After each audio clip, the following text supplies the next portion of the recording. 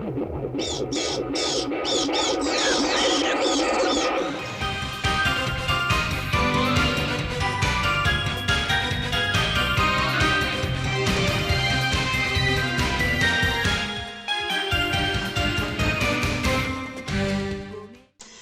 everyone, welcome back. I'm BattyPrincess, I'm your hostess for today, and we're here back with Disco Elysium. How is everyone doing? Welcome, welcome. How are you doing, Finn? I see Finn in chat. How are you? How are you doing? It's the Finn, the cutie. Hope you're doing okay, dear. So for today, people, it's gonna be a slower stream because I'm very exhausted. We had event at the school where I work at because it's the last day of class of the semester for the average student. Some people they miss too many classes, so they have to do catch-up lessons during the holidays. But it was the last day, so we did like a lot of like a big event, a lot of food, a lot of presentations, and my group did the tarantella, which is an Italian, traditional Italian dance, and I was the one leading the dance, and I'm very tired. My legs hurt, my feet hurt because the shoe was not too good for me, and also my whole right leg hurts because I think I kicked the floor a little too hard when I was doing one of the steps. But anyways, we're back with Disco Elysium. I will just take a quick look-see at the journal when I get in because I don't quite remember what I was doing. But yeah, let's do this. Let's play the game. Also, let me just check OBS. Can you hear my voice? Yes, you can. Okay, journal. It was... Oh yeah, the Hardy Boys, that I don't know what I have to do with them.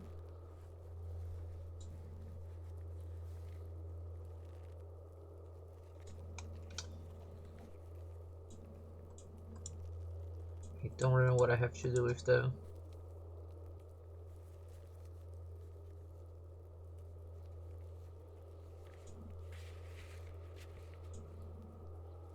Rhetoric, it's rhetoric.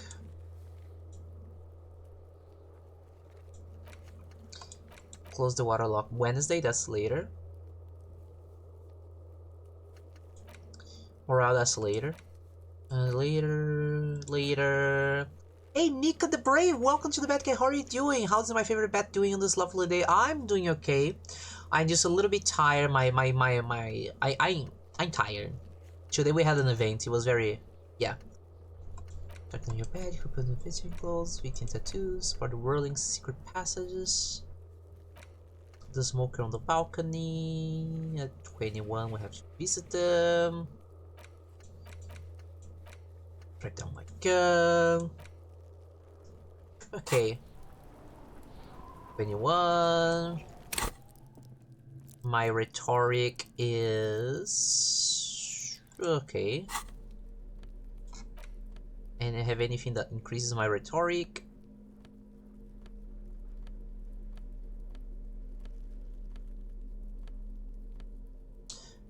Not really. Okay. Last time my internet decided to shut off and I don't have internet still. Oh, that's so sorry. Oh my god, Finn, thank you so much for the resub.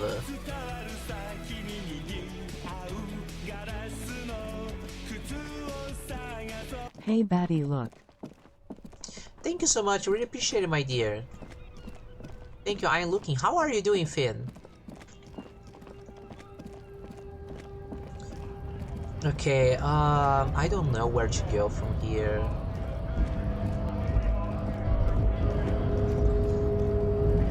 We could try to fight the big guy.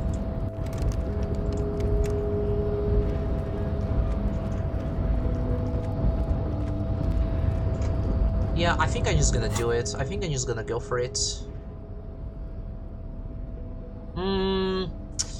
But it might be like a stupid idea. There's nothing else that I can do, right? Your race descent has only worsened since the last soldier. Let me check. Who knows? Have you ever played Resident Evil 5? I have. I like that game. Let me just check it. No. Mr. Clare is a man of... above all, offshoot. I am not surprised you in the South. We are... I am a No. He would be appreciative if you did not further chase this line of inquiry in front. Yes. This could have made him more open to discussing the race enigma with you.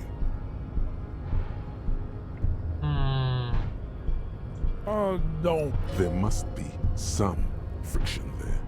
He's keeping it well hidden, however. Mr. Also... Okay, let me try again. Maybe I can get the dialogue to show up again.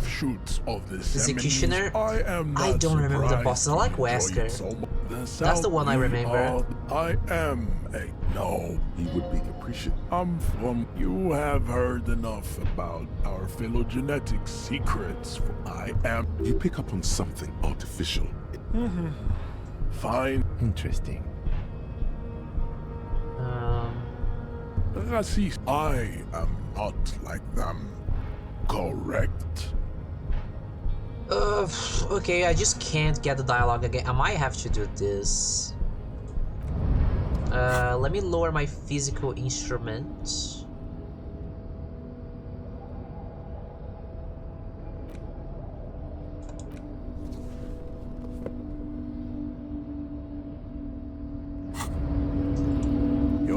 Descent has only worsened since the last soldier. Do it. You have really let yourself go.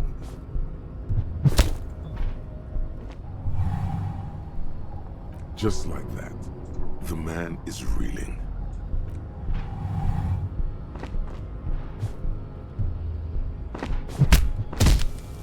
Okay, let's just do this.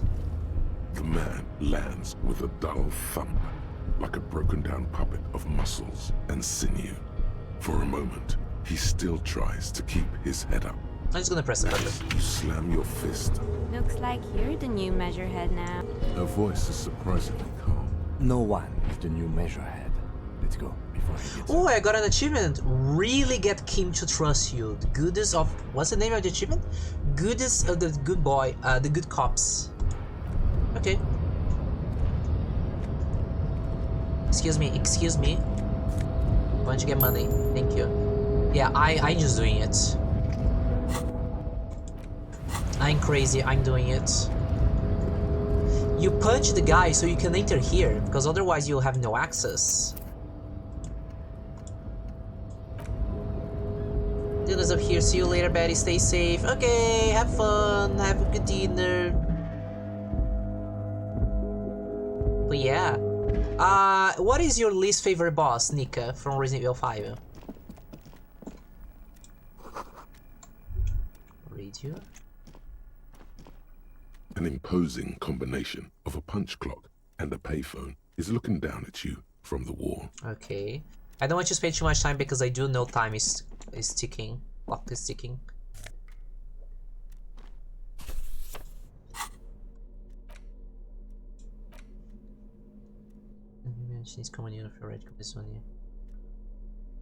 The front of this quarterly journal features a large satirical portrait of the late King Friesel. From the sides of his head, why a antlers? pair of because white antlers are one of the symbols of communism. They represent a society in accord with the natural world and at the same time above it. Why Friesel? Because Friesel was incompetent, foolish, and cruel. In short, the embodiment of everything the communards wished to overthrow. It's satire, you see. Flip through the pages, see what catches your eyes. To your disappointment, there aren't any full-color pictures to direct your attention. Just column after column of closely set text, interrupted occasionally by little doodles in black and white. After rifling the pages with your thumb several times, you return to the table of contents. The magazine is divided into several sections. International developments, Kunst und Kultur, and local concerns. Read the editor's Just notes. comrade, as you know, this journal takes its name from Mazov's immortal expression, Du Cristal a la Fume, This was his way of describing the way the rigid, crystalline structures of capitalist ideology turned to smoke under communism. But, like the structures of capitalist ideology, we too are at risk of going à la fumée. Unlike many publications which are content to spoon-feed their readers reassuring drivel, La Fumée is committed to telling the radical truth, even when that truth may drive away potential subscribers. Only 4 issues in, and it sounds like they've already alienated their readership.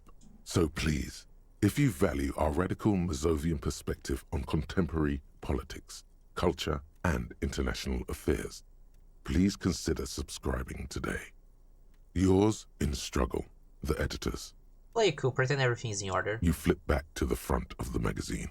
The table of contents. This section includes I'm just gonna read real fast. The free trade negotiation between the Epis Nation and the Free State of Semenin. You also keep on orientable heavy fuel smuggling, something about bear wrestling. You're really interested in foreign affairs. You flip. Okay. It takes a moment, but must mean arts and culture. Why? Why is such a listening section in Valder is beyond it evokes a sense of Let's leave through brief is artist spotlight for yellow artists that definitely only STS. The main feature though is a long the tip top. The Tip Tournay is an Intersolari racing series, mostly known for its high speeds, lucrative your of choice held quite the prestigious Zero Carousel racing. Read the profile. This so-called artist spotlight is really just a brief Q&A, made all the briefer by the subject's evident hostility to her interviewer. That certainly sounds like a certain delinquent youth who likes to harass you from her balcony. Oh, okay. You think you're settling in for a relax. Instead, you find yourself skimming a 10,000-word feature. Where to even start? For one, there's the crass commercialism of it, so all of it, basically. Hang on, who wrote this stuff? Oddly enough, this article has 2. There's no way those are real names. Wait, why aren't they real names? I'm sorry for speeding up, people, but we have to be somewhere. Have you ever met anyone named Exilus? Come on, they're plainly pseudonyms. What's so bad about sponsorships? Under capitalism, the article says, every pursuit has thus the so-called tournée, and that precisely, at the end of the day, it's the destruction of these 750,000 real races that you're really sure you think that. That's because you haven't been reading critically. Ah, come on.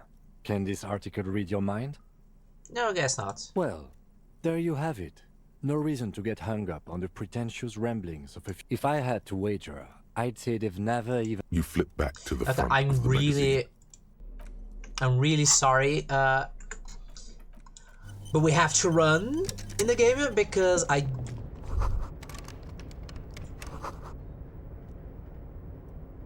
Oh no, you can't go back? Going this way?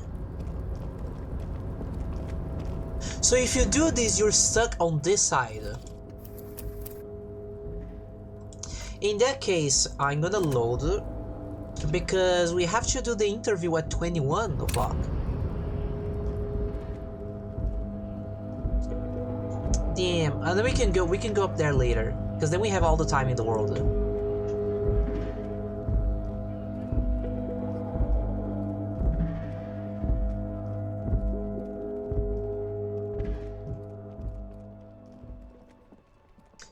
Kim, can I sit here to pass the time, please? The worn and beaten... We can sit on benches after we... You can revisit the bench if you ever need to pass the time when Lieutenant Kid... Damn. I don't know what you do to pass the time. Oh, sorry, it's not this way, it's over here.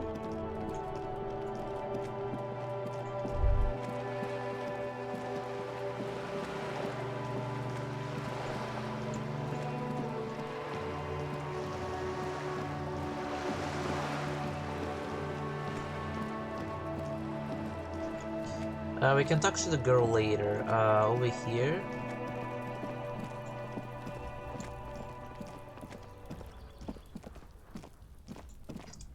I think time only truly passes when you're talking to people and doing things. If you're just walking around, time doesn't pass. So you have to find something here to do.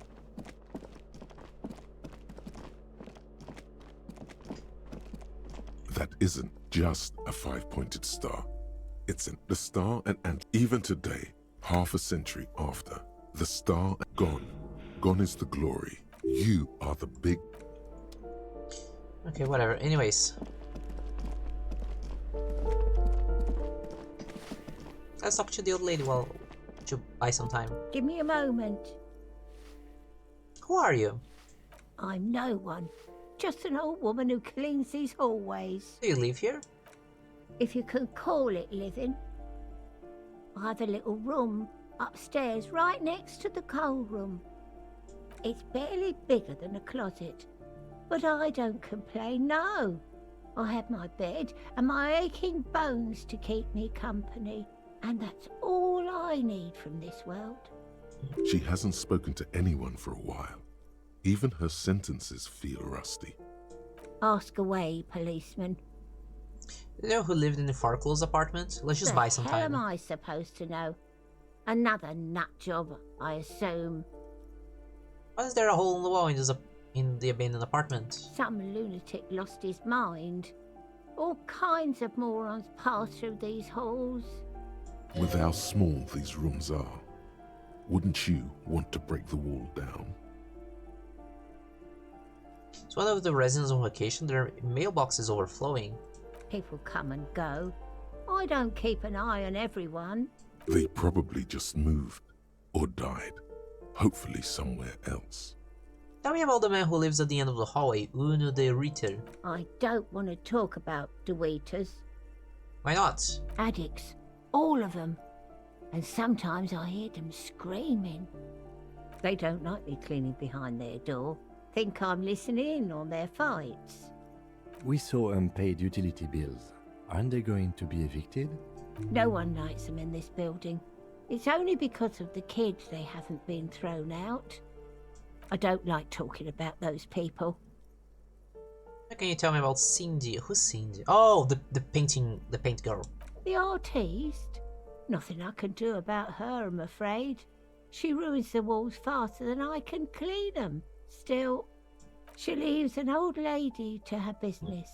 More than I can say for others. That's all, thanks. She mumbles some kind of a response, then hacks something into her handkerchief. Thanks, I'm off. Okay, let's just walk around a little bit.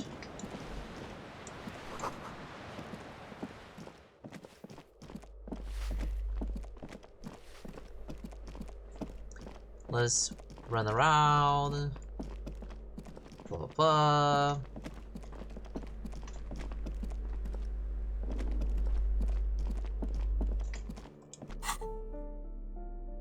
Can I do something here?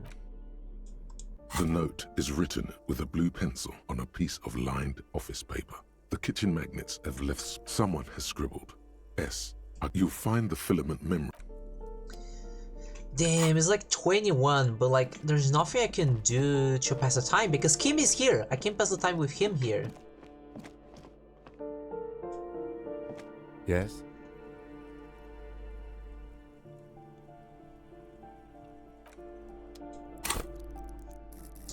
Builds points into logic.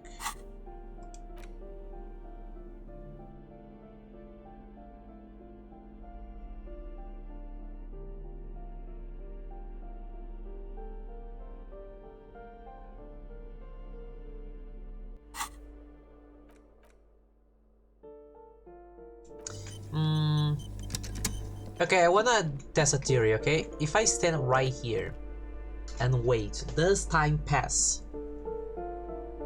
I just wanna see, does time pass or is it actually only when I'm doing things?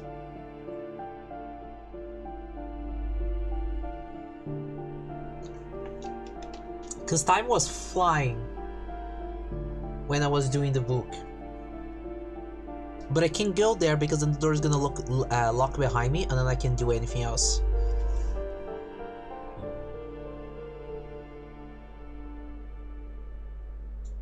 Damn.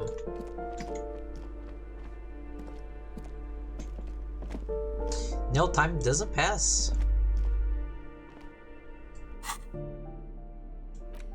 Maybe I can It's interact with just a things. racist mug. What's there to read here?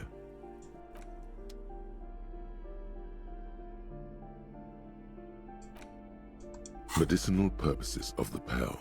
The cover, flipping through the book, you find a number of... You come across... Oh, there you go, it's time all passed. quackery. Finally, it seems to contain descriptions of the medicinal Hello, properties Ace, how are you of- doing, my There dear? are a number of CO-like tonics that promise to improve. What you're describing is booze. There's nothing in here that speaks to hangover. The tome seems to get heavier with every passing minute. There we go. Time passes, so I can use the book to pass the time. Open. Slowly getting better. How about you? I'm doing okay. Just a little bit tired. My feet hurt. Let's quick save. Let's see if this works this time. This door is made of metal. No one answers. We should return in the evening. At night. Okay. I'm gonna read this again and pass the time. Medicinal purposes of the... Flipping through the book, you come across the... It's all quite There we go, the fine. guy It showed seems up. to the tome seems... Hi. Gendarmerie, you found me. His slender figure is backlit by city lights, its distant streets and motorways flashing like diamonds. It feels like a Friday. He seems to be in a good mood tonight. We got your hint. Found the key right under the soda. Beautiful. So tell me, are you here to make things right again?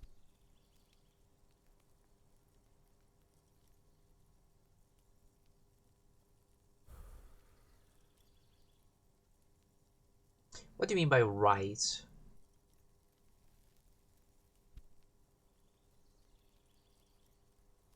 But tell me, are you here to make things right again?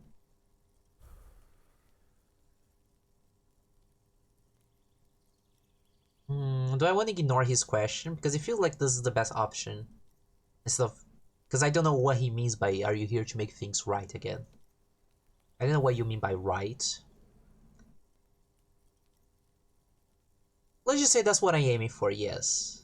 Beautiful. I have some good news for you. My Sunday friend is visiting me tonight. I told him about you and he'd like to say hello. Step in. He's already waiting.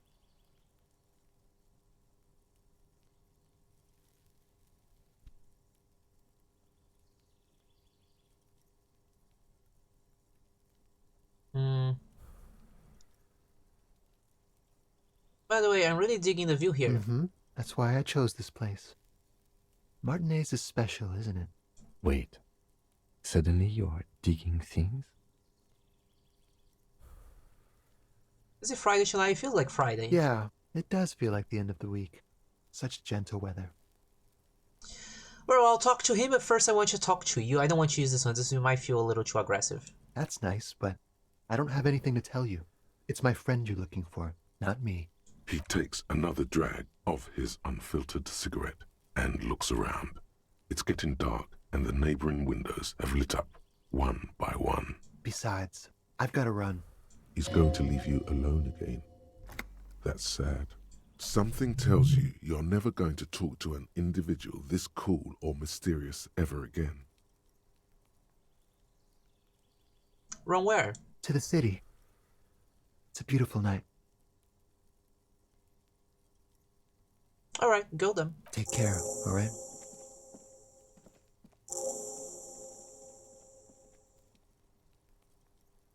And he's gone again. Looks like it's becoming a theme for him.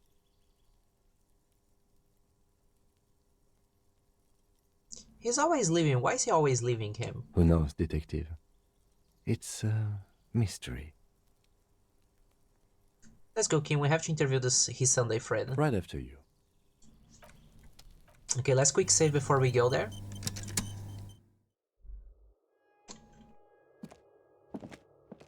Okay.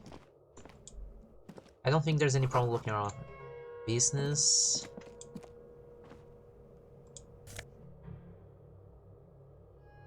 A kimono? Oh, that's cool.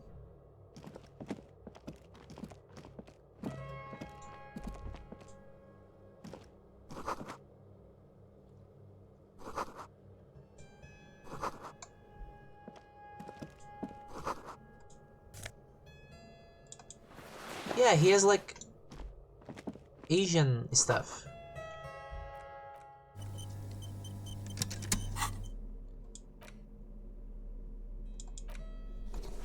Oh my god.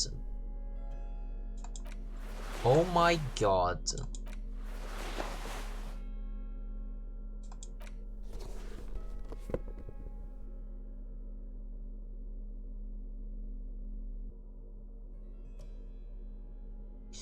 How much is my suggestion? I'm gonna increase my suggestion with this. No, I will decrease my suggestion and increase my logic. Nah, I'm fine. Officers of the Revachol Citizens Militia. You shouldn't be seeing him in an intimate setting. For some reason, you feel this man is your superior. Superior, but he's not in the command chain. His hands are clean and well manicured. This is a man who knows the importance of appearances. My name is Charles Vildrouin, and I am an official with the coalition government. I work for the Institute of Price Stabilité on assignment from Sur-la-Clé. I heard you talking to my friend outside. Very good. Super. I am here to assist you in any way possible. Ask me about the hanging. No, first ask an innocuous personal question to get the interview off on the right foot. Yes, make it clear you're the one setting the terms here.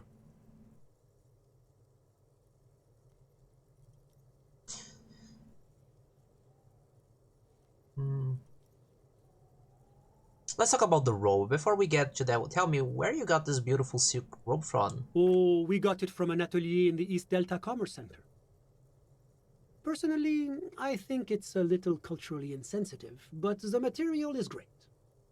Sadly, the shop is now out of business. That's really all I can tell you about it. That didn't work at all. The lieutenant takes out his notebook and nods to you to proceed. You actually witnessed the lynching? I'm sorry to say I did, officer. Start from the beginning, if you don't mind. Officer, it's very difficult to describe what I saw that night. It was so surreal to me, like in a play. He holds out his hands and blossoms his fingers, like a drama teacher setting the scene. What do you mean, like in a play? It was just so strange. I could barely comprehend what was happening. I was on the balcony when it happened, getting some fresh air. I remember that first they came in, carrying what looked like a body. And then I saw all the surrounding windows go dead, one by one. That's when I understood. I should not be seeing this. Sounds like the victim was unconscious, or at least incapacitated. Interesting. Who were they? Can you describe them? I couldn't see their faces well, and there were quite a few of them. But they were very loud and very Martinez. Let's just say that the laboring classes can get rather expressive with their profanities. How many of them were there? I couldn't tell you exactly. Less than 10. Maybe 8. What happened next? I went back inside. Were you able to see anything from inside? Officer, the yard was pitch black. There was nothing to see, but I could still hear their voices. They were threatening to kill that poor man. Were they men, women? All men, I presume. But again, I couldn't see very clearly. I don't gonna ask the ethnicity. That's not important. What happened next? Well, that's the strangest part, officer. Nothing happened. It was oddly quiet for a public lynching. What do you mean nothing happened? They lynched the guy. Eventually, their shouts died down, and that was all. There were no gunshots, no celebratory shouts, no anything. Why did you didn't call the RCM? You're right, of course. That is what one is supposed to do in such circumstances. I was simply in shock. I'm afraid I don't have anything else to add. About what time was all this happening, approximately? All I can say is that it was late. So let me get this straight. You didn't actually witness the hanging, did you? No, I didn't see the corpse until the following day. Those are all my questions. Thank you for your time. Of course. Anything I can do to assist the RCM. What's an official like you doing in Martinez? The coalition is only looking out for the price stability. Inflation is a killer, like a heart disease blocking the normal circulation of the economy. It must be controlled. The economy impacts the entire international community, which is why it requires international oversight. Okay, what are you doing here in this apartment? Well, I'm renovating it. It is an interesting project. The building used to be a 12-story skyscraper before the cannons took the top 4 stories off. This, of course, happened when the coalition forces landed here.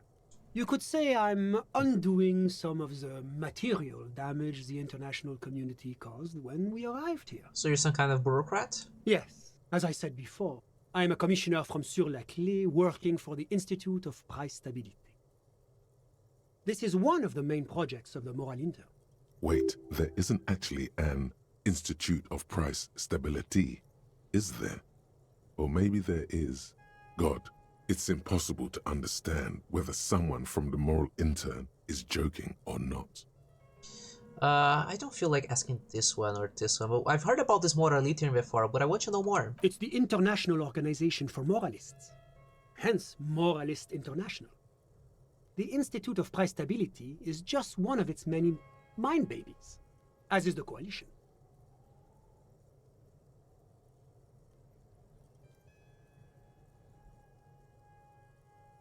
Oh, so we're actually working for the Moral Intern. It doesn't seem so There bad. are more nefarious powers to work for than the Moral Intern. Are you a moralist? But of course. Why? Because moralists believe in a normal, stable world governed by democratic values.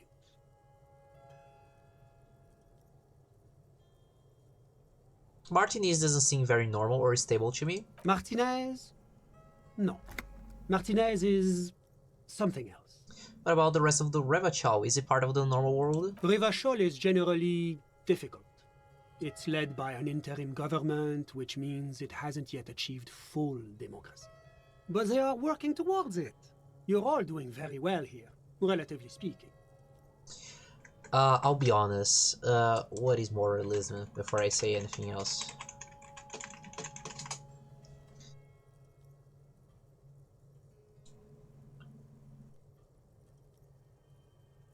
What is moralism? The philosophy is a philosophy that arose in the 19th century that concerns itself with imbuing society with a certain set of morals, usually traditional behavior, but also justice, freedom, and equality.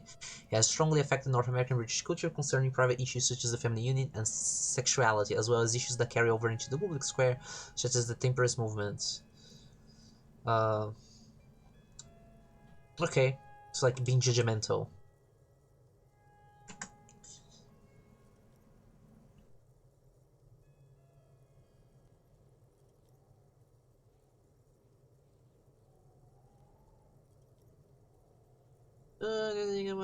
Morally sounding incredibly boring. One more action.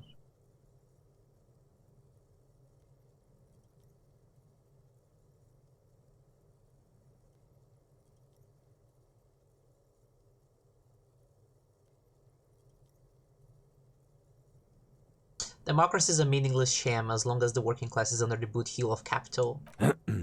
Of course, the detective's personal views do not represent the views of the RCM. Ah, my friend.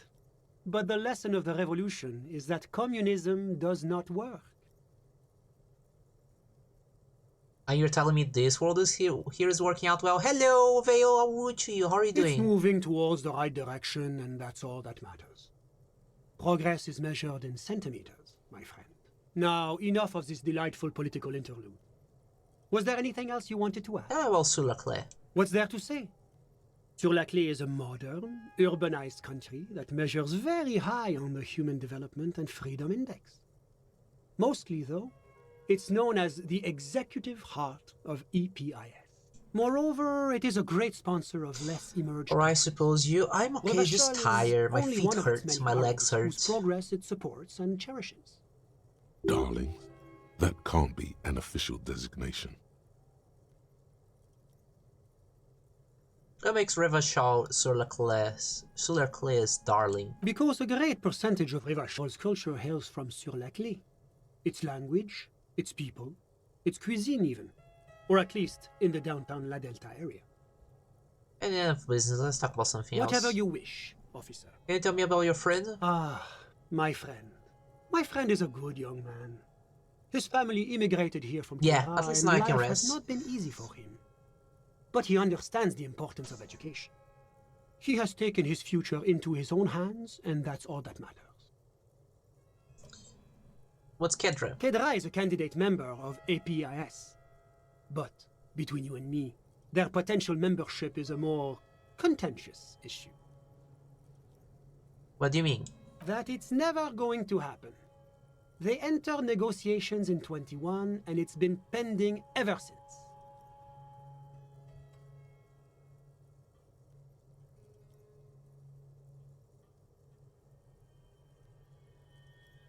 But that doesn't tell me anything about Kedra itself. Is it warm there, cold, something between? It's warm. It's also known for its mandarin trees and dust storms from Supramundi. Kedra's an emerging market, but it still has a long way to go. Maybe that's why my friends Ménage decided to emigrate. How did you become friends? How did any of us become friends? Bad things happening on the Insulindian Peninsula? Oil platforms ablaze in the night? Civil wars lasting for years? Finally, the international community is forced to step in. What are we talking about? No one becomes friends that Au way. contraire, it's how millions of people end up where they are, meeting the people they meet. It's how I came here, and my friend too. You still haven't told me who he is. Sorry, who? Your friend, the smoke on the balcony. We're just talking But I about him. told you, officer. He's a bright young man here to pursue his education. Education is the foundation of our future, especially the arts. It is a cornerstone of our civilization. So all you can tell me about him is that he's here to study the arts. He's deeply enmeshed in the study of the fine arts, yes. Which arts? He's a truly free spirit. He likes all the arts. Perhaps graphic design, printmaking, who knows? The world is open wide for a talented... What are you doing in his apartment by yourself? I'm just enjoying the view.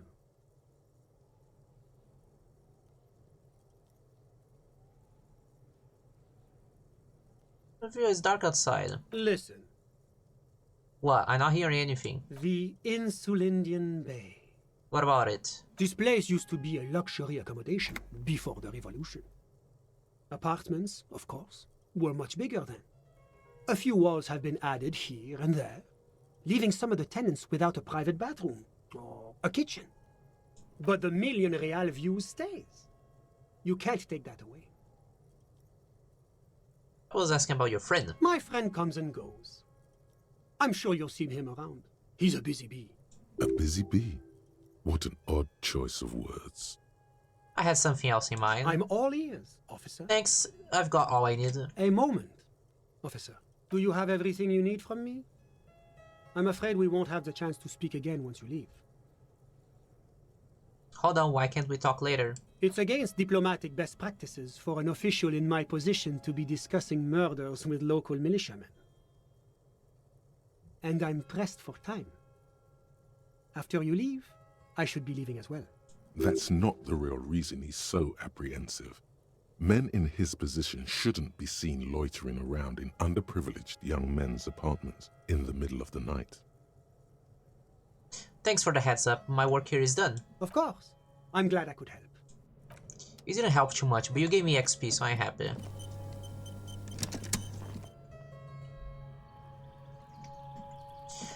Okay, let's go do the jacket thing.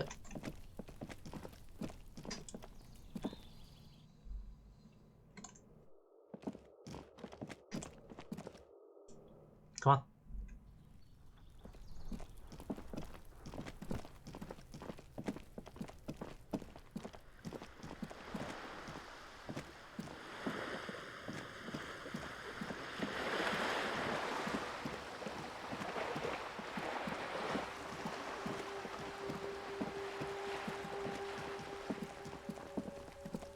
Get there. You know a game, people, that I start playing again? I miss playing that game.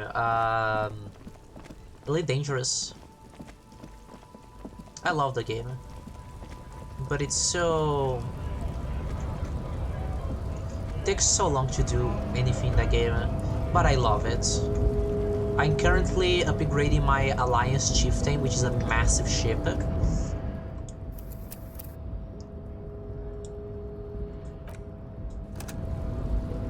Okay, now we can enter here. Let's go.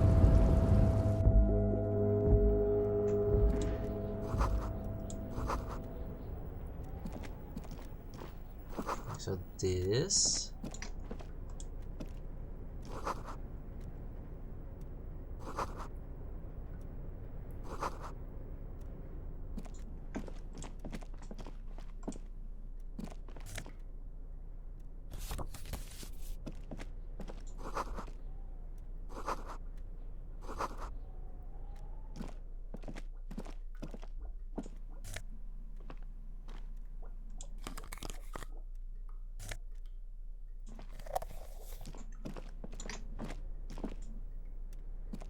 On second glance, someone has forgotten to properly close one of the drawers. It's unfortunate for the Union to just leave their paperwork lying around like this. Let's see what's inside, he thinks. The drawer opens smoothly. Inside is a well-organized selection of brown folders. Hundreds of documents containing logistical data. Two kinds of transactions stand out.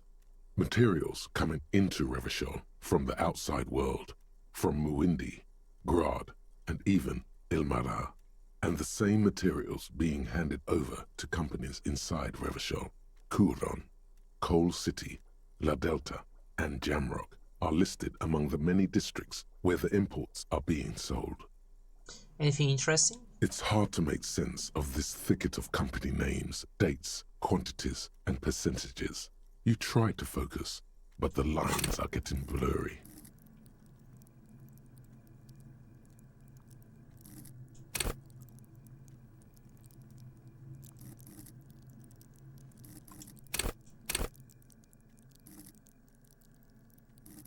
Oh!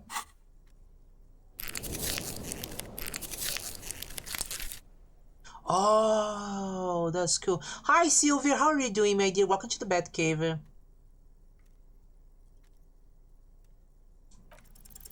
Whatever's hidden here is hidden well. Concentration isn't enough. Only a trained accountant with a background in logistics would be able to really make sense of it. However, there is a little handwritten note stuck on the side of the drawer. Look at the note. It appears to be a to-do list written in large, uneven capital letters. Remember, Leo, Everart's shoes, special whirling borscht, water Everart's plants, sweep office floor, more banners. All items on the list have been crossed out, and the note itself is crumpled. Look, a to-do list with a list of errands for Everard. Everard Clare, probably. The head of the Debarders Union. One of his aides must have left it. Nothing incriminating here. The special borscht seems a bit odd in the list. Remember, Leo, all items on the drawer slide. Okay, quick save. Let's check the book now.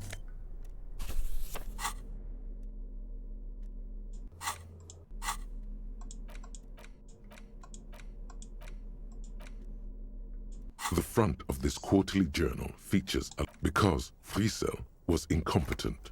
To your disappointment, after rifling the magazine is comrade, but let's just go very quickly. So please, if you flip back to the front of the this section, you also face it. You flip back to the front. It takes a moment. Why they evoke as you leaf through the main feet, the tip-top tournée. That certainly sounds. You think instead, where to eat? So all of it.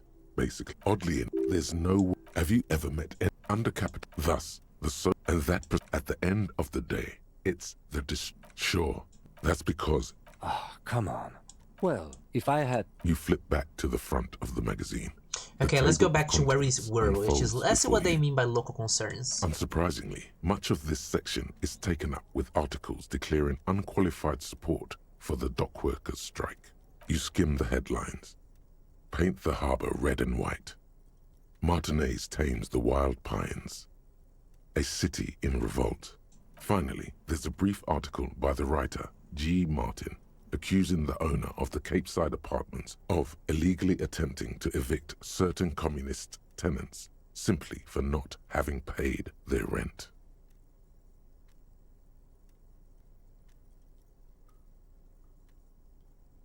Charging range just to live somewhere is pretty outrageous. The writer G. Martin remarks dryly that capitalists love wealth redistribution, so long as it... I got an achievement. Biggest communism builder. Employ critical theory 9 times. It's true. The rentiers have been bleeding you dry. You really ought to find your own place one of these days. You flip back to the front of the... There you go.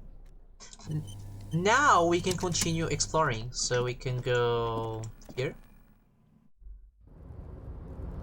And we can finally get my jacket.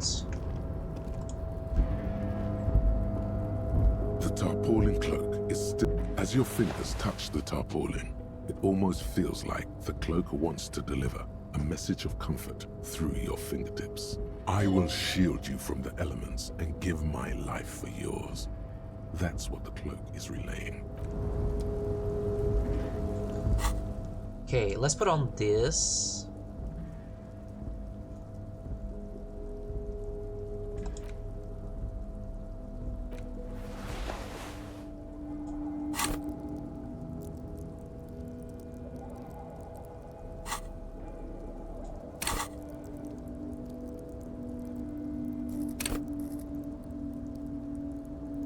Let's leave it here for now. Do I feel anything? Do I see any gun? No guns. Damn. Yes? Okay, nothing. Now I have to find a way out.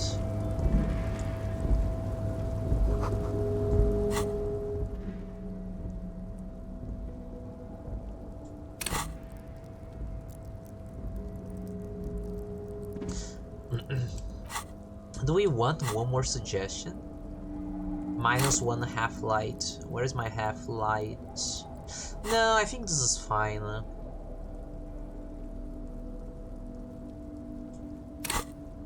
My logic is very low. I should increase it.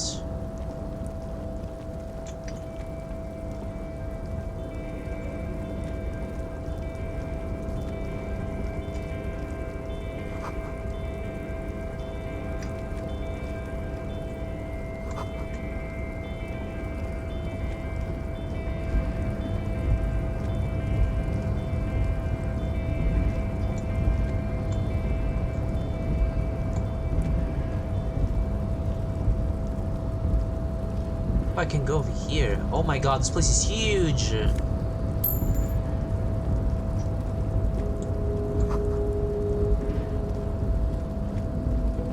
No, this place is so big! It's 11 PM in the game!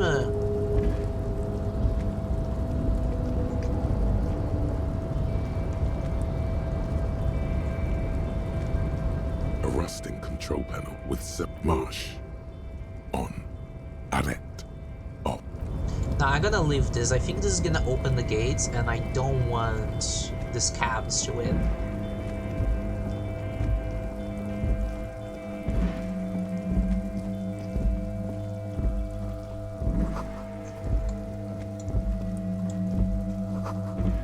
Oh, I should.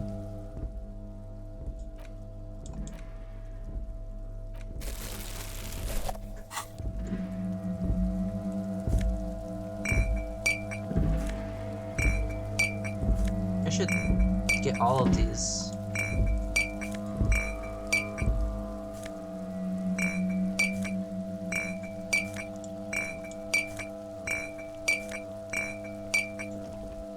Because then I can sell them for money. I'll need it.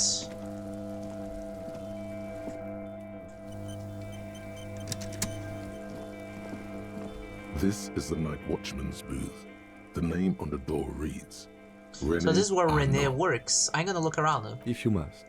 But please hurry. We are pretty easy to spot up here. Nothing incriminating catches your eye. The cabinets are clean and their sparse contents meticulously organized. There's a framed photograph on the table. It's a black and white photo of a young couple out in a street fair. The man, Renee, is dressed in a Royal Carabinier uniform. The girl is young and very pretty. She is smiling playfully at the camera. Renee looks like he's about to smile. This photo must be tied to some good memories. Why did you take that picture of Renee?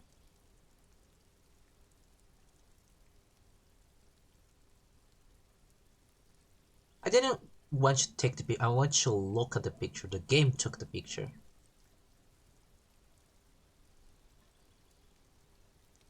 And ask him about it. You're really interested in that old soldier. Not sure I understand your fascination. Oh, sorry. Sure, as long as it doesn't take up a whole lot of time.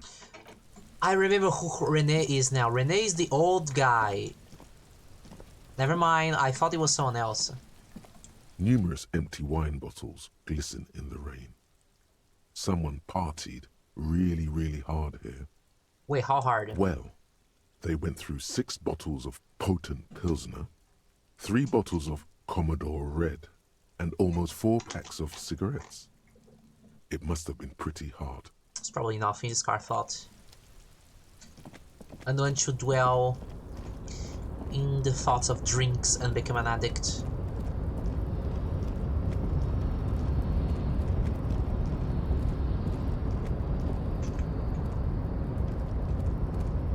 Okay, how do I get out of here now?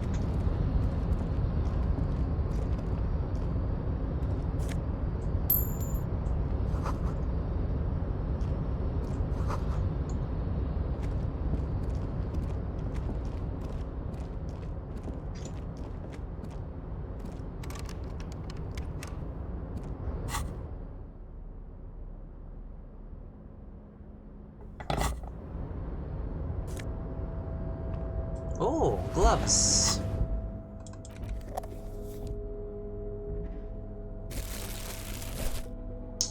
Okay, let me check. Half-Life? Electric. I prefer Half-Life.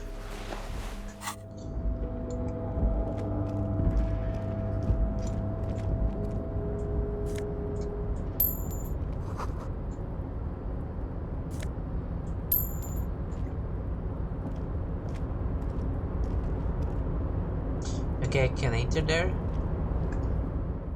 Or I can talk to this guy. Hi, man. How are you doing? Container, container, I'll turn you nice and red. Container, container, put the logos on. Oh, this is Leo, the assistant. The lyrics to this Container song are being made up as he goes along. The accent is so thick, it's impossible not to notice he's Ubi, from the vanishing peninsula of Ubisund on Muindi. Container, container, used to be Wild Pines. Container, container, now belongs to Yeah, do not Evra. interrupt the little man in his joyous activity. Don't bother him. Leave him alone.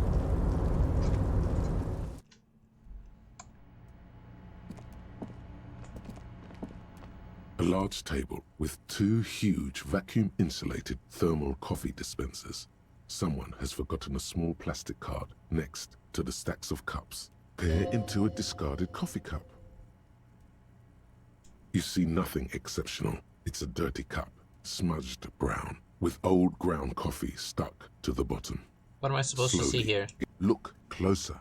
If you squint your eyes enough, the coffee grounds almost seem to make up 2 letters, F and K. Thank you so much for the Twin Peaks and Deadly Premonition reference. I get it. Thank you. FK in the coffee. It's a clue. Clue of what? A clue about the person behind all the murders. Yes, of course. It's certainly not just an example of pareidolia, noticing patterns in noise. Worth it. It's meaningful, I swear. You just wait. Yeah, no. This is a reference to another game, people. It's a reference to Twin Peaks, and then Deadly Premonition is a reference to Twin Peaks. So it all goes back to Twin Peaks. Great. I somehow doubt old coffee is how the police solve investigations. You would be correct. The coffee solved the investigation in Deadly Premonition. Pick up the card. You snatch up the red plastic card. It features a black contour of a crane lifting a container.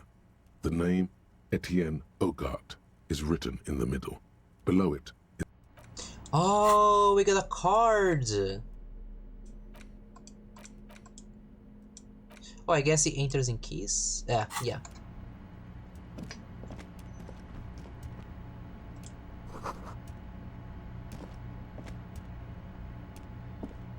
Wait. Oh wait, is this? Oh, that area is like. Oh. There we go. I was like, why can't I go there?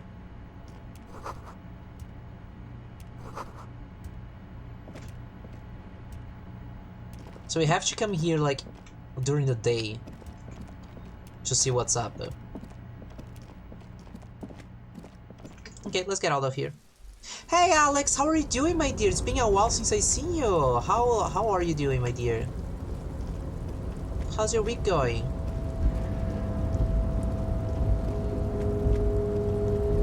Oh, sorry, over here.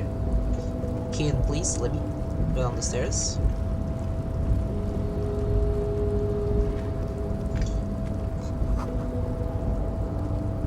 Oh, thank you. Hey, how's life? How's you? I'm doing okay. Life is going well. I'm just a little bit tired because today we had an event where in my workplace and I'm exhausted. Like, I'm dying.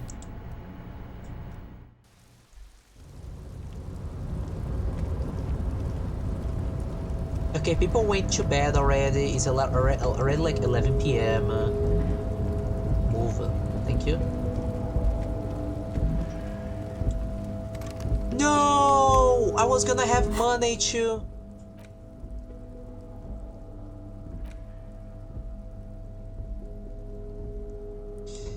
Damn, I was gonna have money to pay the... Because I need 20, right?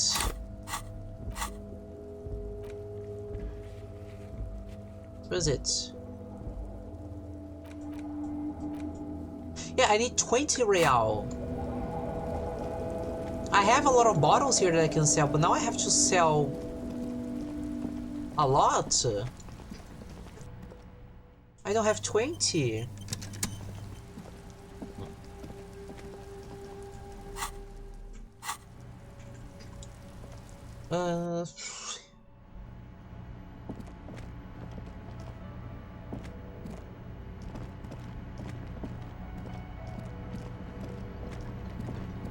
Can I check the store? You see a heavy... Okay. Hello, man.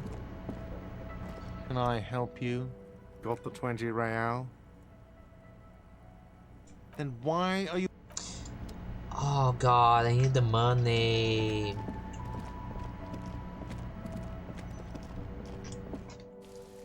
Where can I sell the bottles? I wonder. The dented yellow man. Oh, wait, maybe I can sell to the pawn shop. Maybe the pawn shop is open?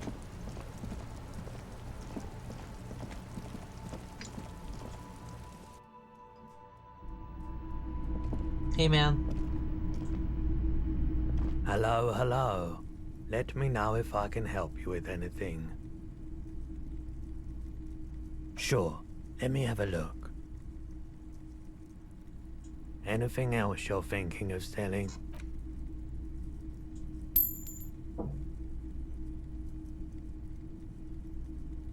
No, I don't want to do this. Neither the dice. Ah, but I don't have money. Oh, sell clothes. I'm not purchasing any more clothes, and especially that tie. It swallows. Your mother is a necrotic object! I'm fun! Look! Another time, perhaps.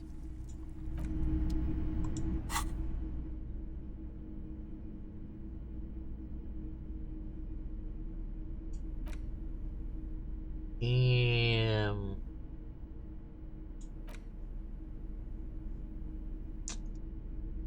The only reason I don't have anywhere to sleep is because the store. I was gonna sell the bottles and make money, but I can't.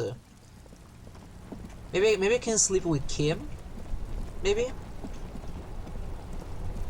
Oh, maybe I can sleep in the car. Do you think he will let me? Inside, you see a set of steering levers, a radio microphone, a pull-out tool.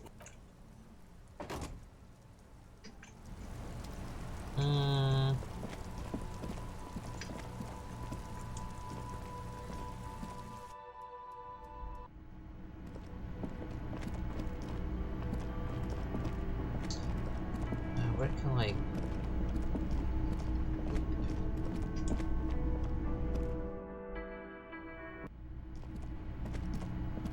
Can I sleep with you?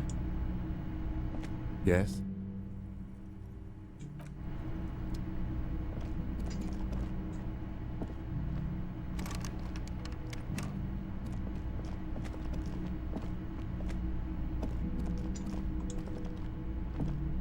I don't wanna sell his handkerchief. I'm gonna feel bad. Can I help you? Got the 20 real? Oh man, it's late. Do I really have to pay you again? The breath catches in his chest. The light in his eyes snuffs out all at once. After a moment, he speaks. Do you have money tonight? No. Too bad. Here comes a layup, sire. Fall not for it. But you know what? You're in luck, because you don't have to ever pay me again.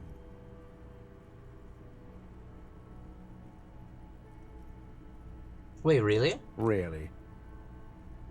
Are you serious? Perfectly serious. You don't have to pay me anything. You don't have to give me any money at all. If you want a room, yes, you'll need to pay me, but you don't have to just give me money. Giving me money for a room is your choice. This isn't a fucking joke.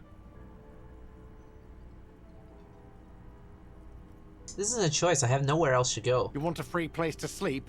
Fine. You've already unlocked your new room. The trash container outside is ready and waiting. The lieutenant is painfully silent. This was your responsibility. I cannot help you. I had the money. Sorry. If I could go to the... A new dimension of reality will open. A portal is this bed of waste. Sleep there and awaken elsewhere. What does that mean? It is not clear. All that is known is sleep in the trash and there is no coming back. Wait, you want me to sleep in the trash outside? I don't care what you do. Sleep in the trash or pay for a room. I don't care anymore. I'll see what I can do. You do that. If you can pay another 20 real, I'll give you the room again. If not, the garbage is yours. Free of charge. Now, is there anything you wanted? Damn. I feel bad because I had the bags. I had everything. Like, I had everything set up.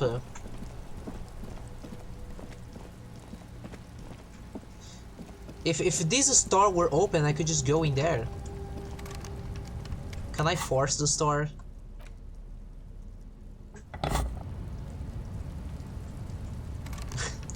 Can I force the door open, please?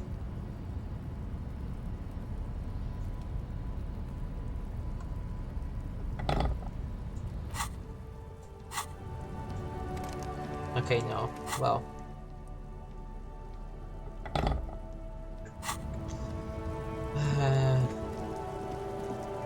Ken, are you sure I can't sleep in your car? That would be a valid choice. Yes? Let me examine the car a little bit. Maybe the option will show up. Inside, you see a set of steering levers, a radio microphone. The white suede feels luxurious, and as you tap on the gauge, the indicator... No. That's enough fun with the foldable headlights. I know they are mesmerizing. They are also fragile. I'm not going to turn it on for you again. He's not gonna buy my clothes.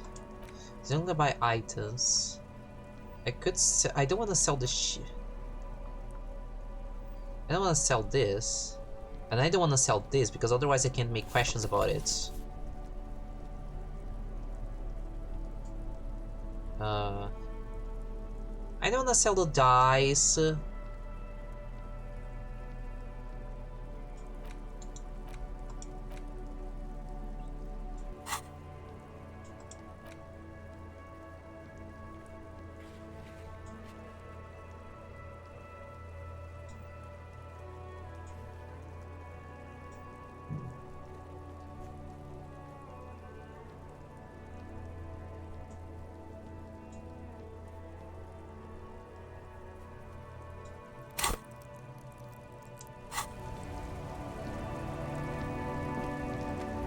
Can I sleep in here? The worn and beaten. You can revisit the bed. Kim. Fine. I feel really bad about this. I don't wanna sell. I'm gonna sell the dice, even though it could be useful for something. I'm gonna sell it, and only because of time. I'm mad. Hello, hello. Let me know if I... Sure. Yeah. Anything else you're thinking of selling? I'm mad.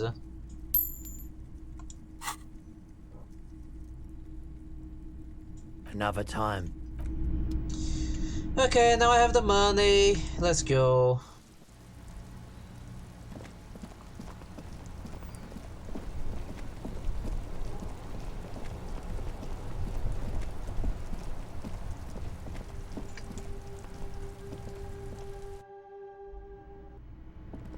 Here, I have your money.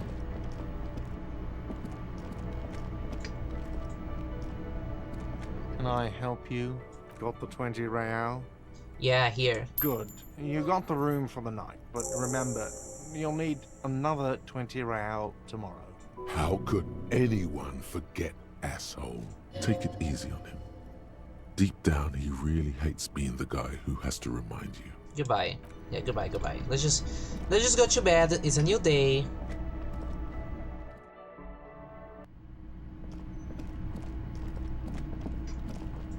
Good night. See you in the morning.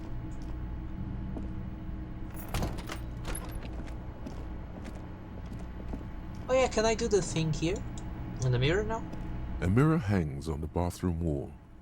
In it, your face, adorned with the expression.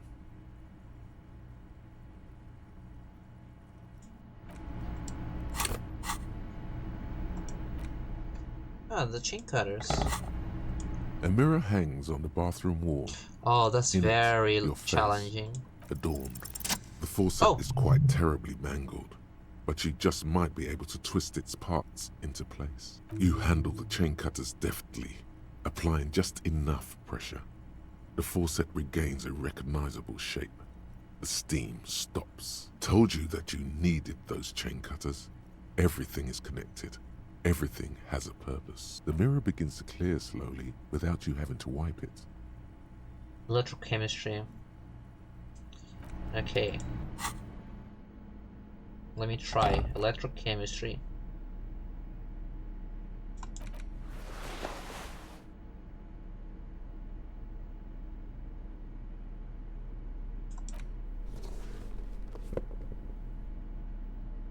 Electrochemistry.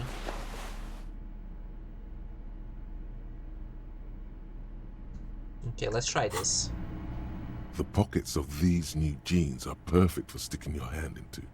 Makes you look. Hey, it's a chewing gum wrapper. Oh, by the I way, remember this. I remember this. No, okay, it's not something I can sell. Sadly. a mirror hangs on the bathroom wall. Let's try this. It's barely cut. It's like something snaps in you. A nerve ending. A thought. A sadness. Your face in the mirror is suddenly clean of the layer that had distorted it for God knows how long. Just like that, it's over. The running gag that your life had become. A sad old man looks back at you.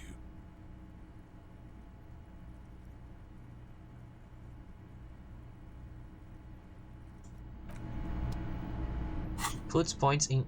Okay, first I'm gonna put the things back.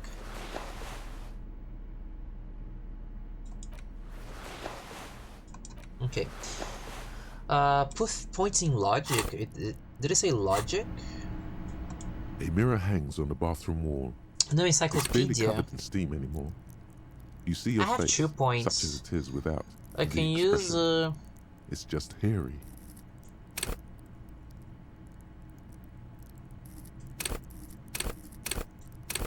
I'm fine with not doing that. Let the mirror be. I did enough.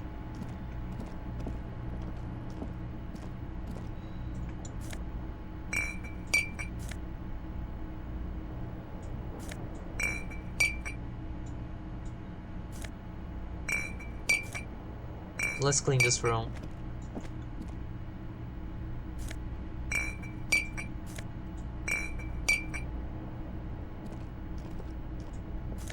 Then we can maybe have enough money for tomorrow. Okay, let's go to bed. The bed is still cold. Yeah, go to sleep. The bed is still cold from the wind blowing in from the broken window. The mattress creaks as you close your eyes and try your hardest to fall asleep.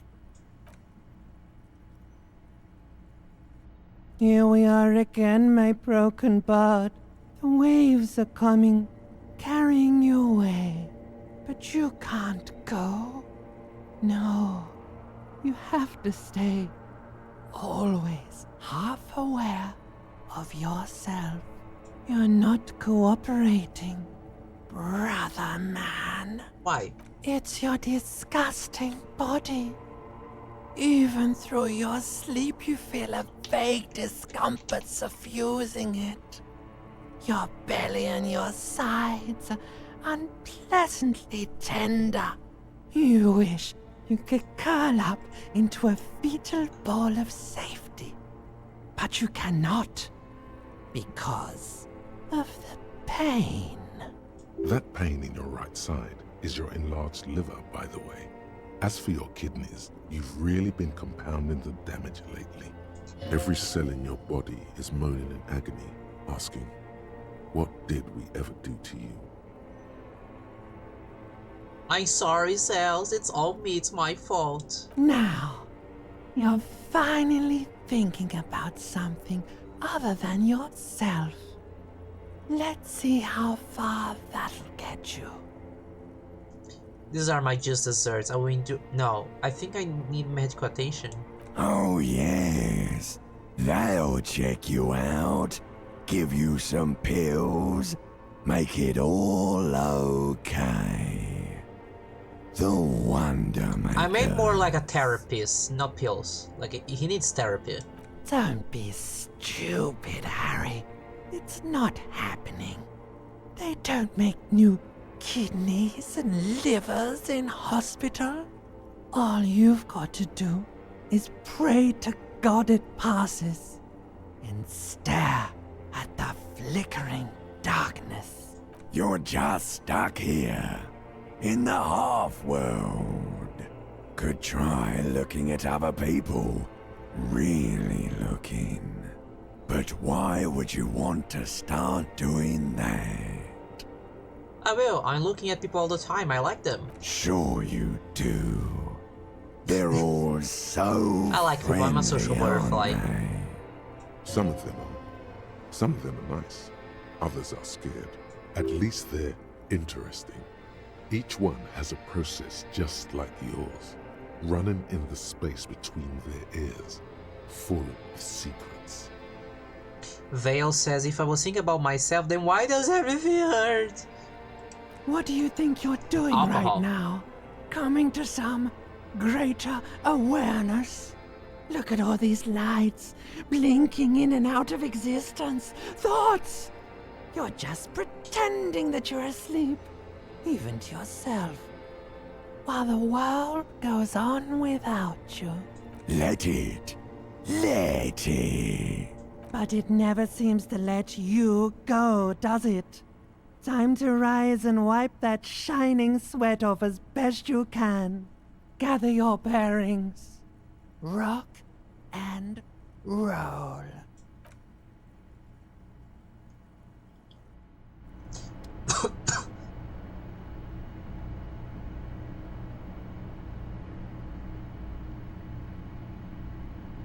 Good morning, sleepyhead.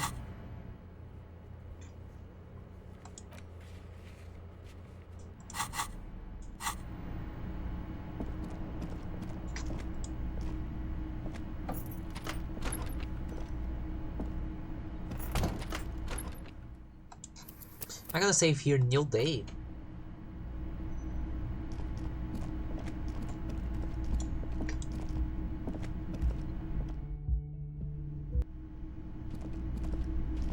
Good morning, hi. Oh, hi, there's people here.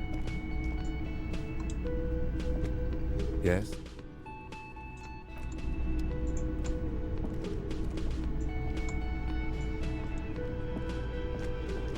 You look like shit. And I don't mean that as a metaphor.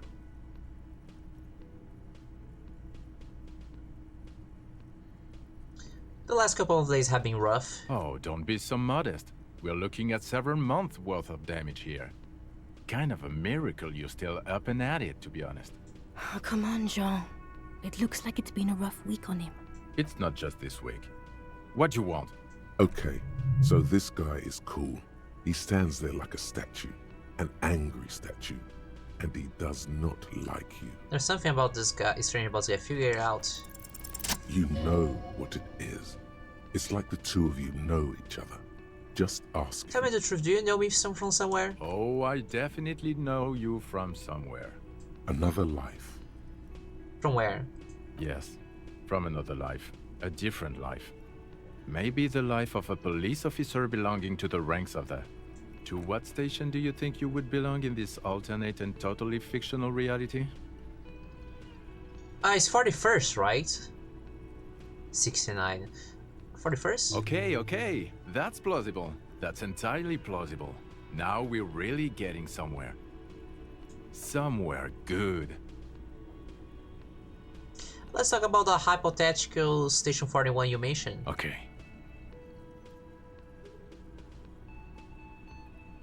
Oh, he just didn't say the rest. Oh, the hypothetical for one. Let's fantasize about that.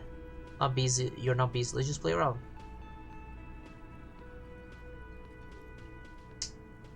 So, what would our relationship be in this alternate universe? Let's be crazy. Let's say you and I are partners. How's that for a thought experiment?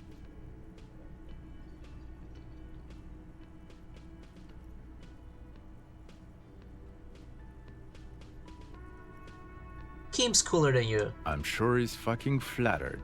But Kim is not part of this thought experiment. In this one, we're partners. The lieutenant is silent. You seem like a cool... he doesn't seem like a cool guy. He seems very annoying.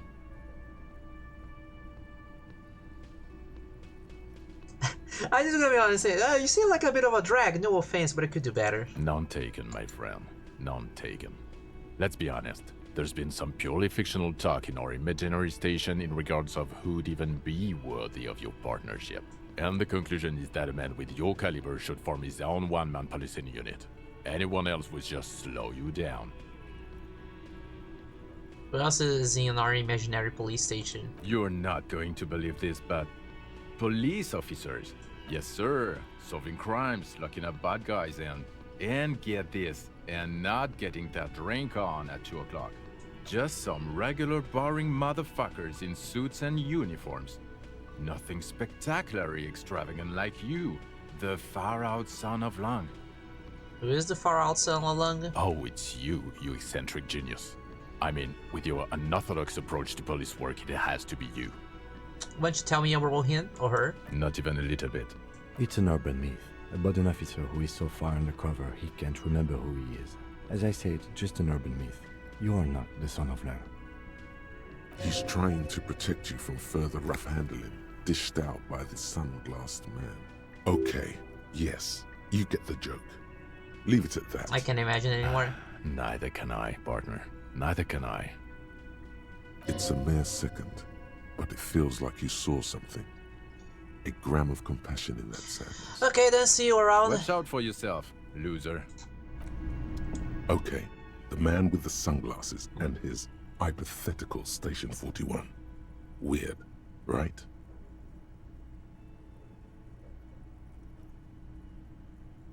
I guess it was kind of weird, yes. There's something missing here. Something you can't put our finger on. You know what? Just ask him. I know it sounds crazy, and you'll probably get laughed at, but still.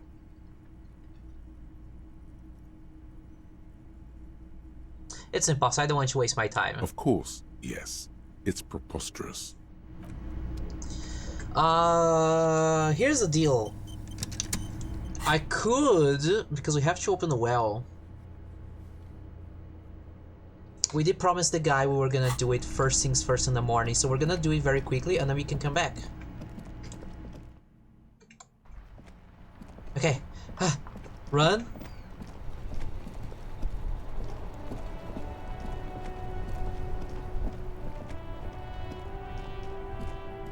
Oh, come on. I hate this little part here because it doesn't look like there's anything blocking there from this distance. Hello, people. I came here to help. A rusting control.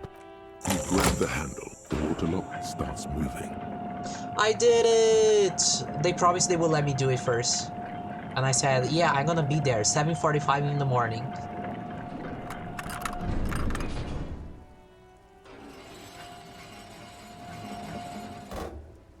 Okay, if we ever need to get to the coast, then this is the way.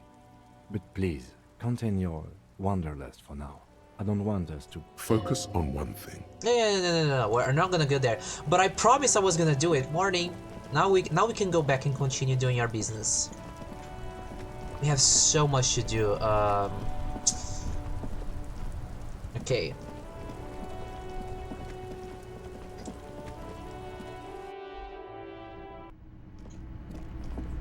Okay, let's go back here because, okay, the sarcasm of the guy, okay, whatever, but we still have to talk to the girl because she seems to be the one that is like a little more... The woman in an RCM patrol officer's uniform winces as she notices you. I would really prefer not to talk to you right now. A patrol officer is the lowest rank in the RCM, below lieutenant and sergeant. Is everything alright? Why don't you want to talk to me? I don't know. I mean, why would I want to talk to you?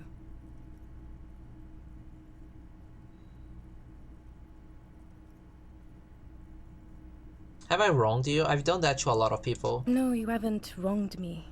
It's okay. Something changes in her. It's pity. Pity comes over her. Okay, fine. Let's talk. What did you want? What does one talk about with a fellow? I was just saying hi. Are you with him? Of course I'm with him. Why do you ask?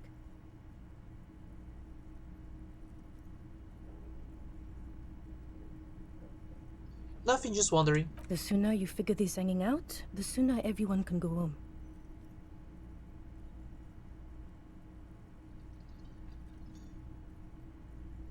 Look, something's really bugging me. Are we or are we not from the same police station? God damn it, you leave her alone.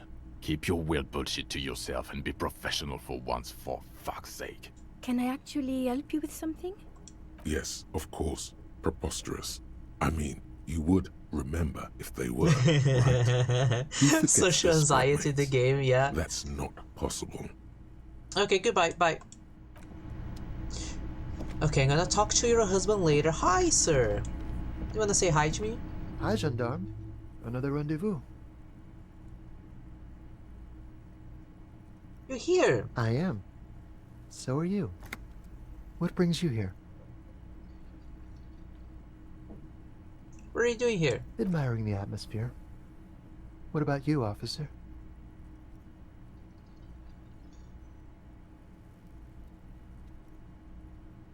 I live here. My room is right upstairs. Convenient. But what are you doing here? Talking to me? I met your Sunday friend. You did? And how did you like him?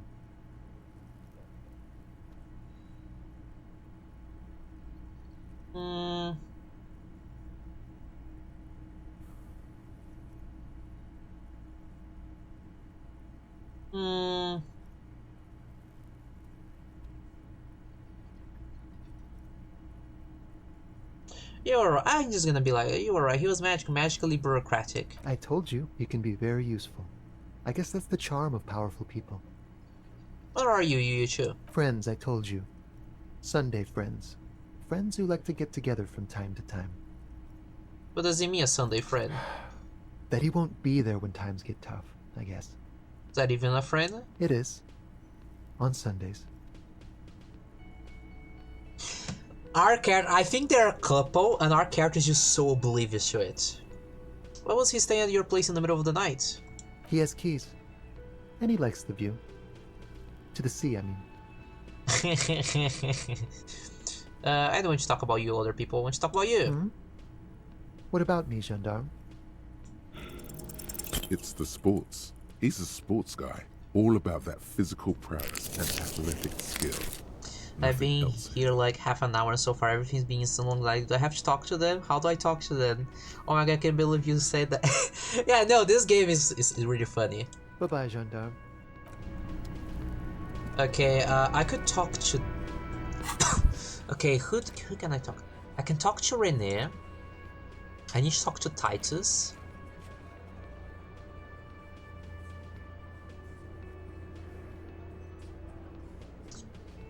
I haven't done the autopsy yet.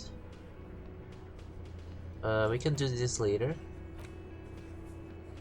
Access the harbor and ask for Everard Claire's help.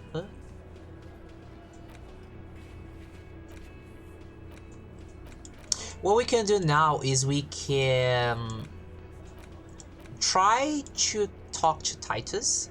If it doesn't work, we have access to the harbor now. We can go to Eva's office.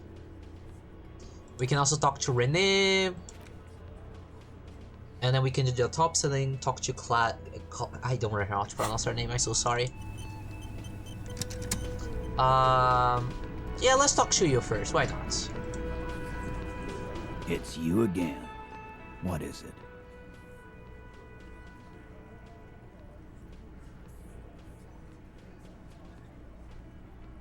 Rhetoric.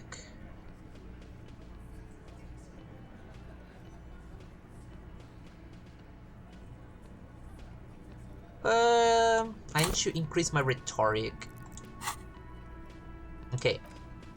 Now I'm gonna send him away, and I'm gonna game this. I'm gonna change my clothes to use rhetoric. To the best of my abilities. Anything here that I have that reduces rhetoric? No, actually no. Okay, let's just talk to him. It's you again.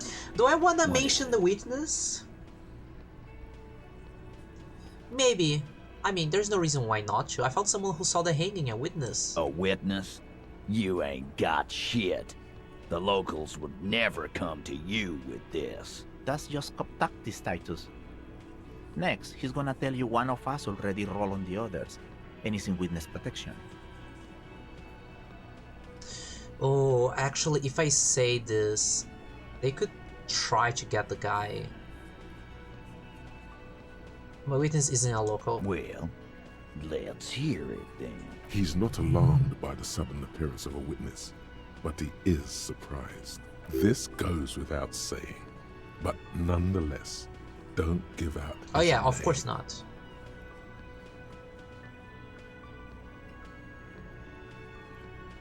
Let's just say he's a high-ranking government official and leave it at that. Yeah, right. Like we wouldn't know if an MI plant was in our town. Nice try, right? MI is short for Moral Intern. Moral Intern is short for Moralist International, the coalition that runs Revachol. I've seen this shit a million times, Titus. Fly fishing. They are desperate. Tell us, Copper, what wacky claims did he make?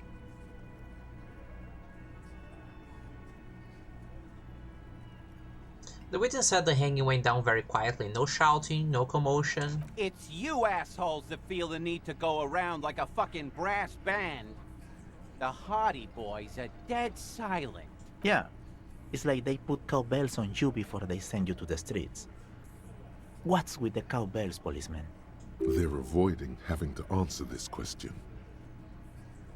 I would imagine you guys drinking and singing leeching songs. What's with the funeral silence? We were drinking, weren't we, guys? I hit the bottle hard. I was drunk as fuck. Right, I'm convinced, Glenn. Nothing off here. Just a regular hanging. Bullseye. Glenn looks around uncomfortably. The lieutenant hit a nerve.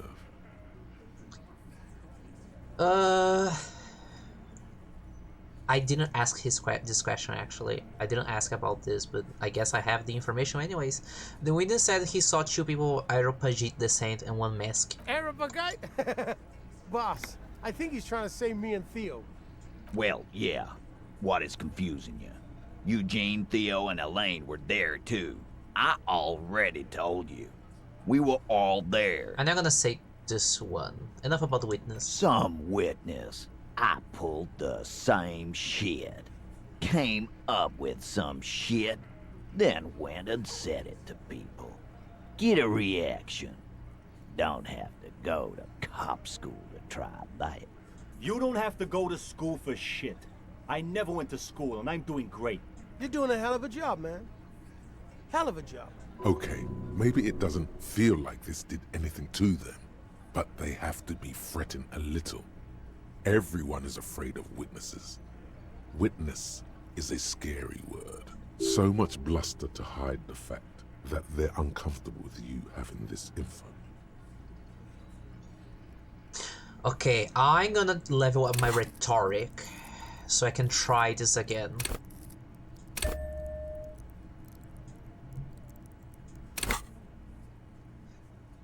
Okay.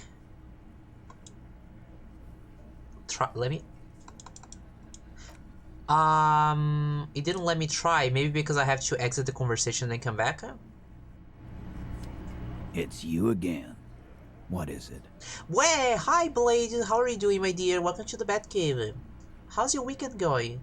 Oh, there you go. Now I can try. I don't know. Come on, really? You have so many good ideas. I roll so Make them all poorly. seem they're puppets on a string.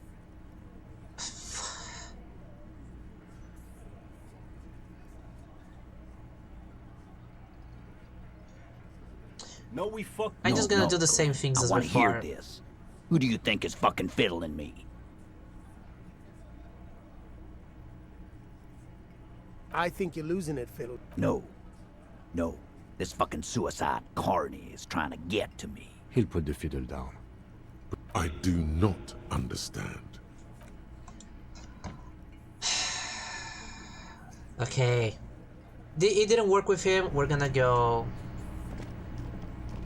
Okay, I level up my rhetoric and I fail because I roll really badly. So what I'm gonna do is I'm gonna go here. I'm gonna sell all the bottles so I can get money, and I'm gonna go talk to Evod. Oh, Renee first. I'm gonna talk to Renee first. I'm gonna talk to Evod. The tear machines. Your bottles clunk. Only 2? A small cabinet on the wall is filled with various medicine bottles. Okay, here. Okay, here. I hope so. Damn. Well, it didn't work out, but at least it's not my fault. It's just that I rolled really badly. My level, like my things were all fine. Let's talk to Renee. Hey, Renee. Officer, Renee, I found your guard booth. Yes, the Debardiers Union pays me to stand vigil during the night. Not out of any political allegiance, mind you. I'm an old man. Don't sleep more than a few hours every night anyway, and money is tight. He feels like he has to justify himself for some reason.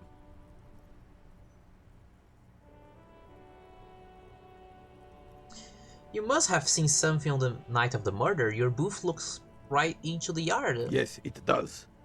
Unfortunately, I wasn't working that night. Been on a 2-week leave since last Monday. So who was working your shift that night? No one. The booth has been unmanned since last Monday. There's no other guard. It's just me. No one has been guarding the container yard since last Monday? Yes.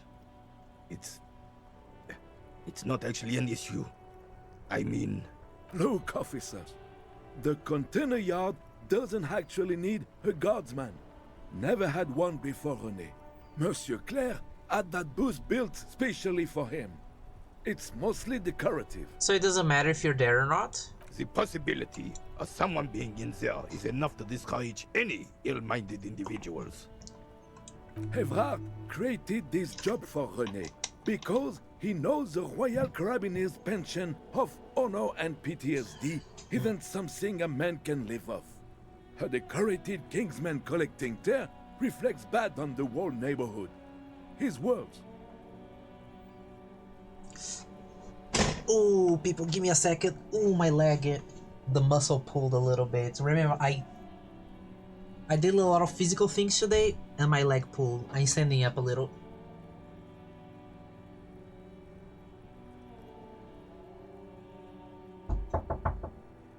Will give me a second, people.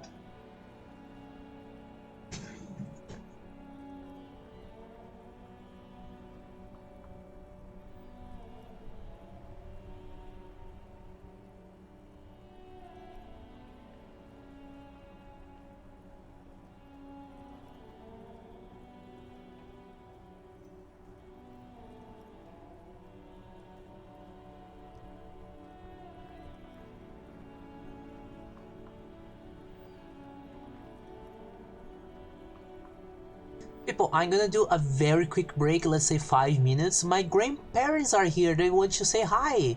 So, be right back.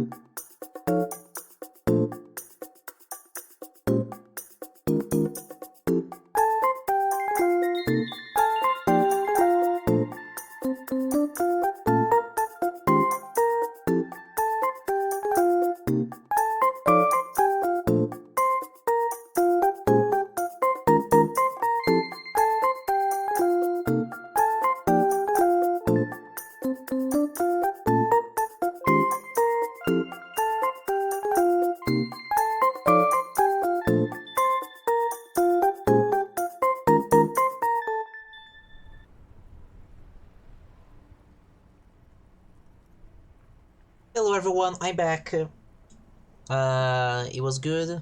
I talked with my grandparents. We took a picture because I rarely go out to visit them, so we just took a picture of like everyone together. And it was very nice. My throat, I did have to speak really loud because my grandfather is losing his hearing. Basically, like all of it is almost lost. So I had to like scream so loudly for him to hear. Not scream, shout. But he got it, he got the message. Anyways, back to the game.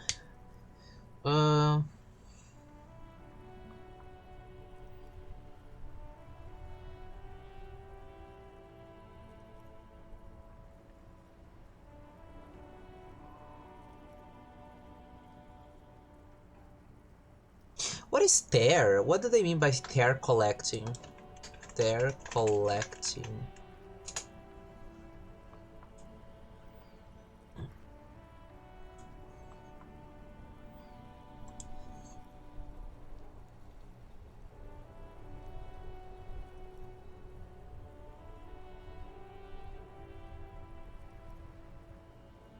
Oh, it's like collecting bottles for money. That's what it means, tear collecting. Apparently, it's a mistranslation. It's a mistake of the translation. But okay. No,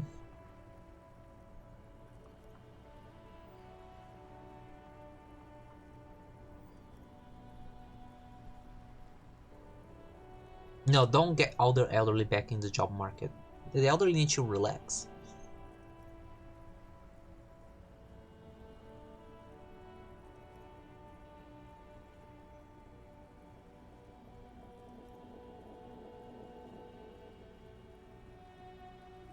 I just gonna say, if our guys, if big guys looking after the small one, everyone working together. Can we conclude the topic of my guard boost now? I saw a picture in there. You were in it. You look happy. Who's the girl? She is nobody. This is none of your concern, and I refuse to discuss my private affairs with the RCM. The lady is Jeanne-Marie Beaulieu, and she sure as hell wasn't a nobody. Got it, thanks. Yes. Like I said, it would be up anyway, so might... Can I increase my composure?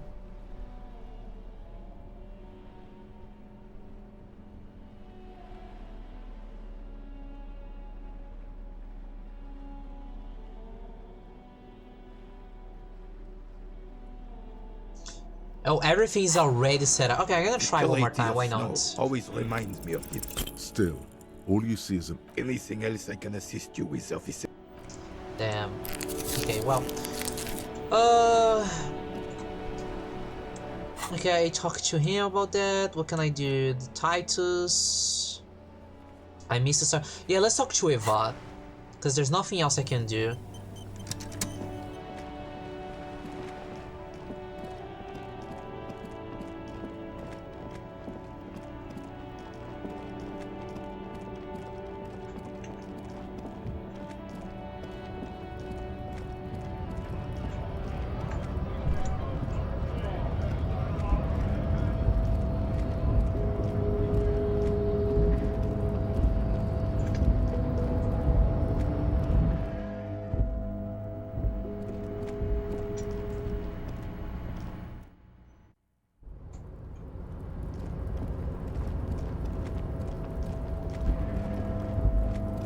I think Eva is gonna show... Go down. I think Eva is gonna show up over here.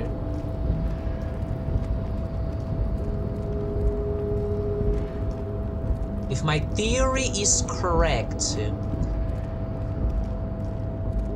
he should be inside this container area. Sorry for the coughs. Oh, there he is, Mr. Eva. Before you is a walrus of a man seated behind a large desk. He looks up from his work, not the least bit surprised to see you. With great effort, he straightens himself up in his chair, yet says nothing. I love this picture. I actually know someone that looks very eerily similar to this guy. A typical power play. Wait for him to speak first. Show him you've got a backbone.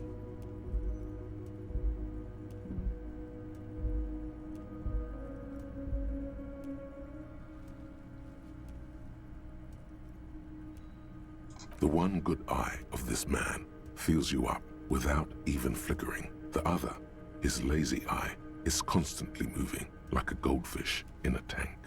Amblyopia, a childhood condition. For a moment, you don't know where to look. It is unbearably humid in the trailer. Beads of sweat slide down the man's forehead. Keep staring. At first, nothing happens. His face wears a wide and self-satisfied smile. Every now and then, how long can we go on with this? Lips. Like a general over his maps, he plots his moves. Judging by the way he's licking his chops, it's going to be a good one. So, Mr. Dubois, Mr. Kitsuragi, how nice that you found a moment to pay a visit to the Debardairs Union. I'm Everard Clare, head of this little operation here. Oh, so that's our full name, Harry Dubois. I don't remember if we got our last name before. I remember we found out I was called Harry. Harry Dubois. It's been a long time since I played the game, people. If we saw that it was Dubois, I'm sorry for forgetting it. Please, have a seat. The folding chair looks like a torture device. Extremely uncomfortable. You go ahead, detective. Whatever he has in store for you, it can't be good, he thinks. I'll do my best. Forget about that. What's with this Dubois stuff? You're getting some seriously bad vibes from that name. Alright, understand. Please, Mr. Dubois, let us converse in a civilized manner, as equals. Take a seat. I insist. He's trying to throw you off your game with this Dubois nonsense. Don't give him the pleasure. Excellent, Mr. Dubois. I can see that you're a reasonable man, and reasonable men can be of great use to one another. Really serious. So tell me, how can the head of the Debardairs Union help a representative of the Revachol Citizens Militia today? The chair you're sitting on has got to be the most uncomfortable chair in the world. It's violating your backside. Oh, by the way, I heard you got a rather rude reception from a certain Lawrence Gart. Some people have no manners, it pains me to say. I don't... Lawrence Gart? I have to look up. I'm sorry, it's been a while, I forgot. Oh, it's the barman. Okay, the bartender. The manager. This should take care of that nonsense. It should be sufficient to cover your expenses for a few days and patch over your differences with a cafeteria manager. Go ahead, take it. Hey, that's 25 real. That's good money. Think of all the stuff you could.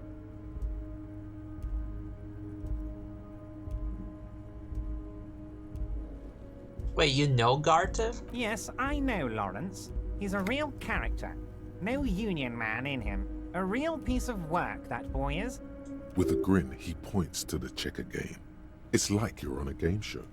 At least don't thank him for it.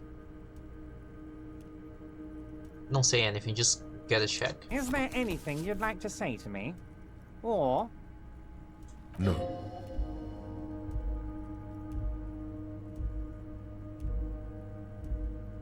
It's cool. Cool? I wouldn't go that far. I'm sure there are cooler things than delivering a comically oversized novelty check to a cafeteria manager. But, sure, if that's what's cool nowadays.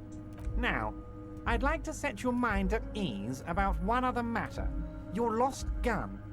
Let me assure you, Union people are on it as we speak. I've got my best hounds looking for that lost gun. His slug-like lips move, but all you hear is an echo. Lost gun, lost gun, lost gun. The world is swallowed by a black hole of fear. Only two words escape its gravitational pull.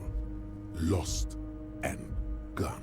When he said, "Don't worry," he actually meant, be very worried. How do you know about my lost gun? I know everything, Harry. Right now, I know that you're worried. Don't be worried. Everything's going to be all right. It's not like you left it loaded. You didn't lose a loaded gun. Local children aren't out there playing with it right now, pointing it into their own mouths. It's in a safe place. I just know it. I have a feeling everything's going to be all right.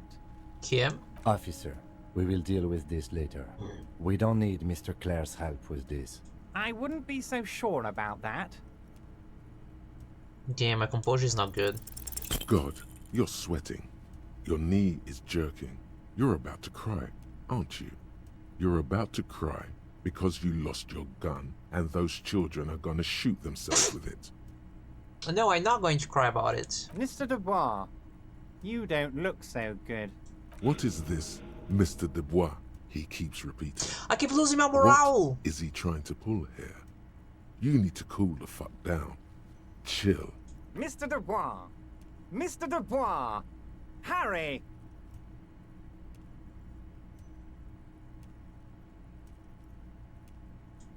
While Everard is distracted by your odd behavior, the lieutenant's eyes are mapping everything around you.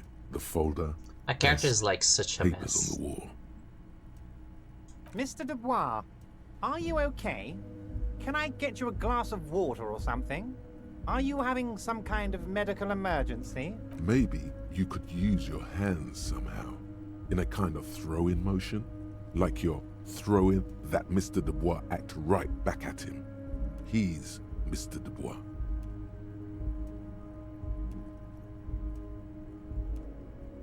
Actually, this chair is uncomfortable. I could use that glass of water. What an odd demonstration of... you got me, Harry. I don't even know what. As entertaining as it was, I'm afraid we're wasting our time. Okay, enough. We are here to ask you some questions pertaining to a murder investigation. It is about time to stop embarrassing yourself. Questions will help you regain some of your lost dignity.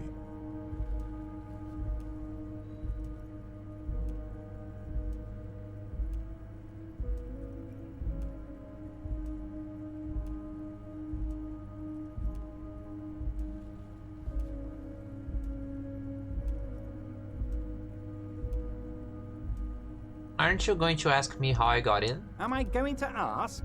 Hell, Harry. You spin-kicked my strongest man in the face. I saw it from my window. Would you ask a man like that how he got into your container yard? You don't have a window.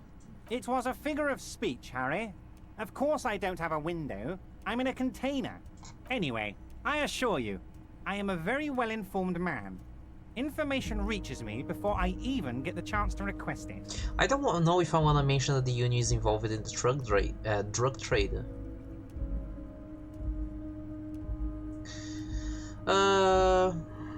I met Joyce, the company representative. Oh, that's very nice. I haven't gotten around to her yet. I'm very, very busy, you see.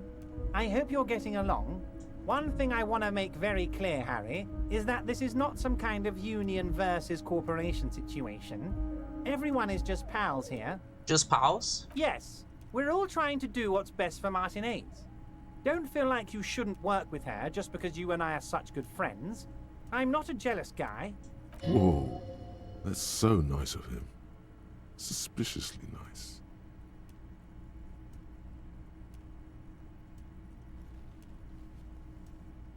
Are you sure? I find it a little odd. I'm just a nice guy, Harry. I wouldn't be where I am now if I wasn't nice. Politics is all about emotions, and I want you to have positive emotions when you think of me. Why haven't you let her in to see you? If she actually wants to see me, she will find a way. Any good negotiator would. And I just don't have anything to discuss with a bad negotiator. Hey, Ely and Nin, how are you doing? Welcome to the Batcave. I hope you're doing okay. How's your weekend going? Nice to meet you. He doesn't want to see her. It's as simple as that. Of course, Harry. Let me just assure you one more time. It's perfectly okay to share anything we discuss here with this Joyce. This is a completely transparent organization. I just realized it. Is he part of the Union? Is it a boss? I think he's like just the leader of the Union, maybe. I have no interest in what she is doing, but I myself have nothing to hide. Your business is your business, and I respect your privacy. Just remember, none of this is secret. Tell her about all of it. My brother's picture, my singing swordfish clock. Tell her how overweight I am and how I'm helping you find your lost gun. Tell her about everything. Everard doesn't mind. It is rather interesting to tell people things about each other, isn't it? It was nice telling him about her right now. This is weird. Not nice weird, but okay. Cool, and you? Communist copy is great, by the way. I'm doing okay. I'm just very, very tired, exhausted, because we had an event. And there was a lot of physical activities, and unfortunately, because the shoes I was wearing were not too comfortable, I hurt my feet, and like my right knee is hurting a lot. So right now, I'm just sitting down. And I hope to stay sitting down for a long while. But besides that, I'm okay. I'm now officially quote-unquote on vacation. I do have a bunch of homework that I'm gonna spend like 1 or 2 days or maybe even 3 grading. And then I'll have a few classes on Saturdays because some students missed so many classes. They have to do catch-up classes during the vacation. But besides that, I'm only gonna be working like once a week for 2 weeks. Then we're gonna have a period of training that I have to go every day, unfortunately, and then work starts again. So I have 2 weeks to relax, or try to.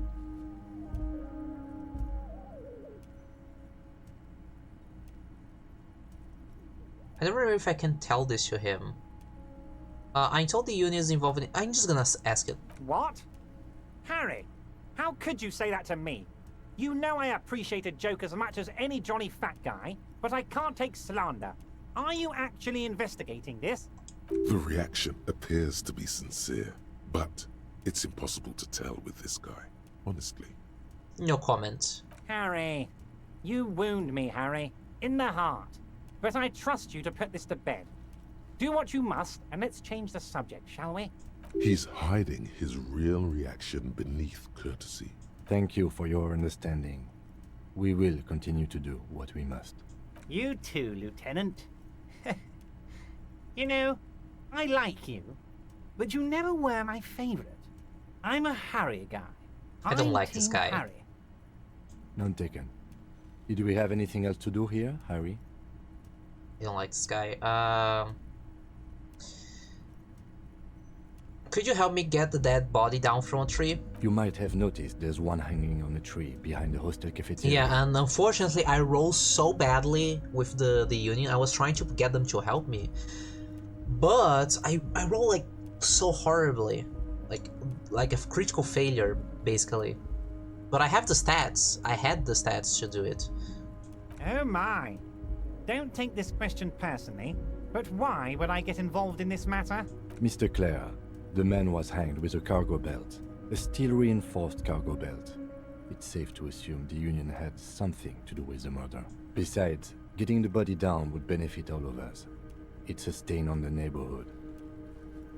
You're a community leader. Help your community out. I can certainly see how having him up there might start affecting some real estate values. But of course, all joking aside, I am going to help you. Jean-Luc, the cop who bested you in physical combat is here, and he has a little dead body in a tree problem. Namely, he needs it to be taken down. Please extend him this courtesy. You can find Luke down at the gates, but you already knew that. Anyway, he's going to help you, now that he's back on his feet. I've just finished investigating the... no, I don't want to tell him what I want to talk more about the hanging. Oh, of course. That's your main thing here. I mean, it's no secret that the lynching is connected to the strike. So much to talk about. Honestly, it's been weighing on me so heavily. I understand you need to interview me. Someone is knocking on my door. Give me a second.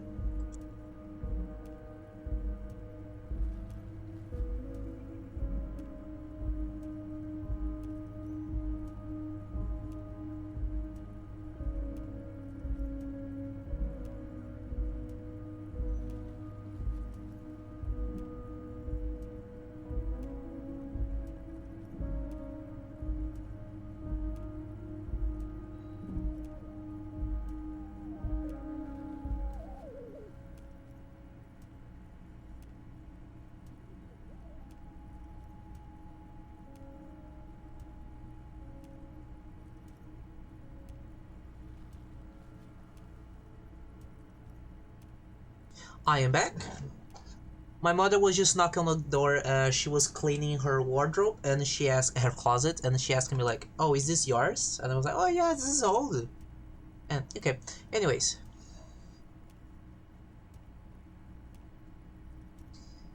Let's do the strength move. I think there's a but. But there's a thing that's been keeping me up at night. I want to talk about the hanging.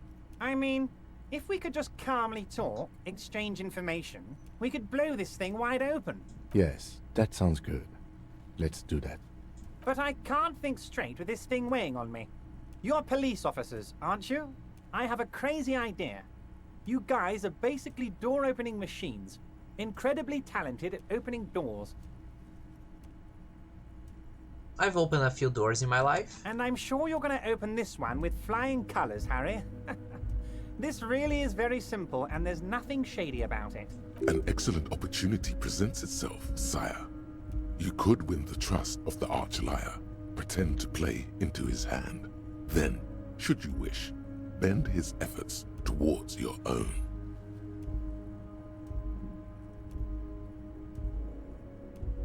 Whose door is it? Oh, no one's. It's just a weasel.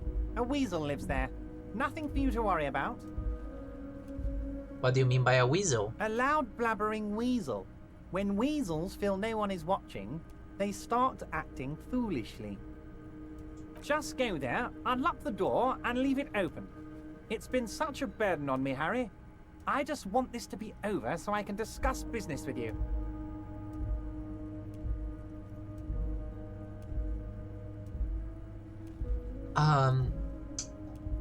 Are you talking about open a metaphorical door? Or literally open a door for you and go inside and check things out?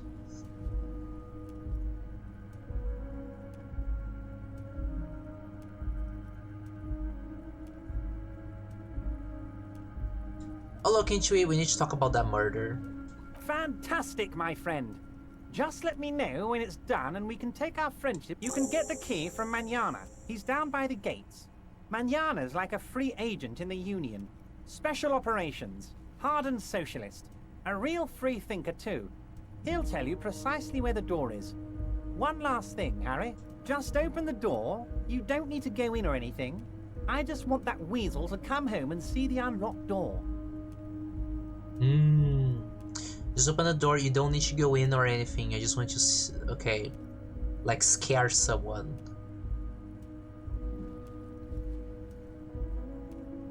Do I want to mention this one? Sure. Ah, yes. Your side investigation. Thank you. You've got some spirit clearing up phony drug accusations alongside this murder. Actually, Rivershell doesn't have a mayor. He refuses to discuss it further. It's probably just a small nuisance to him.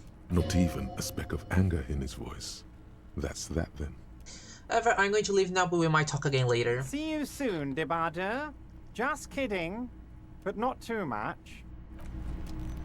Okay, let's get out of here.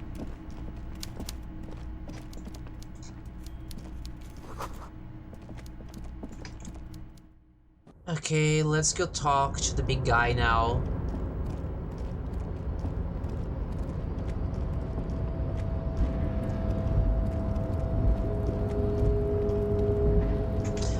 I swear, these stairs in this game, they don't like me.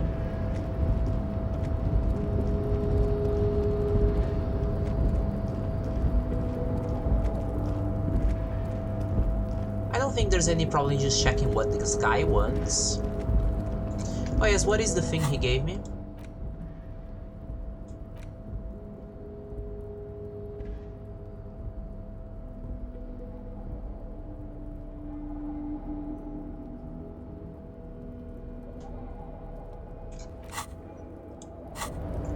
Okay.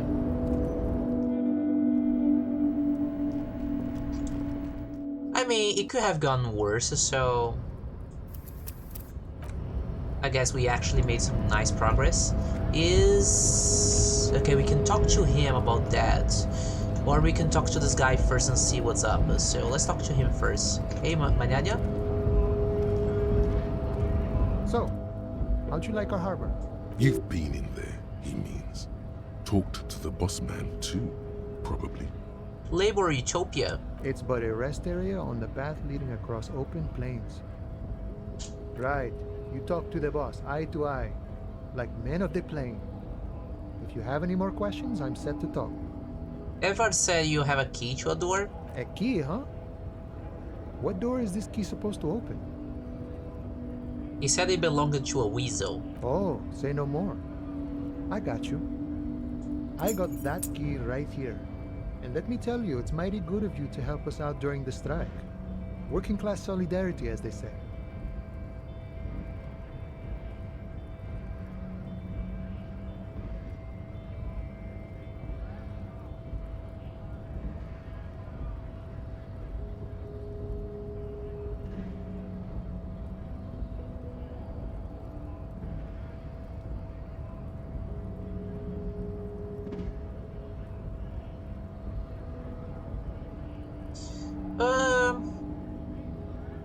I'm just gonna be like, I not open this door for myself, I open it for all working men. I knew this man was a commie. And it's a good thing you're doing too. Thanks. What you're looking for is a basement door behind the greenhouse. That's behind the whirling ride. Oh, okay. That's all I know. Our organization is what you call compartmentalized. Means we keep out of each other's business. Okay, but where did you get the key from? The janitor gave it to me. Nice fella. We talked about life and things that really, truly matter. None of this mess we're in, this jiving and juggling. What's it for? To feed our children, I guess. Anything else I should know about this task? This weasel person when he'll be home? I'm more of a philosophical dock worker. I like to talk about the big picture stuff. Who I am, who you are, what we are fighting for. He means he's not going to tell you cause he doesn't know. But he will shoot his mouth off with you now that you're working for Everard. Who he is and what they're fighting for. This is interesting. Do you know anything about the Hardy Boys? Los Hardys? They're an independent militant group. A bit too high-strung, but it comes with the responsibility. They're sort of like you. Preserve the rule of law and all that. Except it's Everard's law. But really, they're just like you. Is he actually comparing you, an officer of the law, to some neighborhood vigilantes? Come on. He's just trying to keep the peace. Let it go. The man whispers a jaunty tune. Why are you striking? We're negotiating our share. Your share? Aye.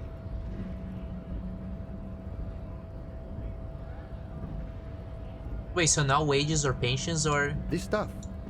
They already covered.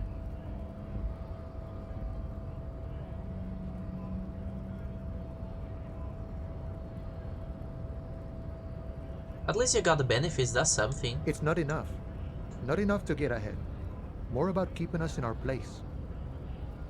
How large a share would you like? All of it.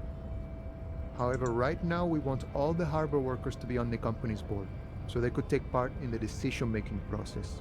This seditious talk sounds like communism. Just so we're on the same page, communism is basically wanting to kill the rich people or deporting them to a labor camp in southeast Grad. But don't say that out loud if you're a communist. The boss man, Evad, what can you tell me about him? I think it's best you make up your own mind now that you've met him. In my eyes, he is a capable organizer and a decent businessman. What does bossing the union entail anyway? I guess you kind of get to be the village chief. He oversees the harbor, makes deals with the owners or other relevant parties, watches out for his own. By that, you mean corruption? By heavens, why would he not be corrupt? We live in a harsh and disordered world, see? And in this world, the old man is corrupt for our benefit, and we know it. Appreciate it even. He is, personally, not too lavish. What is ascetic? I'm sorry. My vocabulary is failing me. Characterized by suggestions, severe self-discipline and abstention from all forms of indulgence, typically for religious reasons. I mean, that seems lavish to me. He is reasonably lavish, sure. That's his prerogative. It's not like you want a saintly demeanor on a corrupt motherfucker. That would be a manipulative illusion. Besides, there are no non-corrupt systems in the world anyway. And moralism is the most corrupt of them all. Not you would like to say. But then there's that weasel door. This man has political theory, and it has not failed him today. Got the picture. Let me ask you something else. What is this? News of the world?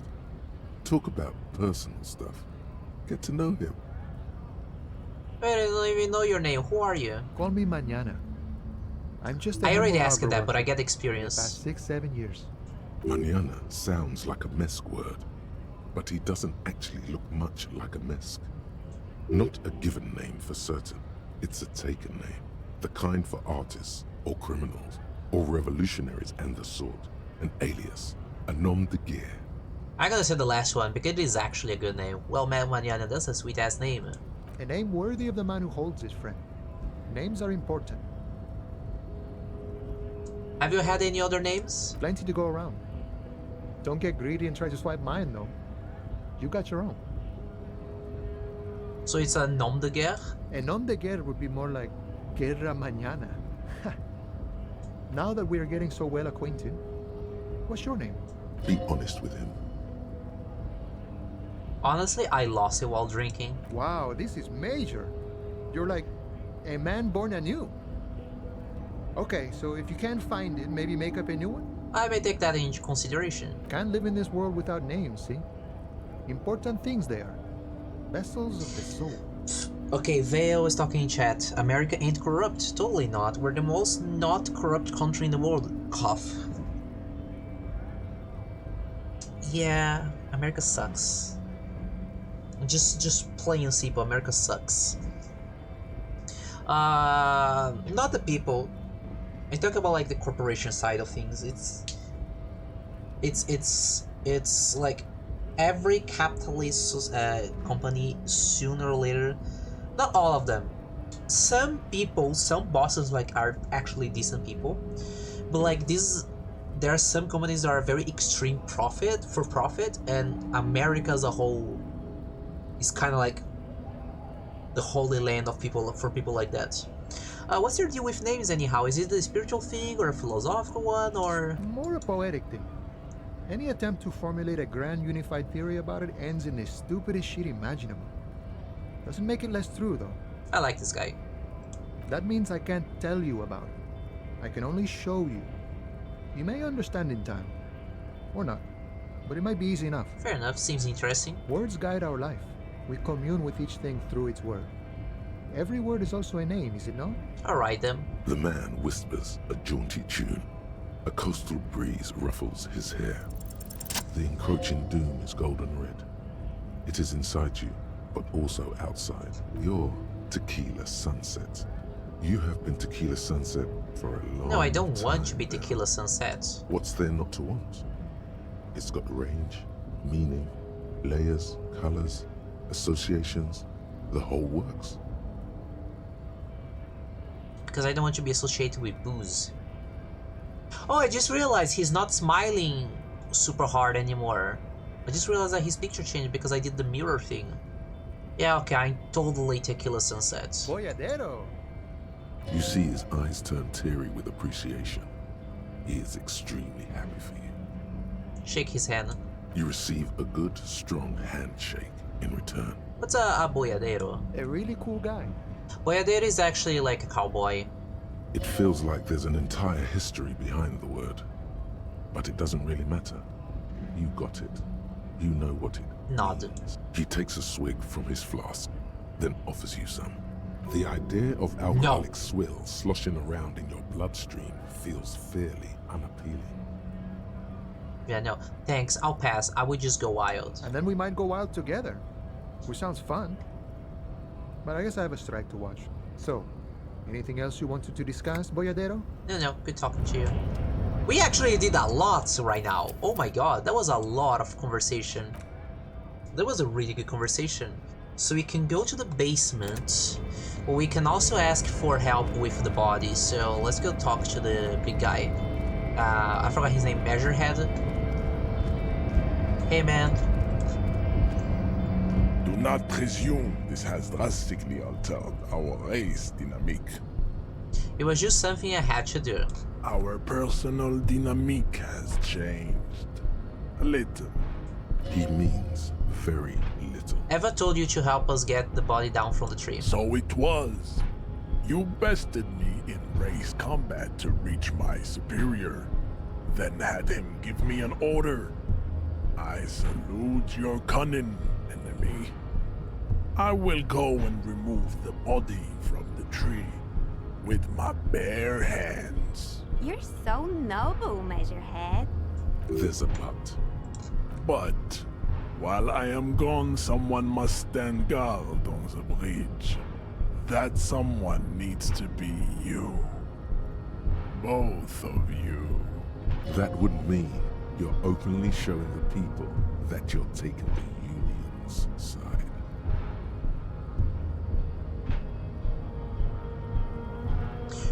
Oh, it's deciding a side.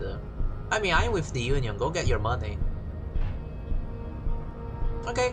Babe, see that they stay here the whole time.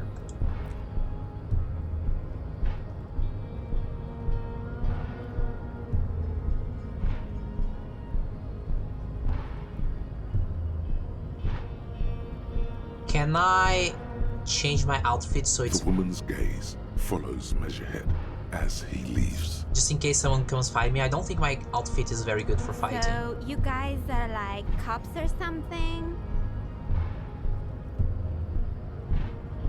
We're just trying to keep things from going to shit. Have you ever thought that maybe things should go to shit? I'm Katya, by the way. You hear that? That sound. He's breaking something. Yeah, Jean-Luc must be really tearing it up over there. I wish I could see it. I also wish I could see it. Look at you! RCM rent-a-cops! Guarding that bridge like Everott's lapdogs! Is this where it's at now? The RCM is for sale! Spoken by a mercenary pretending to be a worker.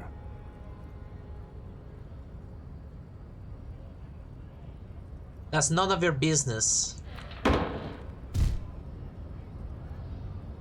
The man turns to look behind him at the behemoth appearing around the corner, approaching him, walking past him.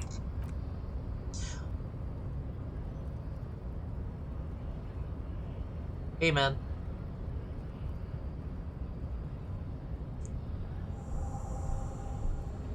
The corpse has been removed from the tree. Stand down and congratulate yourself. You have sided with Ray's victory today. Thanks for your cooperation, Measurehead. Farewell, ham sandwich. You are a Union man. He called me a ham sandwich? Leave him. Ham sandwich. Okay, well.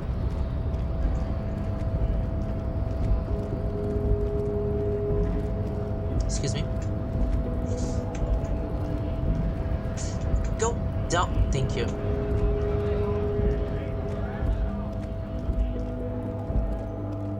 Okay, it's the first time we're actually gonna check the body and do an autopsy.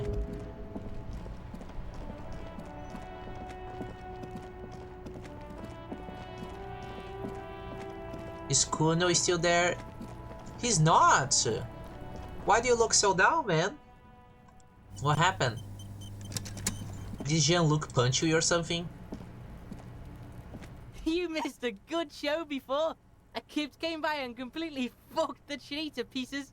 He fucked the tree up! Fucked it good! It was porno! By the way, Kipt is a racial slur. I imagine so. You need to act decisively. It's Kuno. Use Kuno words.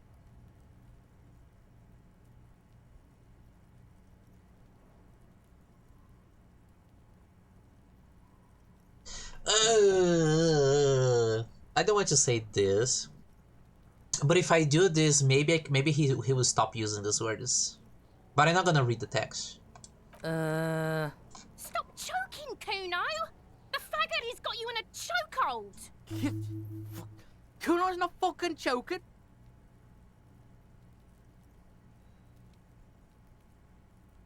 Like fuck you did.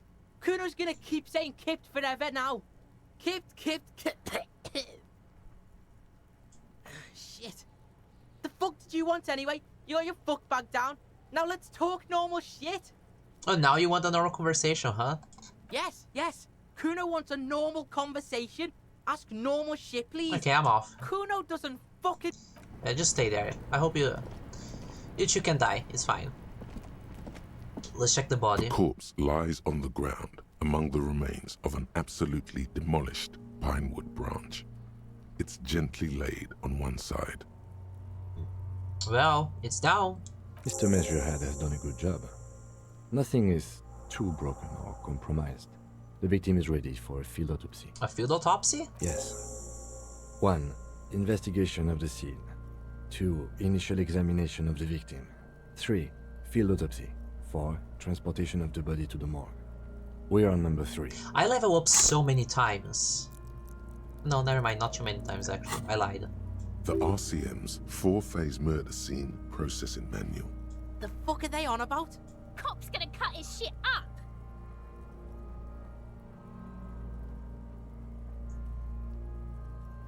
Do we have someone else for this? A doctor? No, you and I are detectives.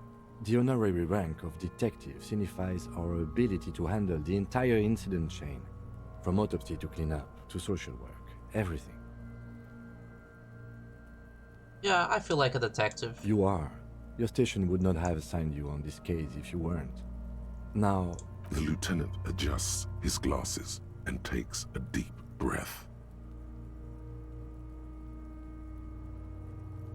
Shoot, Looney Rooney. Come back later. First, what exactly is a field autopsy? Come on, officer. You know what a field autopsy is. You've done 100 of them. What you do know is, at 18.9 kilometers, the dormant shield volcano... Okay, just give me a bunch of, like, trivia. What about field of... Why don't you know? What use are you? You must have me confused with the Copperpedia. Who's the Copperpedia? I think I need to talk to him. You, sir. You are the Copperpedia. Do you have another pair of gloves? Unfortunately, no. Okay, I'll take it like a man. And hygienically? I need a pair then. Let's not go glove hunting, please. Let's use division of labor. I perform the anatomical side, while you take notes. We just feel the same, right? That's right. You knew it because you inspected your ledger. The lieutenant is relieved you know the protocol. Open your ledger at the field autopsy form. The dead man stares in silence as you crack open the ledger. The bright red paper is covered in boxes and lists, describing the condition of his skin and organs in 3 parts. Above those, an 11-field info form needs filling out first. It begins with Begin 1. Assistance. That's you. Write the initials HDB. The corpse is indifferent to your scribblings, just lies there. The next box says Coroner's case number KK57-0803.0815. KK equals Kim Kitsuragi. 57 equals Precinct 57, followed by his date 0803 and time of arrival 0815 on the scene. He's indexed the case after himself, not you. That's because he doesn't want to bring up the messy question of your initials. Write it down. Next. Name. We've heard the nom de guerre. Lely. It's better than nothing. Write it down. Write Lely nom de guerre. What's next? Date of birth? Yeah. NA. Age? Roughly 50. Roughly 50. The corpse looks ageless, like meat on a hook. Race? Mondial. Fair to olive-skinned, from the Isola of Mwindi. This is as vague as it gets. You might as well say whitish. Write it down. The pudgy mess of curdled meat. Sex? Fucky, fucky! Male. Pigs can have sex! Male. Nor does he look male, with his pregnant belly and indistinguishable face. Date of death? We're still going with March 4th. 51. What else? 9. Body identified by is non-applicable. 10. Case number is the same as the coroner's case. KK 57 0503. Evidence of treatment? None. At least not after the initial examination. A strange word. Treatment. What exactly is treatment, anyways? Interfering with the body's position or wounds post-mortem. How did you not know that? Aren't you a cop? You're leaving a weak impression here. Say something sure-handed.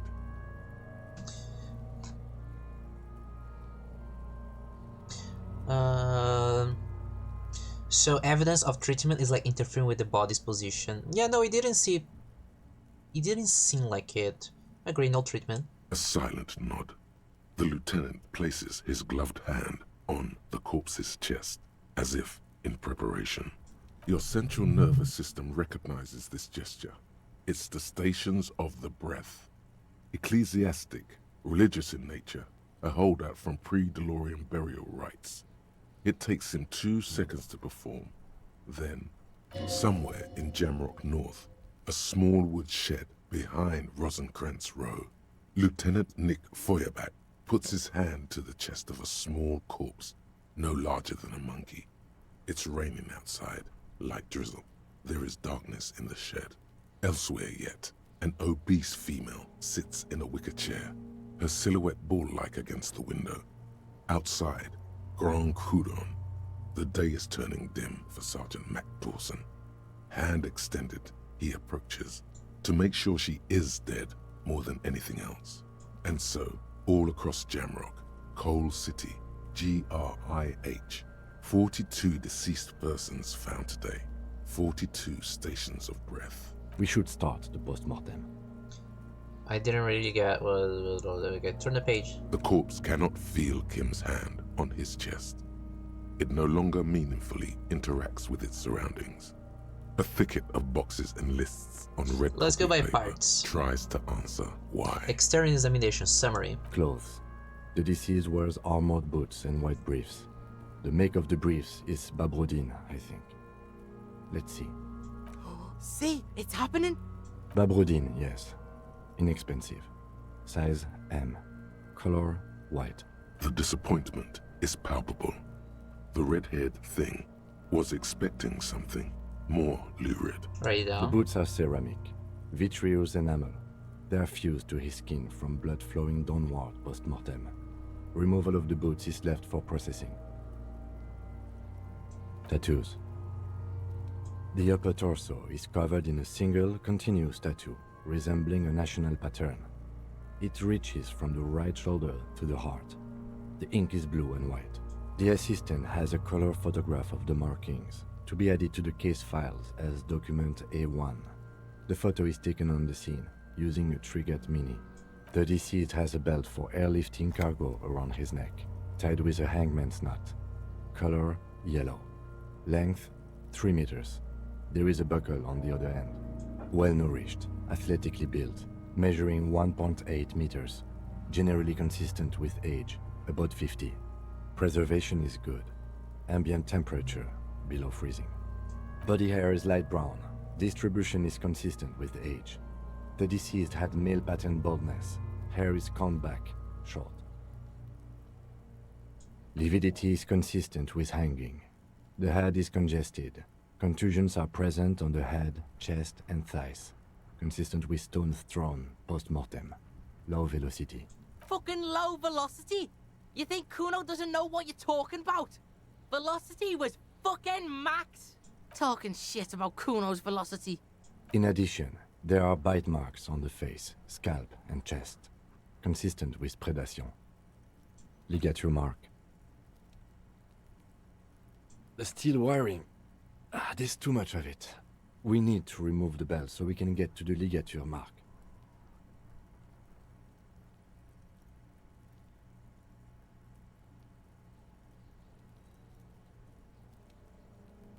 Good thing we got these chain cutters. Always good to think ahead.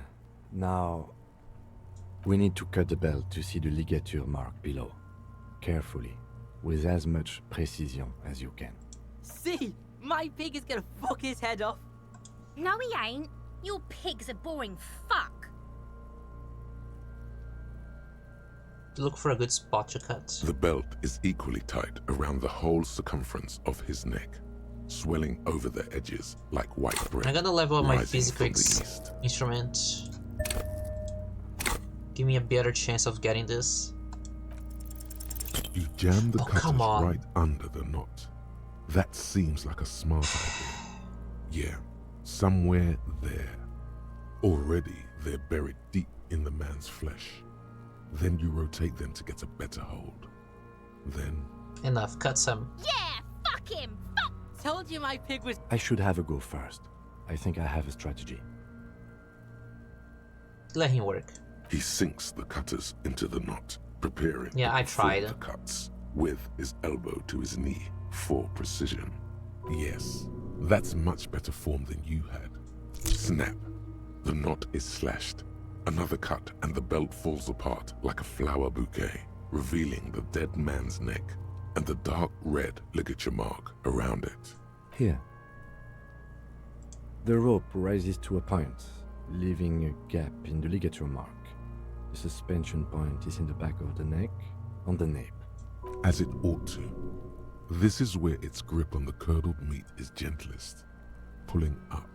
Hemorrhaging is observed on the skin, above and below the ligature mark. The mark is well pronounced, consistent with a drop from 1 or 1.5 meters. Write it down.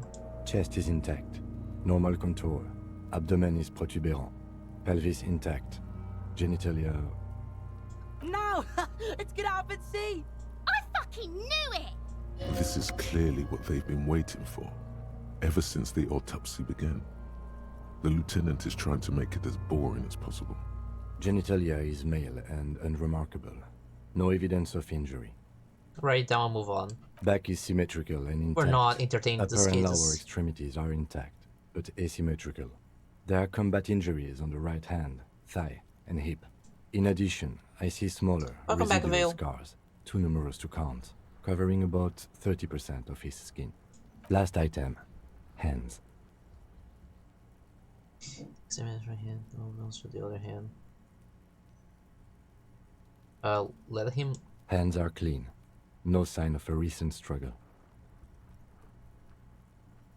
Were we expecting any? I was. Maybe I'm just not seeing them. Honestly, this stench is making it hard for me to think at the moment. Working so close to the fumes coming from the corpse must be hard. You realize suddenly that the lieutenant has been barely keeping it together these past 2 items. Ooh. That's all for the external. Well done. What next? Before we continue, people, let me just do a very quick break, like 2 seconds. I just need to use the bathroom, okay? Very quickly.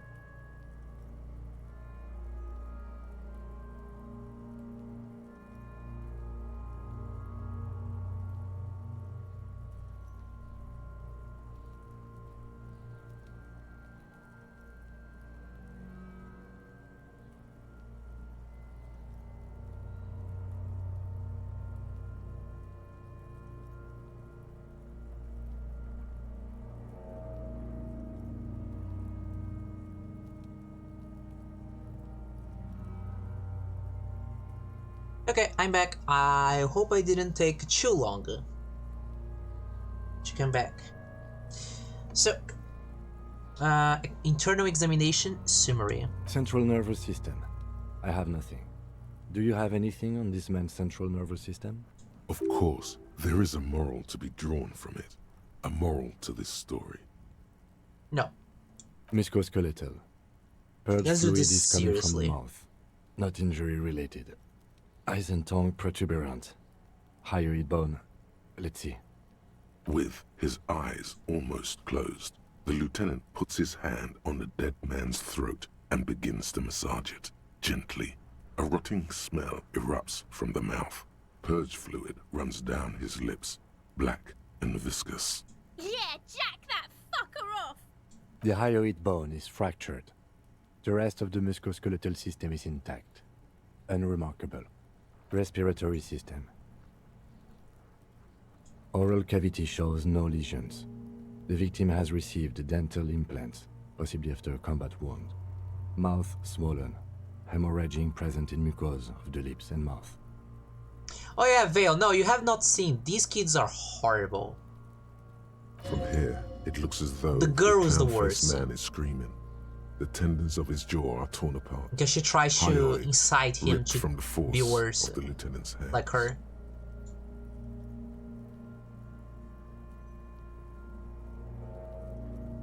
No scream, no sigh of relief rises from the darkness inside. It's humid there. Sickly sweet air. Just write it out. Hepatobiliary. NA. Why, don't we have anything? Ah. Are you a hepatobiliary expert? Just write no. Same for toxicology and serology. NA. Okay. Cardiovascular. The body exhibits heavy lividity. Blood has gathered in the hands, feet, and neck. Hypostasis is visually consistent with the hanging. Gastrointestinal. This will do. Digested semi-solid food in stomach. Voila. Write down. Omit the voila. What's next on the list? Description of injuries, summary. Let's see. We have bite marks, contusions on the head and chest, and a ligature mark encircling the neck. You'll need 3 fields. Leave a 4th one too. What about the injuries we have inflicted? Oh, so we inflicted them? Okay, I have inflicted. Okay, so there's an incision on the thorax from a chain cutter. I wouldn't mention it. Better not to muddy the waters.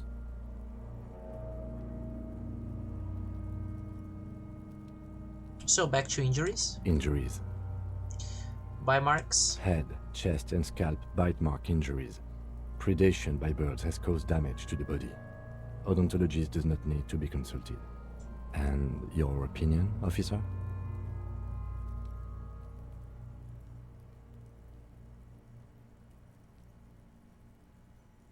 My opinion? About bite marks? Head, chest, and scalp bite marks injuries. Predation by birds has caused damage to the body. No fatal postmortem. Agreed. Next injury? Contusions. So, the scalp bleeds from a post-mortem head injury, a stone. The injury does not have the rim of an early inflammatory response. The perpetrator on the scene has confessed to causing it post-mortem. At maximum velocity, fucko! Has confessed to causing it at maximum velocity. The lieutenant's admission has caused great gratitude in Kuno. He is silent with it. Coagulated blood sticks to his scalp and chest, where the countless stones have hit the dead man. Beneath, the description of injury. 2 boxes. So, police from postmortem has... no fatal postmortem. Right. Next. Ligature mark? Wait, what's the 4 injury field for? Nothing. Just in case. Okay, ligature mark. A dark red abraded ligature mark encircling the neck, with a gap on the nape measuring, let's say, 7 centimeters. The hyoid bone is fractured, the cervical column intact. I see hemorrhaging on the skin, above and below the ligature mark. Depth of the mark, 1 centimeter. No signs of clawing on the neck. Below the note, 2 customary boxes wait to be ticked. The man's head jerks to the side, the ring around his neck. I sincerely feel he died before. I think he died before and then they hanged him. No sign of clawing on the neck. I'm gonna say opinion fatal injury. That's it. We have established cause of death. It's not much, and it leaves much to be questioned. But it's a start. Let's wrap this up. I pronounce this field autopsy over.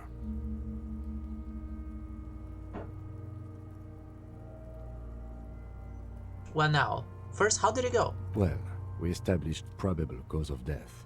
Some would say that's the goal of an autopsy. What else? We were thorough with the list of injuries too. We described them all in detail. What is there to say? Given the circumstances, it was a professional field autopsy. Well now. I need a copy of that autopsy form. Then I will drive him to Faubourg. Sure. For processing. He's thinking, did I miss something? You tilt your head, also looking at the corpse.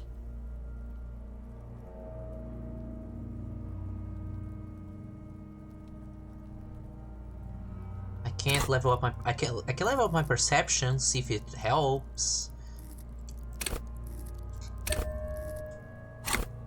I don't think it's gonna help too much. Wait. Can I talk The man again? is the lieutenant adjusts his glasses and takes a Because deep breath. really, it's so low. It's okay. Well, I'm gonna fail. It's fine. You run your hands over the victim's cold body, his limbs, his torso with its swollen organs. Give up. The corpse seems to yawn. Do you think we missed something? You can't shake the feeling that there are more secrets concealed in the flesh before you. I've got a gut feeling that there's more to this corpse. Okay, well, we are in livor mortis here. He is disintegrating. We need to refrigerate the body if we want to conduct another examination, and we need to do it Okay, where fast. do we find a fridge for the body? Hey, Wasn't there a giant ice bear sarcophagus below that building? Why, yes, there was. It was massive. Red eyes glowing in the dark. Why, yes, there was. Now, detective, I've rarely been disappointed by the size of a giant ice bear fridge. But I think we should still... Let's move. With every hour, whatever we are looking for in the deceased.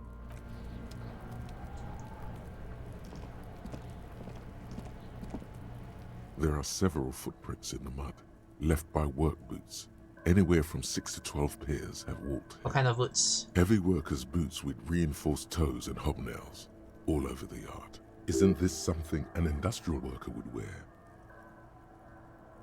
I'm gonna increase my visual calculus. I have something for that.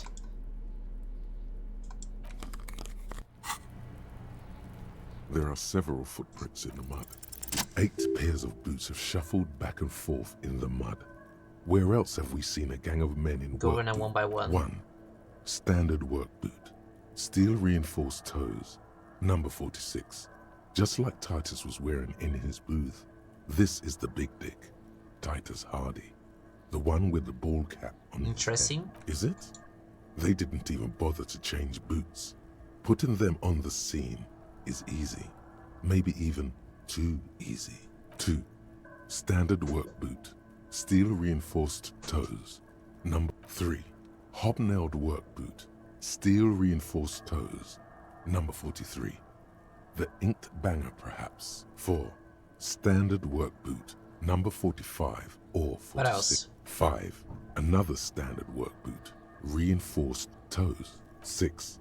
Light as air. Same make of boot. But number 41. Small like a rat. Shanky. 7. The glowing outline of a standard work boot. Number 46. The imprints And the last are one? 8. Another standard work boot. Number 44. There's an aberration in the pattern of the sole. The right sole is smoother, more worn. Curious. A missing 8th Hardy Boy. 7 sets of tracks, right? The Hardy Boys were here. 8, actually. That's all? Interesting. Then one of them seems to be missing. Anything else out of the ordinary? Note to self. This would be a good question to ask Titus. Where's the 8th man? A leader like Titus doesn't let one of his guys out of sight easily, especially at a time like this.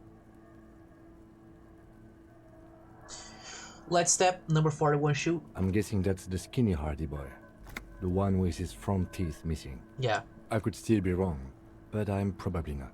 Heavy one, 200 kilogram imprint. 200? This could be the combined weight of 2 people, one carrying the other who's tied up. Let's say a heavily built worker carrying a similarly built armored man. Maybe it was a fat Hardy Boy, the one sitting in the middle. He might be right. 200 kilograms of living weight is unlikely. Possibly, yes. An aberration, one soul is smoother than the other. Interesting. Let's name it the Old Soul. I wouldn't be surprised if this was the missing Hardy Boy. Wonder who he is. Oh, this one's easy. Way too easy. It's a driver. A driver will wear down their right shoe before the left, the accelerator is on the right, and remember that abandoned lorry cabin we found? With a piece of sandpaper glued to the throttle. Which means that the missing lady driver was also present at the lynching? That's it. She's the Old Soul. She's also the one running the drug trade. Now we know who's the missing 8th person at the lynching. Do you think that Hardy and his boys could also be involved in the drug operation?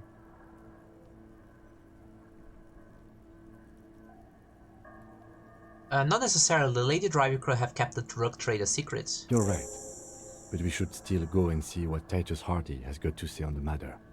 This might throw them off. Work in our... I actually felt really good about that one.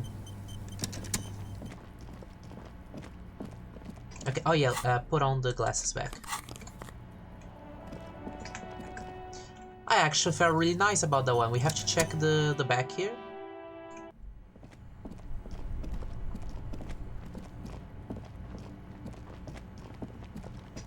The bear, okay. The bear's eyes are So what do you think of this fridge, Kim? It looks big enough for 2 corpses. It's certainly an eccentric choice. but it's more than big enough and cold enough. Honestly... Okay, let's bring the body back.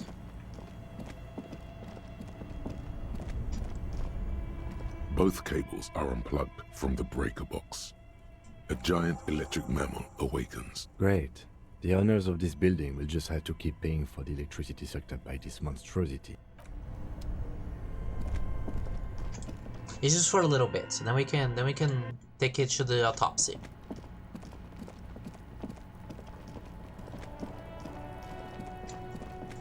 Oh. Okay. The man is The lieutenant adjusts his glasses and takes a deep breath. Yeah.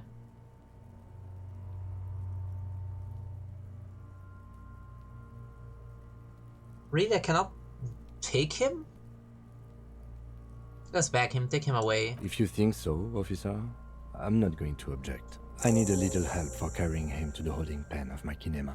I'll take it from Yeah, there. no, the game didn't let me do anything else. What should I do in the meanwhile? Continue working here. The locals, the case, or attend to your... This means Lieutenant Kitsuragi will leave the party until tomorrow morning. You're free to do if you have nothing to do, read books or sit on the bench on the plaza. Okay. Well, in that case, I'm gonna go back and turn off the fridge. For now. Only the red cable is plugged in an electric system. It didn't allow me to do anything with the body. I don't know why. I can level up one time. Okay. What can I do? I can confront the boys. I can also check the apartment door.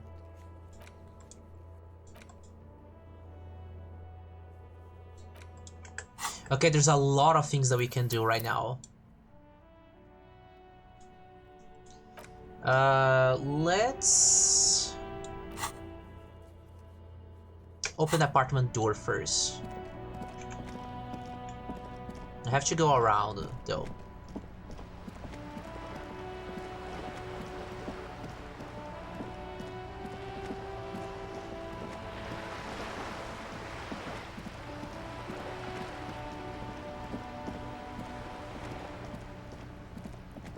Oh yes, I have to talk to the girl over here.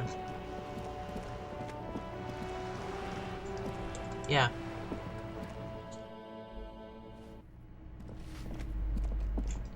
I think I have to go here. There you go. Hi. Hello again, officers. That smell Officers, comes I'm from alone. our paint bucket. It's not paint. It's heavy fuel oil.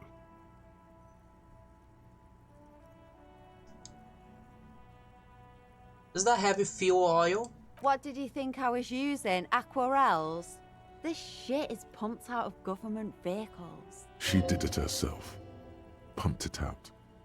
She's proud of it too. That's some pretty clever cultural commentary. You ain't seen nothing yet, piggy boo. Is that bed in the coal room yours? Ooh. Not only have you found my address, you've discovered my biggest secret. I'm a coal miner. Really? You're a miner? Yes.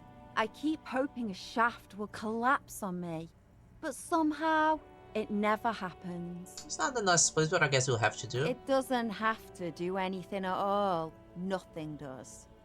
Like me. Right now, I'm doing nothing at all. Cool, I have other questions. Shoot, piggy. It's what you do, isn't it? Cindy, I need some paint and your brush too. What for?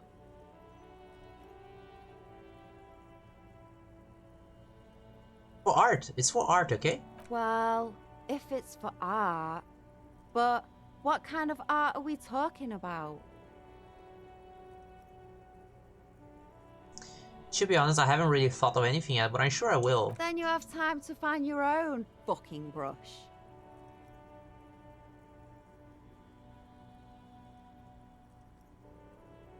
To crush a man's dreams like that, I hope you're happy. There, piggy.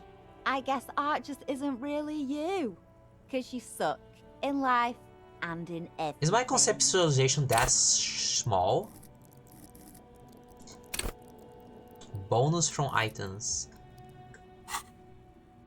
I'm just gonna see if I have anything that helps. I'm not gonna bother with this one.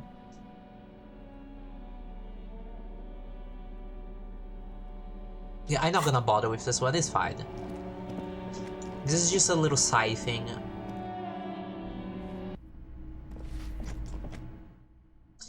Let's see, what can I do now?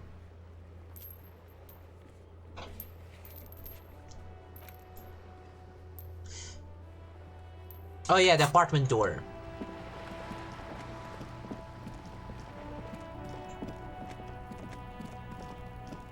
He doesn't want me to enter the room though. He wants me to just open it. But oh, I'm so curious to actually see what's in here. This must be it. The basement door is weather-worn. Press your ear against the door. The leather upholstery is worn and rough against your jaw. You don't hear any movement. In fact, it's oddly silent in the yard around you. No birds chirp. Use the key. You try to be as silent as you can. It takes a bit of rattling of the handle to loosen the bolt. Finally, the door unlocks with a small clack. Thoughts race through your head. Only curiosity could account for stepping over that threshold. Maybe there's... I'm gonna go in. What is this?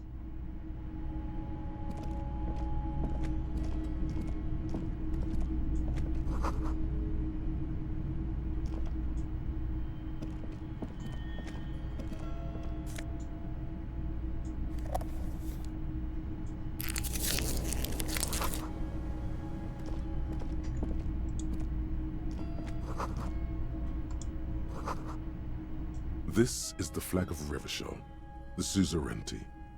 What's with the sun? This isn't just one sun, but there are little suns dancing around the What's big the sevenfold sun miracle? It's an optical atmospheric anomaly the first settlers saw.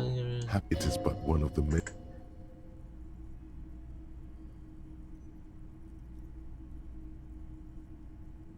Don't bow to the flag. The flag doesn't seem to mind. It's just... Okay, just looking around. I'm not gonna... Actually...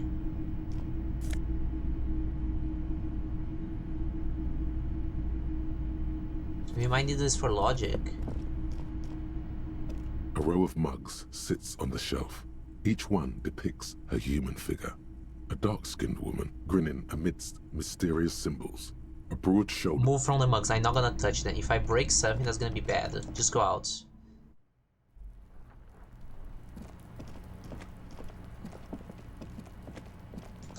Okay, what can I do now? Talk to Evan. I could confront the boys. Return to Classy. I can talk to Classy. Let's talk to Evan and then talk to the boys. No, Classy first. Maybe let's leave the boys for last. Because I'm alone, I don't have my partner with me.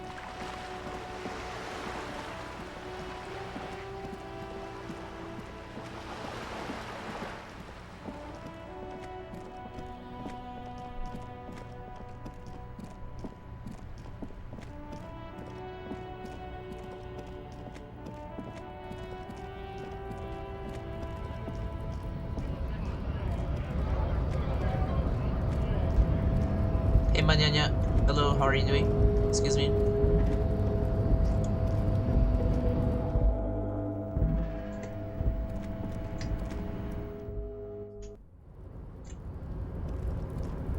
It's so weird to be like walking around without Ken watching over my shoulders.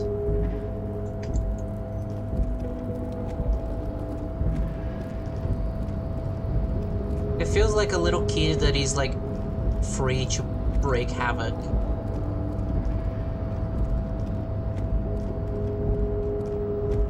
You know what? Kin is not here to judge me. I'm gonna say hi to the little guy singing.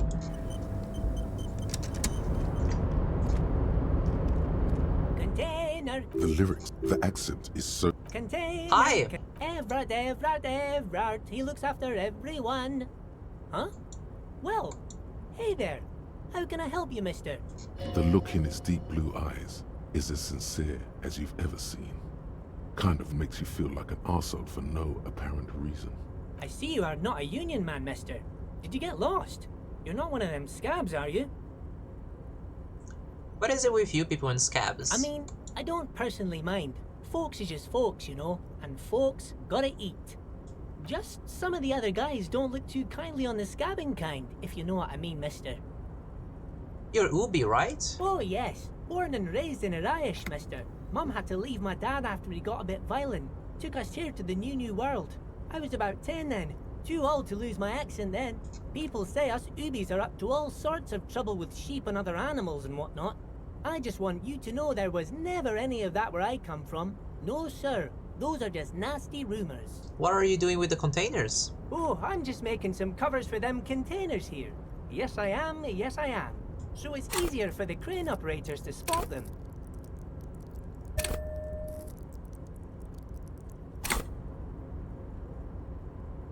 What's going on here? The containers in the yard are green in Wild Pine's livery, and the mountains rising behind Leo is all red in Union color. I feel like after you play this game for the first time, you kind of know which checks you're gonna get, so you know exactly what you're gonna be doing. You know exactly like, oh, it's gonna be a logic check. Let me change my clothes. It's like some red infection was spreading outwards from the container yards. This looks like a massive redecorating operation. Yes, moving from inwards to outwards. By the looks of it, soon everything will be in Union colors. Leo, has anyone told you why you need to change the covers? No, not really. Mr. Everett doesn't tell me all the big things. Says I go and tell them to everyone. Thanks, Leo. You've been very helpful. Oh, no trouble at all, mister. No trouble at all. Where's everyone? The harbor is empty. Oh, most of the guys are down at the gates, keeping the scabs from coming in. We're on a strike. The whole union is.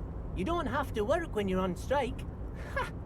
We haven't worked for 2 months now. So no one's working? Not everyone is down there, of course. Mr. Everard is in his office, where he always is. And Jean-Luc is guarding the gate. But Titus and his boys got into some drunken trouble and Everard sent them on a nice vacation. For a week or so. What trouble did Titus and his friends get into? Oh, I'm not really supposed to talk about that. That's union business. Him and his boys stirred up something in town. Probably drank too much and got into a fight or something. I heard Mr. Everett telling them to take some time off. Don't go all bad cop on this simple, friendly fellow. But what did they actually do? I guess the boys got a bit too rowdy and had to let out some steam. I don't really know the details. That's just how boys are, you know. I haven't been in a fight since I was in middle school. Okay, Leo, let's talk about this fight you got into. I remember I was the runt of the class. Just be nice to him. The bigger boys always used to pick on me. You see, I had a bit of a temper back in the day. Flew off the handle like nobody's business. But Mr. Everett and his brother always came to help. Once they beat old Noel Becker so bad he needed stitches on his head. Noel never started another fight with anyone after this. Mr. Everett and Mr. Edgar are real nice guys, mister. You should go talk to Mr. Everett. I'm sure you'll be good friends. He's friends with everyone around here.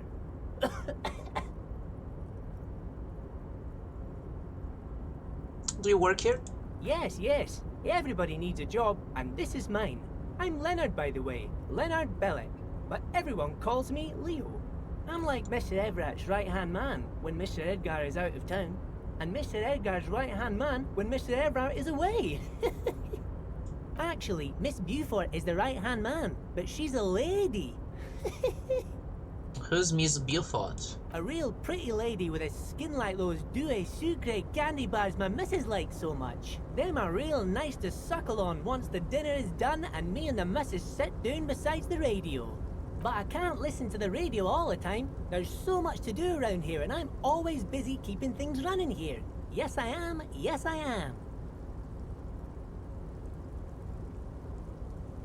Hold on, who's this Miss Beaufort you mentioned? Oh, Lizzie.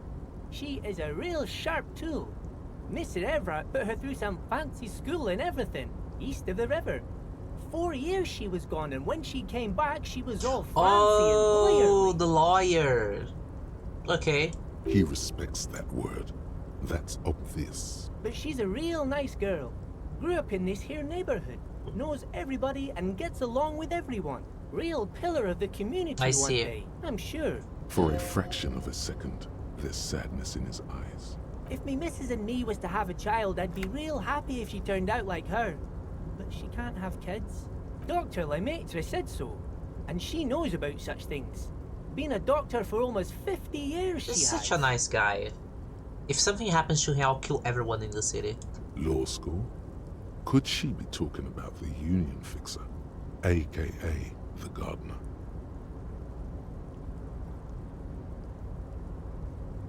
Another question, Leo. Yeah, sure. I'm glad to answer. Are you the Leo who wrote the note to make more banners? Oh, yes, yes. I leave all kinds of notes for myself. That old head of mine ain't so good at keeping things in no more. I almost forgot about the borscht. What was it about the borscht? Oh, yes. I've been taking special whirling borscht to the men every day since the strike started. It's very, very good. Makes a man feel so warm and happy. I feel like I could take on Mr. Renadan's boar dogs every time the lunch is done. What do you mean by taking the soup to the men? Is it for striking? Yes, yes. I'm taking it to them. The borscht keeps them happy and in fighting spirits. Makes you all warm inside. They brew it in the whirling in rags. Hold up, who makes it at the whirling? Oh, the whirling's cook. He makes it. Them is always talking with Mr. Manana in that weird language and laughing together. He doesn't speak what we speak. He's from Grad. Something else about this board. I'm going to look into it. Oh, sure, mister. Sure. You do that. Yes, sir. He didn't actually understand what you meant, and now he's just nodding along. What's in that container over there? Oh, that one. That should be empty as far as I know. Lots of containers here have nothing in them. They're just waiting to be loaded up. Okay, I'm off. Bye-bye now. Okay, well, that was informative. Now we have to talk to Mr. Everard real quickly. And we have a bunch of side quests to do with our kin. Hey, sir. Mr. Dubois, a pleasure as always. You don't have to sit down this time, since you've already sat on that chair. I opened the door you asked me. Can we discuss the murder now? I'm very glad to hear that, Harry. One question. You didn't actually happen to stumble in and see what's inside the apartment, did you? He's trying to figure out if you're lying. There is no way to sway this man in any direction. He is unsuggestible and unswayable. Just tell the truth.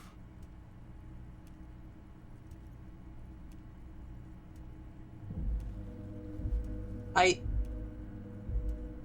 may have gone inside and see a collection of racist mugs. Just as I thought. Culturally antiquated mug collection. What a weasel. Pissing on Everart's Rainbow Coalition. He was testing you, and you succeeded. Now let's get down to brass tacks. It's time for men like me and you to figure out who's killed who and why. Real police work is gonna start happening now. I promise you, Harry, this is gonna be good. The mug collection I mentioned was in the apartment. I found a similar mug in the trash with the hanged man's clothes. Racist mugs in the trash and in the apartment? You guys are just light years ahead of me. I have so much confidence in the ability of your organization. I'm relieved you're doing this and leaving me to do what I do best. Helping people. Do you think With the this power of weasel has politics. something to do with my case? Oh, no, no, no, no. I don't cross paths like that. All I want is for you to succeed in your investigation. I would never complicate things for you. Oddly, it seems to be true. But this weasel might have cleaned up after the killers. Believe me, Harry, he's a nobody. Just your basement variety nobody.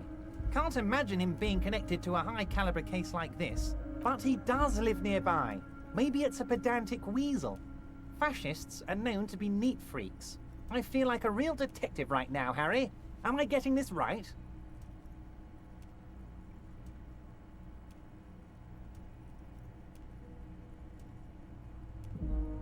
There's more to police work than whacking an imaginary baton. Of course, Harry. I'm not a real police officer. You are. That's all he's going to say on this subject. I've heard about the connection between the lynching and the strike. I would like to hear what you know about it. By now, I'm sure you've figured out who the dead man was working for. The bad guys. Wild Pines. Sent to scare us. Another violent measure of the top hats against us flatcaps. I'm listening. Harry, this strike is the culmination of many, many mistakes made by the Wild Pines group. They tried to shut the strike down by sending in armed mercenaries. Our victim? A security contractor. Can you imagine that? Workers standing in peaceful protest, united in the spirit of fellowship, and they send hired killers to mow us down with machine gun fire? He performs a motion as if spraying bullets from a machine gun. I'm talking beasts. Hardened killers from proxy wars in Yisut, Semenine, Saramoritsa, you name it, they've done it. Raping, killing, burning villages, killing little children for the Senorita Pineapple Company, Harry. Everything they did there, they brought over here. They want to turn Revachol into a third world slum. Honestly, the only thing they didn't do is kill the village elephant. Go on. Now, I haven't personally witnessed the brutalities out there. I have the luxury of staying in my container, you see. If I need to go somewhere, they just move my container. Wait, they move the container? Yes. I'm an old man, Harry. My legs aren't what they used to be. They lift my office with that big crane. It's actually very fun. You should try it. But enough about me and my fun container. The killers the company hired, I think there were 3 of them, all hardened commando types. One of them got downright suicidal, getting drunk, violent, a little rapey. Even their own negotiator couldn't control him. That's your boy, the one who likes hanging out and trees. How did he end up hanging from the tree? Harry, what you need to realize is, we dock workers are not pushovers. We got grit, Harry. This whole neighborhood does. Push us hard enough and we push back. And when we do, we push to kill. Who exactly did the pushing? There's a militant wing inside the Union. A group of people whose duties don't involve manual labor, but peacekeeping in the neighborhood, making sure everything runs smoothly. That sounds a bit like organized. Maybe like getting all this information from him is gonna give us like good checks when we talk to the Hardy Boys. They're like you. Idealistic people who want to make sure that bad things don't happen. And if they already have, well, punishment must follow. Again, that sounds like organized crime. You believe they killed the hanged man? One day Titus Hardy, leader of this peacekeeping faction, comes up to me and says, "Boss, socialist democratic fervor drove us to take it upon ourselves to kill this beast that was burdening the land." He probably worded it differently, but that was the idea. Sure sounded to me like they killed him. I gave them 2 weeks paid leave and told them to lay low to avoid retaliation. Are you not afraid that we're going to arrest them? Oh, I'm not at all worried about that. These are not the kind of men who get arrested. They're Martinez boys, tough and gritty. I'd like to see the man who takes them in. Besides, I sent my lawyer girl to look after them. Despite his boastful tone, he's having doubts about something. But what? Maybe he doesn't believe the boys really had it in them. They're his boys, after all. I think you're sharing information with the police because you don't think they actually did it. That's very clever, Harry. Yes, they might have said it just to impress some girls or something. But Titus has a bad temper, so the chances are 50-50. Yeah, and the fact that he was hanged while he was dead, I sincerely believe that, yeah, I did mention before that, like, maybe he was already dead. He thinks it's closer to 60-40. What if Klaje, the blonde girl, what if nobody killed him? What if he just overdosed? And they hanged him to protect the blonde girl? Imagine like this, they were partying hard, drinking, using drugs, etc, etc, etc. He overdoses, he dies. She talks to the Hardy Boys, and the Hardy Boys are like, okay, well, we're gonna hang him and pretend it's us. We're gonna take it because nobody's gonna come after us. To protect the girl from the mercenaries if something happens. How do you know the mercenaries were hired by the shipping company? How do I know? Let me tell you about these people. That's their MO. It's what they do. Last winter, some poor workers in Terminal E went on a little strike. The company sent in Sediment, a security contractor. The strike was over the workers' right to wear protective footwear, Harry. These guys turn up and start beating people. Tell you what, Harry, I wouldn't be surprised if we got the same mercenary company after a little rebranding. And I'm sure as hell not surprised to see an army of scabs under my gates. So you think the security contractor organized the scabs? You said it, Harry. Hell, one of those guys looks big enough to take down that proverbial elephant. Boys like that don't just happen to show up during strikes. The name of the company is Crenel this time. It might have been Sedman before. Of course. You're always one step ahead of me, Harry.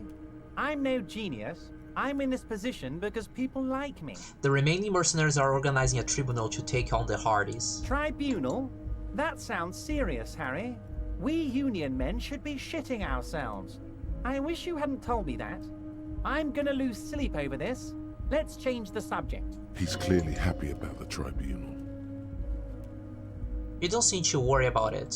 Oh, Harry, what do I really think about the tribunal? You're trying to climb to second base with old Everard before you've even courted him properly. He wants you to do more things for him before. You mentioned a lawyer girl? Oh, Liz is a bright one. I paid for that law degree myself, thinking it'll probably turn her all fancy. But hell, Harry, she came back a firebrand socialist. Sometimes she scares me with her zeal. Tell me about Titus Hardy and his crew. Oh, they are simply fine young men, all 7 of them. Exemplary union 8. members, always working to advance their position in the local socialist democratic 8 movement. of them. Core members. Old Theo used to run them, but things really kicked into gear when Titus took the reins and named the group after himself. Gotta love his initiative. What more can you tell me? Who's second in command? Who's the most violent? Harry, they're almost all of them great guys, born leaders. Whatever happened, I'm sure they only had the best interests of Revachol in mind. Work with them. Hell, interview them. But don't fight them. They really are just like you. Men who like beer, women, and some order on the streets. Hey, I met these Hardys. Can you ask them to cooperate with me? But of course! It's the least I can do for my good friend Harry. I'll do it right after we've concluded this talk. You can now go and tell Titus about this. See what he has to say. Also, Harry, here's 5 real.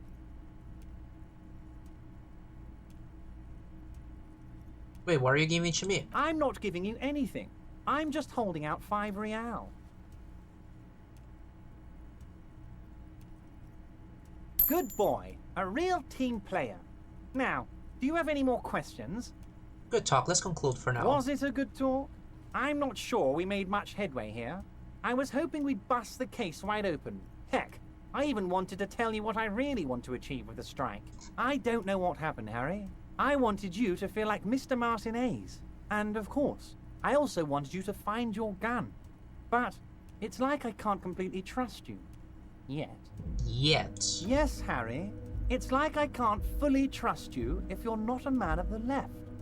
I want to, but I just can't. A man of the left. So you have to be a social democrat.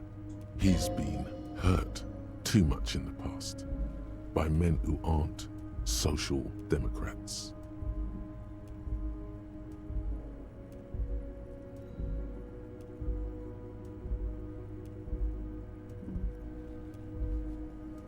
What's that supposed to mean? I'm more left than you are. You're saying it, but I don't believe you. You know how it is, company snitches, agent provocateurs everywhere. I'm barricaded in this fortress of mine, and I need to get a message out. Will you help me? What would this entail? Once again, I require nothing unethical or illegal of you. You just need to get 2 little signatures on this piece of paper, and then mail it to my accountant in La Delta.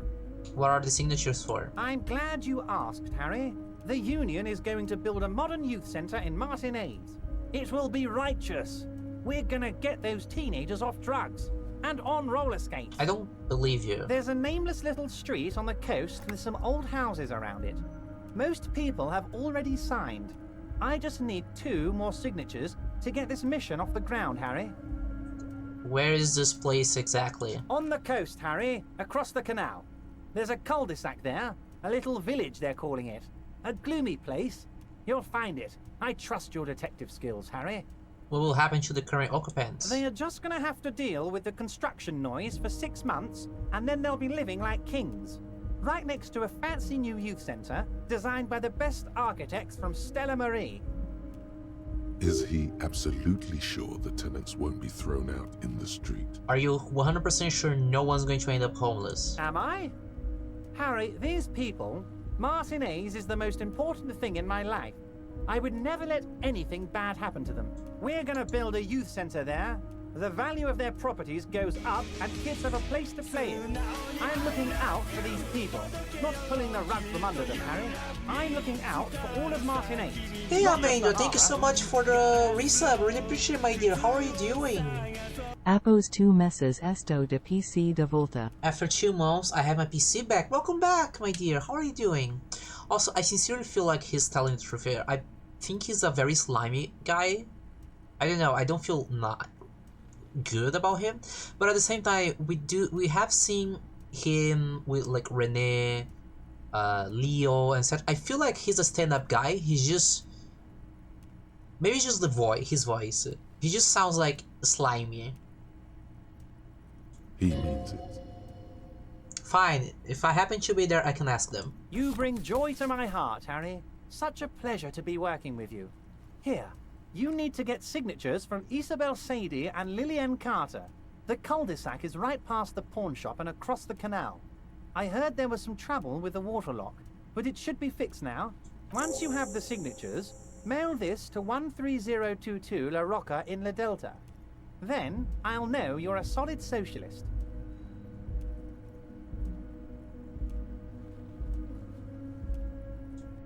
I need to leave you for now. I'm not gonna tell him about the beer. Hi, bye, maybe when I'm alive. Well, I'm glad that you're alive. It's always nice to have you here. We miss you. It's been so long since you disappeared. I'm booting a pen drive to format my PC.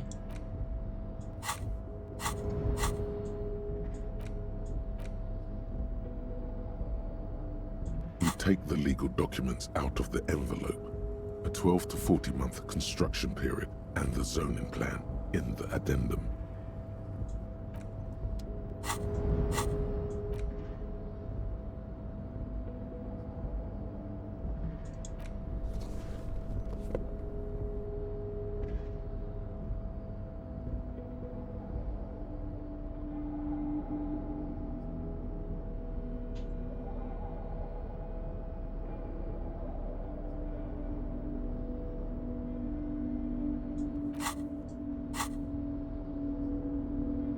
You can just say format your PC, I think.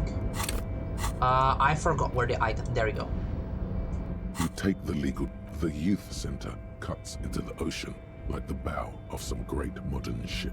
Apparently, it's going to cover most, if not all, of the street and the square between the existing houses. There is no loophole. The simple truth is, the current residents are going to lose their street access, and for the next 12 to 40 months, their lives will be dominated by constant construction noise right What are next the door. ramifications of this? Once the construction starts, it will probably take a few months, a year maybe, for even the most stubborn occupants to get tired of living like this.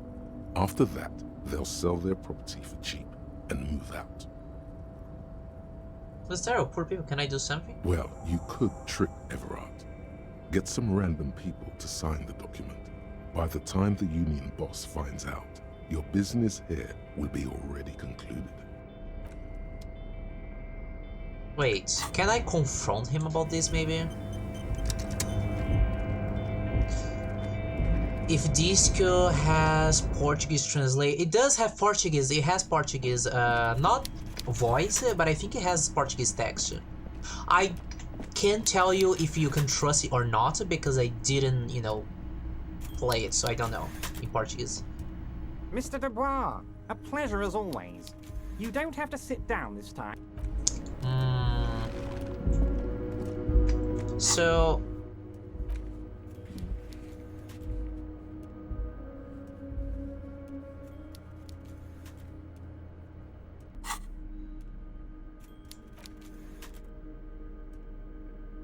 You take the legal documents out of the envelope.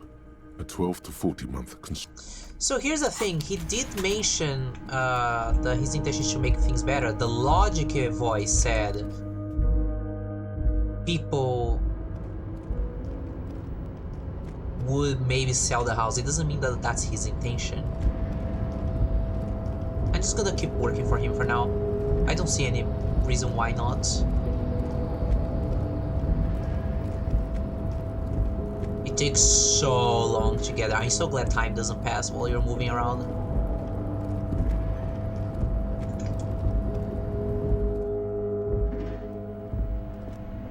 Oh yeah, I totally get you, Amanda. It happens.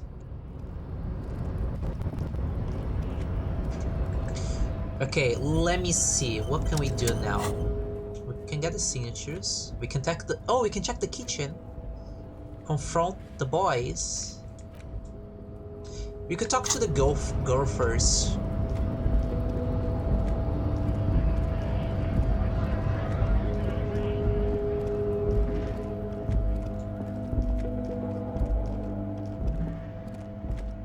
Just check the kitchen and then we can talk to the girl.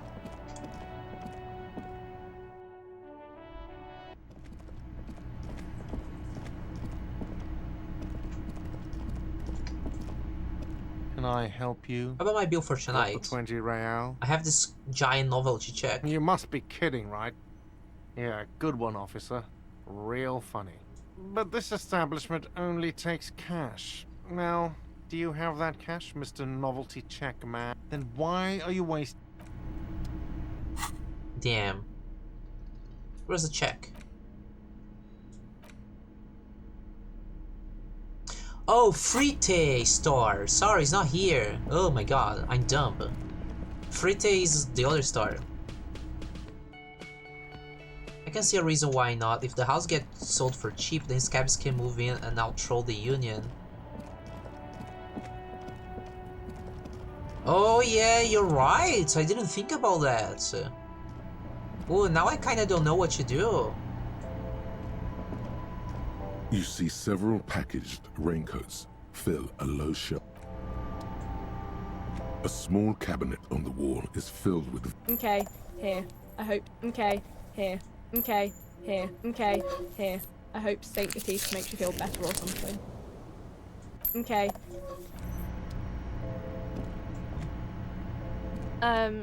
Is this about Check the changes questions novelty again? check for 'Cause cash? I don't, wow. I didn't know you worked for the Union, sir. Anything else I can do for you? No, you don't work for the Union. The Union works for you by supplying you with cash.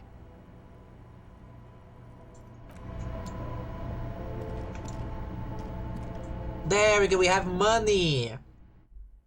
Finally!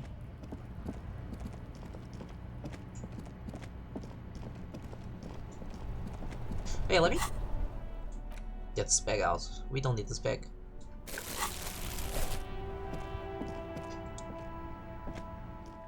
No, we already checked. Besides the possibility of people selling, like there's nothing else. It's just that.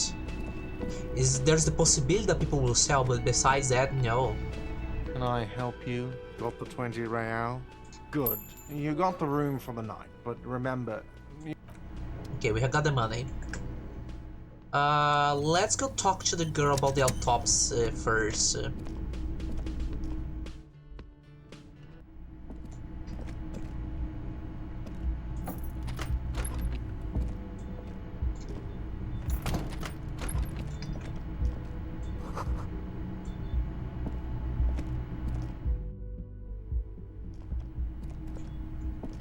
I think it did. You take the legal documents out of 12 to 40 months, that's 12 to 40 month construction period and the zoning plan in the addendum. 12 to 40 months? That's like 3 years?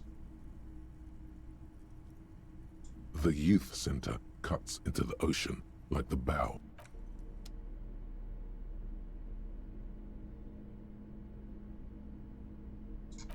You take the legal documents out of the youth center cuts into the ocean like the bow. No, it doesn't say a lot of things about the document. It doesn't give that much information.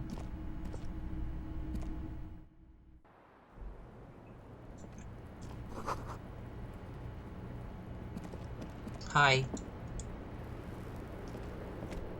Hello, officer. What brings you up here again?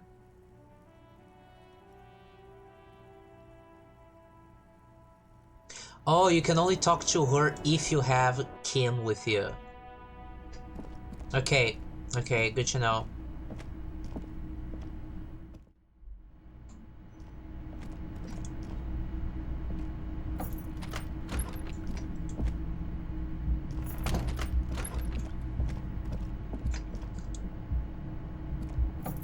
Can I check here again?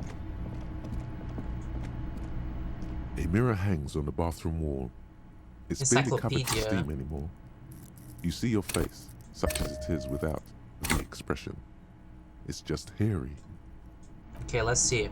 A mirror hangs on the bathroom Oh, wall. It's barely... do I have anything?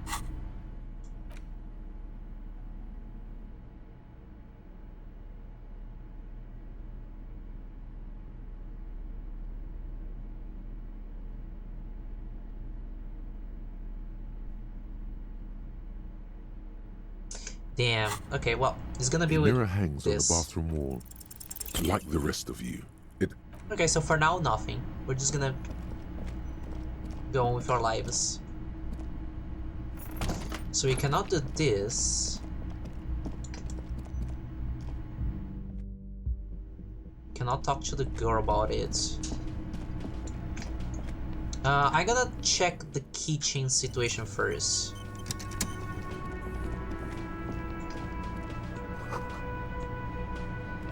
The man ponders his cooking utensils and gives you a little nod.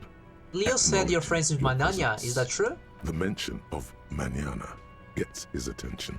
He smiles and delivers a whole slew of unfamiliar words and lively gestures. Then he falls silent again. They're friends? What is in that borscht you're making there? The man says a couple of sentences in that strange language of his, and then seems to wait for you to speak. I'm pretty sure he asked you a question. He doesn't know your language. You can just say something cool in return.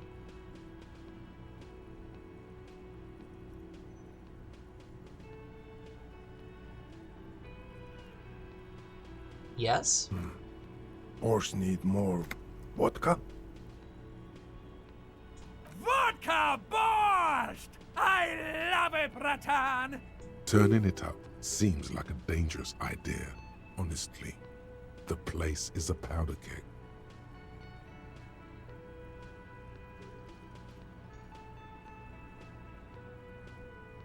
I'll leave the cooking The for you. cook gives you a long, inspecting look, then shrugs to... Can I just enter?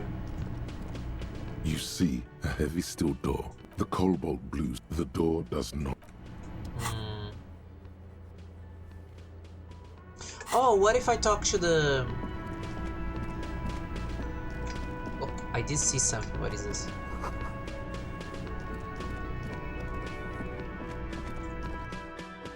What if I can talk to...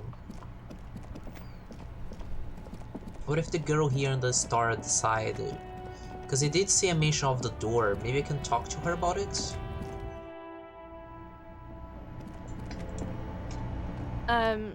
Is this about the questions? Does Fruity have a warehouse on the back of the whirling rags? A warehouse? I don't know. Maybe. I don't really care what Frit does. This is important. She scrunches up her face into an expression of consummate adolescent skepticism. Fine. Frit doesn't have a warehouse. Just a little back room here. Okay? Okay, thank you.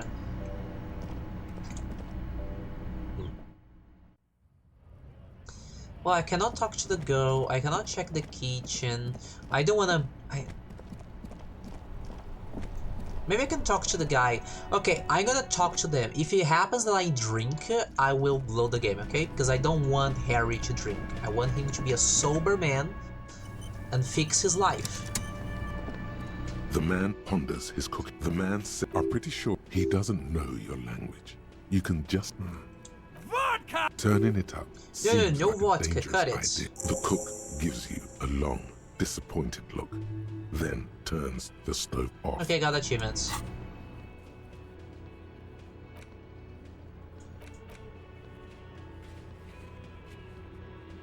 That's just it. That's just it. Okay, well, I got XP. Well, who can we talk? We can talk to the guys here.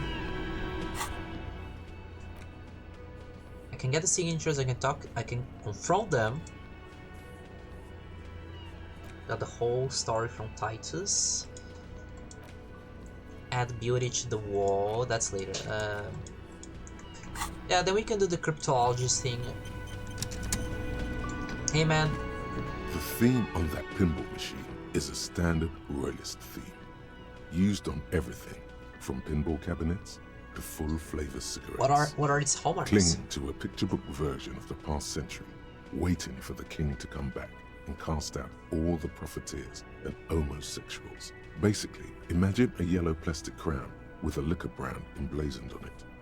Just give me a second. I'm getting a blanket because it's really cold. It's getting cold. Let me read again.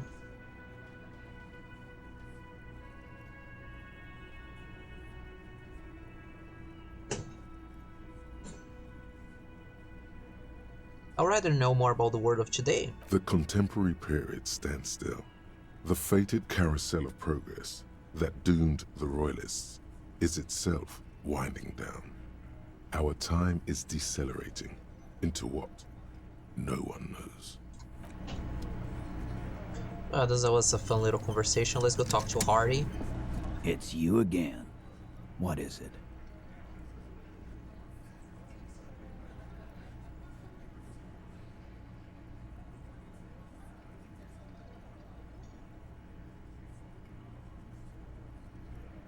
Me and Ever talked. He promised you would cooperate. Oh, so you went and talked to my mommy, and now she's making me play with you. Is that it, lawman?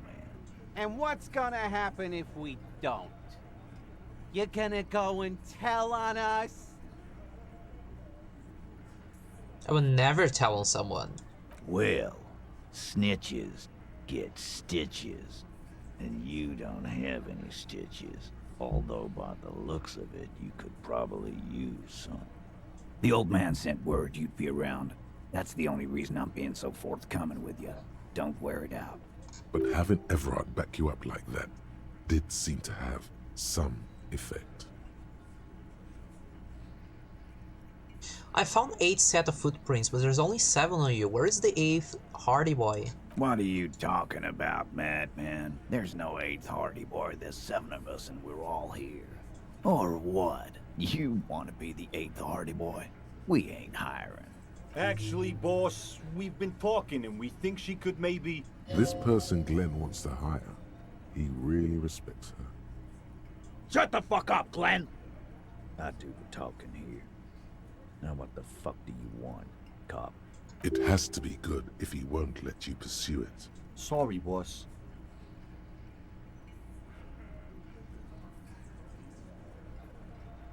Guess what? I've connected you to the local drug trade. Like hell you have.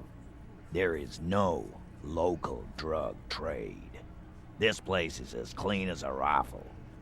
Go back to Jamrock and ask the local junkies how clean your streets are in Precinct 41 kilos. You're right, there is no local drug trade except you. That's a mighty interesting theory. I guess that's what you would need to do, theoretically. A big, strong, state-run monopoly would outcompete the runts on the street. Yeah, man. Theoretically, that's what you would do. To get rid of the gangs, the dealers, even some of the junkies. You would need good, trustworthy people to take their place, of course. Hardy men to run such a monopoly. For the good of the community, of course. Yes, but that just sends everyone else to Jamrock, doesn't it?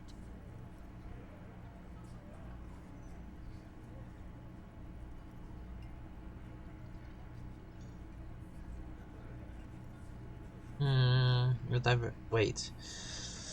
I'll be honest, I was at least paying attention to some noise outside and I kind of blinked out on the text. Let me read it again.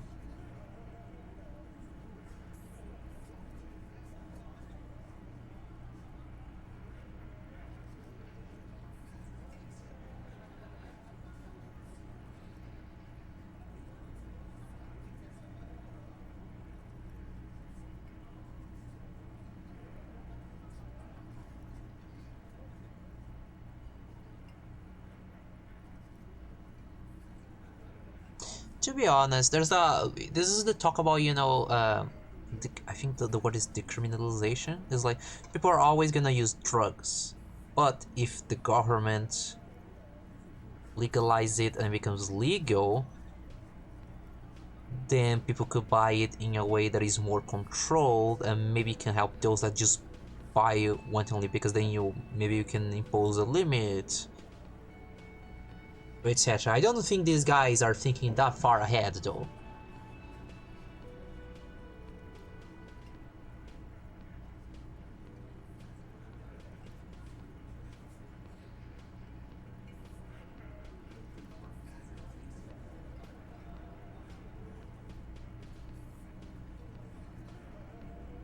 My brain froze, I don't know what to say here.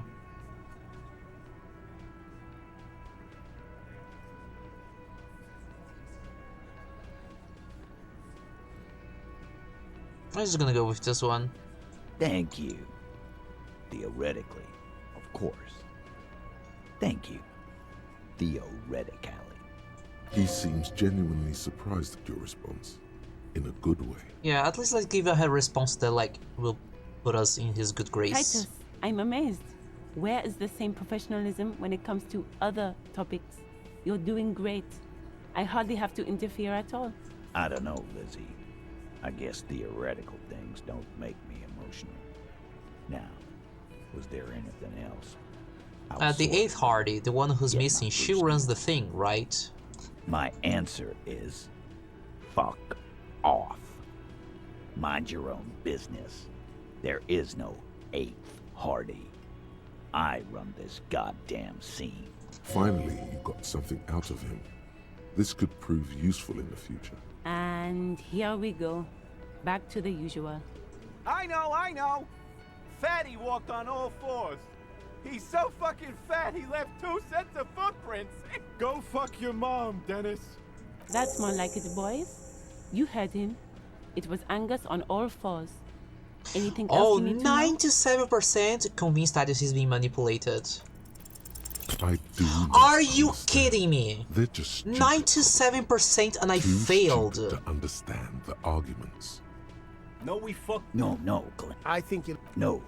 I do not understand. Now I'm gonna reload it because that's BS, okay? I was doing everything correctly. 97%. No. That's so dumb.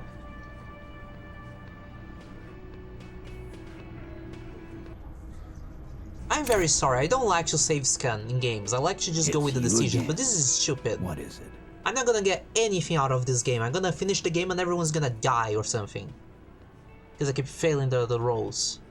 Oh. And what's gonna happen if we... Where? The old man. But having Everard back you up like that. Why do you... Or what? Actually... This person... Shut the fuck up! It has to... Sorry, boss. Like hell, you. That's my... Yeah, man. You would... Yes, but that just... Thank you. He see... Titus. I don't know, but my... Finally... And... I know, Go fuck you! That's more like it, boys. Okay, leave. I'm gonna quick save before talking to him again. That this is stupid. It's you again. What is it? It's like punching the guy outside. Please? Convince Thank you? Titus is being manipulated. Bad idea. Bringing her up will do no good. You should know by now. Titus will never falter. But you know someone who might.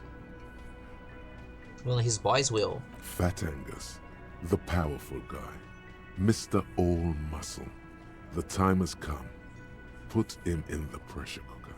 Just remember, it's about more than Glazia. It's about these men and Martinez, their district, their responsibility. Good, I like this. This guy's learning. That's it then, case closed. I'm going home. Huh? You caught the leader off guard. Really, I'm gonna start typing up a report. I'm gonna say in Martinez they just kill you because they don't like you. Yeah, let them know. We'll kill you dead.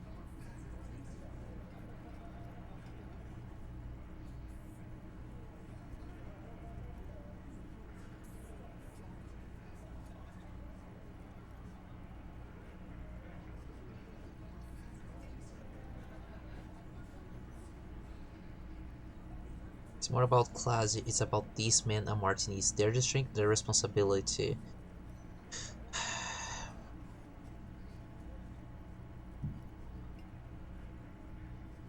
Because you're a foreigner. Goddamn right. Don't come around if you're not from around. Fuck you! I'm not from around. That's not why we...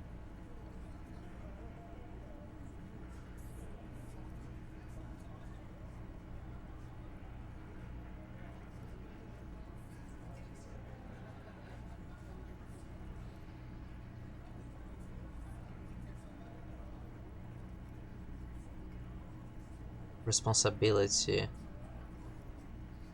I understand, you club them from behind, you string them up and go back to drinking. It wasn't that. It wasn't... We didn't hit him, okay? That's it. That's the weak one. You flushed him out. Now go in for the... Officer, you will be next if you don't shut up. He's onto you. He knows what you're trying to do. Steel yourself. Push on. Just ignore Theo. Or what? You're gonna kill me like you kill him for no reason? We didn't kill him. We didn't even hang him. He was dead when... Shut up, Angus! It was that before you hanged him?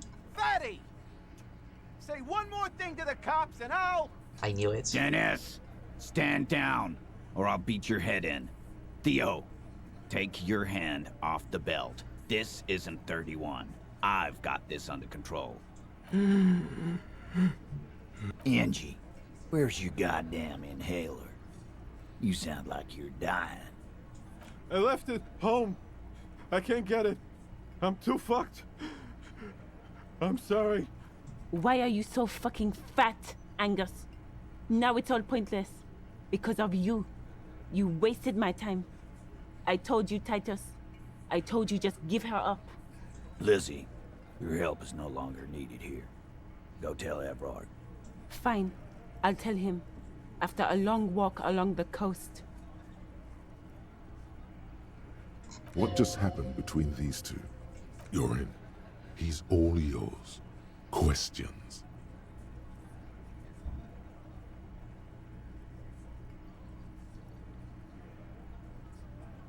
Whose idea was it to hang him anyway? Hers? In a manner of speaking. What do you mean?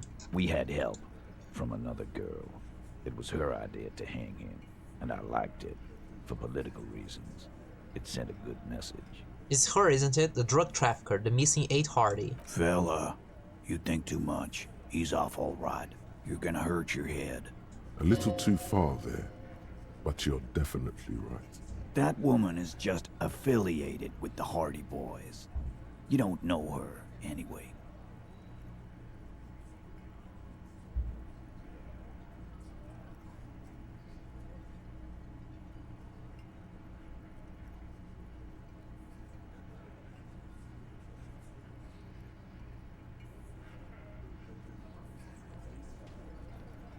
You know, it's okay for there to be a Hardy girl, Titus. We're Hardy Boys.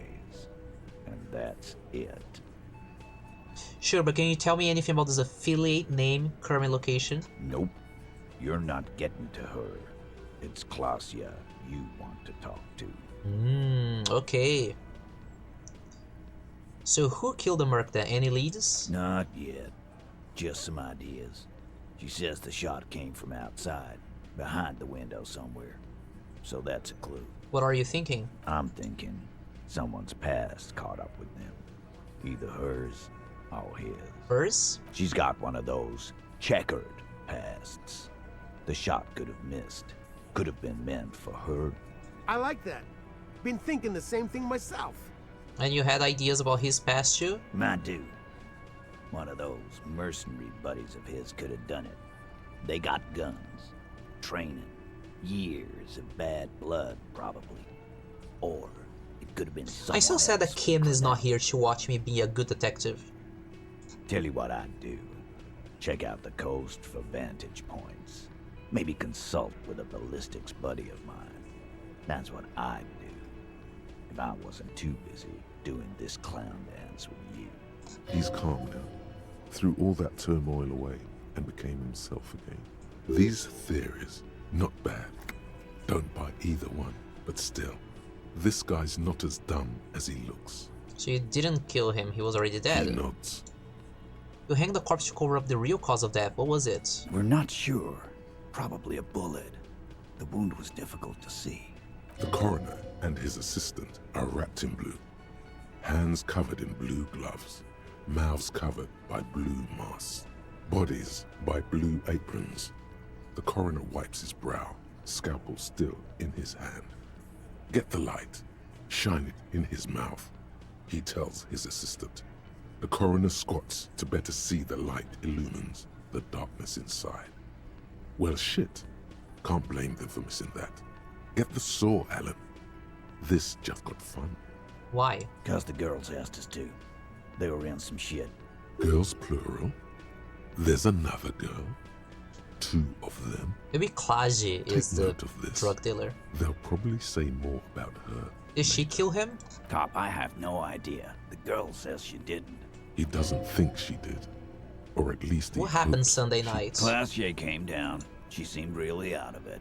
Drugged up, even more than usual. Bug-eyed and gurning, you know? Not in a fun way. It looked like she'd redosed after something went down. I've seen that look before. She was scared. I knew someone had died. How did you know? I've done this job for 10 years. I've seen it before. It's the politician in the motel room with the dead hooker scenario. Only in reverse.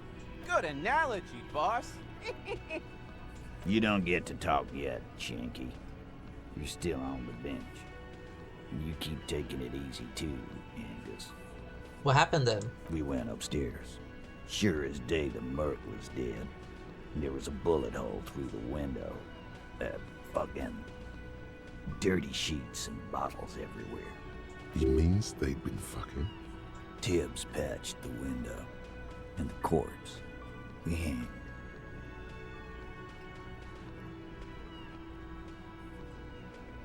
Who's Tibbs, the 8 Hardy? Nah, he's my brother. He's in the window replacement business. Right now, he's grateful he hasn't gotten his brother into this mess. If Klaji didn't kill him, why the cover up? You may have noticed our girl's in some shit of her own. I didn't notice anything. What kind of shit are we talking about? The can't show up on police radar kind. There are people after her. From the old world. Where she came from. These people, who are they? They're powerful. Connected to the moral intern. She's clearly afraid for her life. Says if she showed up in your systems, she'd be ghosted away. That's all he knows. That's all she's Why would you told help? him. Why would help someone like that out? Why would I? I guess we abide all sorts of runaways and losers here. It's a Martinez thing. I'm sorry I made you guys fight. Me too.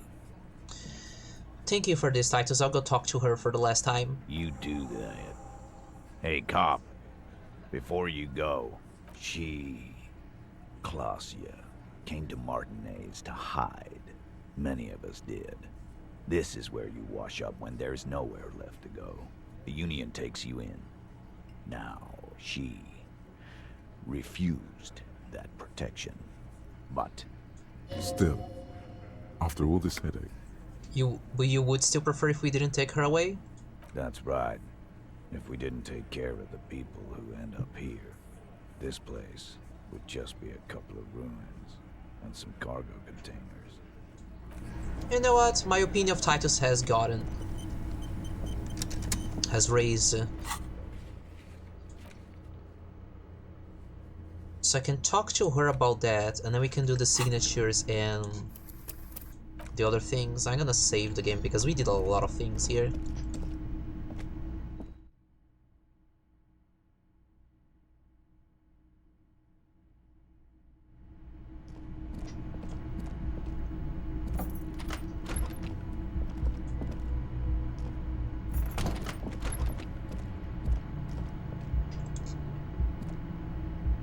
Come on.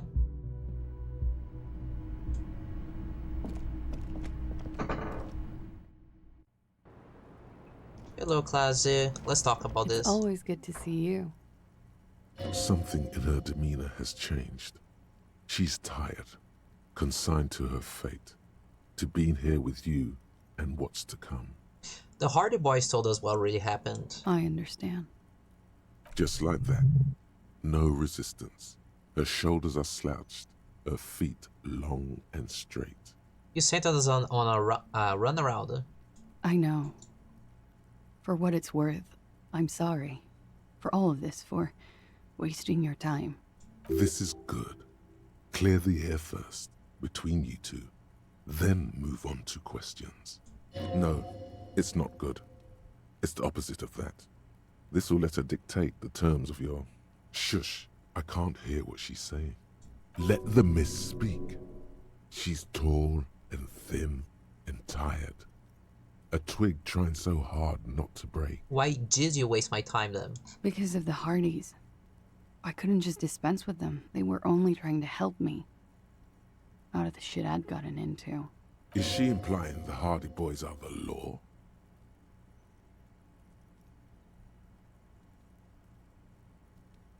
Okay, I'm not gonna pay attention to you. Because of the Hardys, I couldn't just dispense with them. They were only trying to help out of the shit.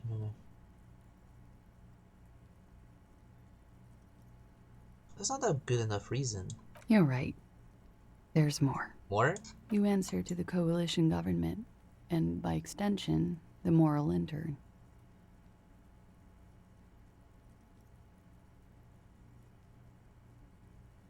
What's the RCM's involvement with the moral intern got to do with this? You share a database with them.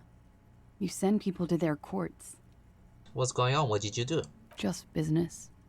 But bad business for some people in the moral intern. If I show up in your records, officer, they will find me. They will... What happens if they find you? They will kill me, officer. If you file my name, take me in for questioning, enter me into the moral intern mill, well, then I'm fucked. For nothing. This murder didn't have anything to do with me. Here we go. For once, you seem to have her off guard. Actually, this murder did have a little to do with her. What did you do to have these people after you? It's not nice, but it's not illegal. Not here in Ravishol. Or even in Orania. What exactly did you do? Industrial espionage. I joined a business collective with the intention of betraying them. I did my job well enough to be asked to do it again. With a bigger company. The kind you really, really don't fuck with. I took their ledgers. 2 decades worth of accounting. Who did you do this to and on whose behalf? The job was Lou's-Duin County Savings Bank. They sound small, but they're part of the Lou-Scott conglomerate. That was the second job. The first was some printer company. You wouldn't know them. But she really destroyed them. She still feels it. As to who hired me for the job, I don't know. But they're after me too. Along with Lou-Scott and their friends in the MI. Once you're done in the competitive intelligence circuit, you don't have allies. You're radioactive. Lowe's cap. These people engineer financial disasters in second world countries. The conglomerate also includes the Bank of Consecration, Airberg, and the popular Papalolo line of dairy products.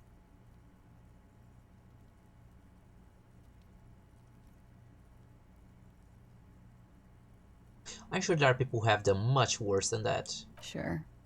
I'm not a war criminal, but it was bad.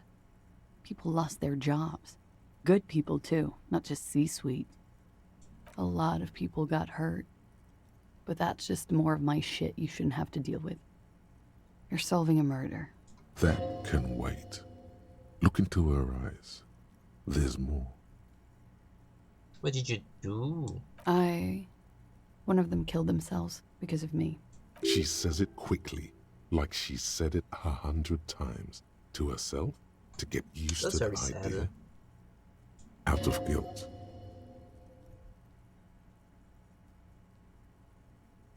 That's not easy to deal with. How do you deal with anything? It's all just... How do you do it? I don't either. There you have it. The way of the warrior. Just be honest, yeah. What happened here the night he died? We were there. Together. In bed, I mean. Tell me exactly what happened. Okay. He was in a kneeling position. He had just entered me. I was on my back, looking at him. I heard the window behind me shatter, and I turned to look. There was a hole in the glass. I turned back to him. His eyes were looking through me, and his mouth was open, dumb. I could see. I could. Her chest rises and falls with each word. She keeps herself together and says it. I knew he was dead before he fell down on top of me. You were right. He did enjoy the moment of his death. Then what happened? He was heavy. I pushed him off and he fell to the floor. There. He only had his boots on. I bit the pillow, not to scream, then ran downstairs. I waited for the second shot to come. For me. I thought there would be one. It never came. I'm sorry this happened to you. So am I. She throws it away and immediately proceeds to light. What time was this? 11:30 to 12:15. I don't know the exact time. Around midnight. Were you inebriated? Not as much as usual. He'd done a line, plus other things. I was drinking.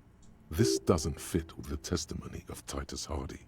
He said she was higher than usual. Titus said you looked pretty high. Oh, yeah. I did one of his lines, just to clear my head. Did you hear or see the shooter at any point? No. What did you do then? Nothing.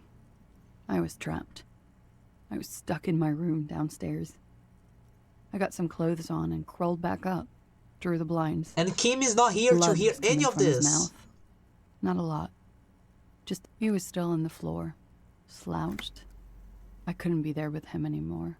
So I ran down and out of my room, into the hallway, downstairs. My boy is not here. I knew there would be people there. Run, woman. Run past them and out into the streets where it's dark and people move. To the lorries at the intersection, as far as you can. Why didn't you run away from here? As a matter of fact, why are you here now? I already ran. I ran from an entire Isola. I can't run any further. Not with these people. This is as far as it gets. What happened after you ran downstairs? Sylvie was tending the bar. A lot of people were there. The Hardys were at the table in front of the stage. I think the Union box was full. Ruby was there too. They were having such a good time. I sat down and they all welcomed me. I didn't even have to say anything.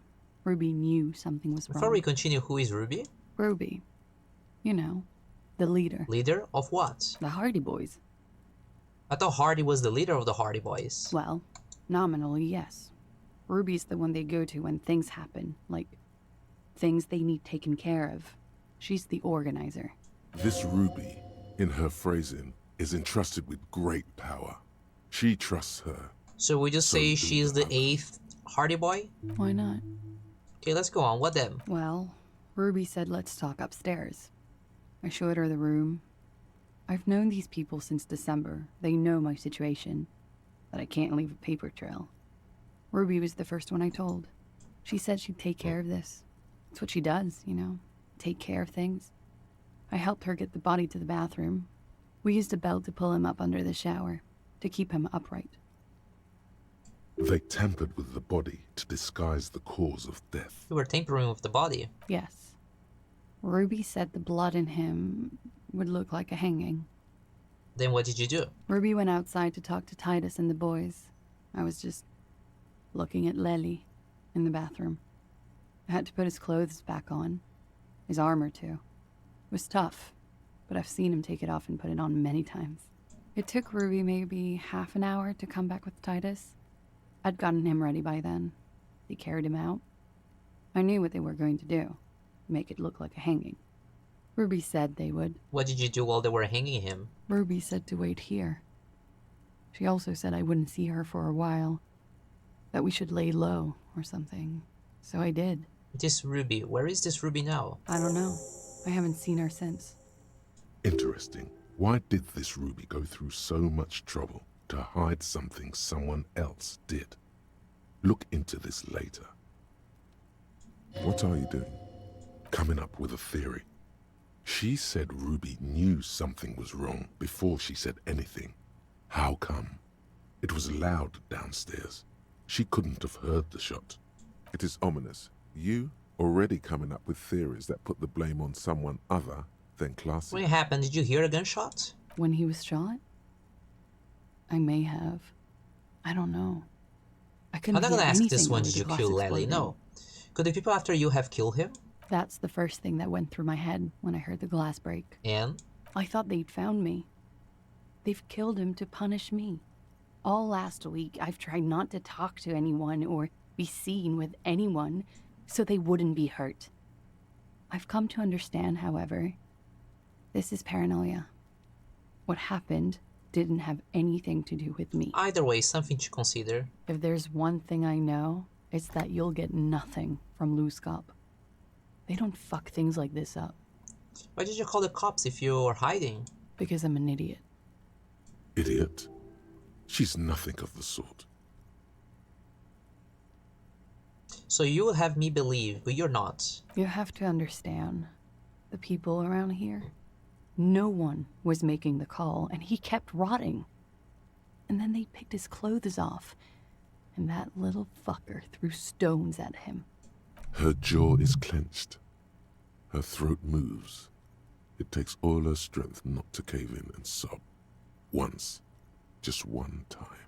He kept throwing stones at him for 3 days. I could hear the thud. Thud. So I called you. I hope with all my heart it's not the last thing I do in Ravishol. She definitely called the cops. That was task complete. It could not have been a lie. That is impossible. Oh God. That was a lie too. Who made the call then? She did, of course. Don't be paranoid, man. It's unbecoming of a police officer. And it makes you sweat. When was the window changed? Last week. Angus and Titus's brother, I think he's called Tibbs, took care of it. You should have a look at that window. Reconstruct the scene. It's right here. So near. In her bedroom, inside? Yes. You see the glass sparkling out of the corner of your eye. I think we're done here for now. She nods. So, you're not done. She's a flight risk, and she lied to you. Wake up, man.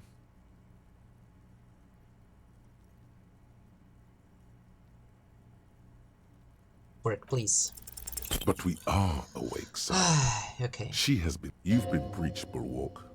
You've been breached like 1,000 times now. So you say. But give us one example of deceit. Just one example.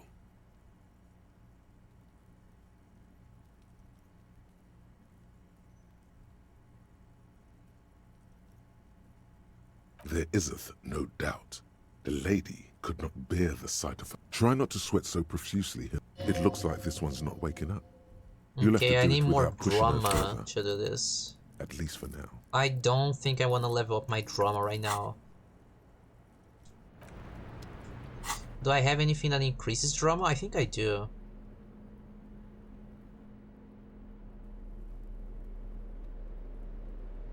Yeah, I want to see if this works. Okay, so it's this.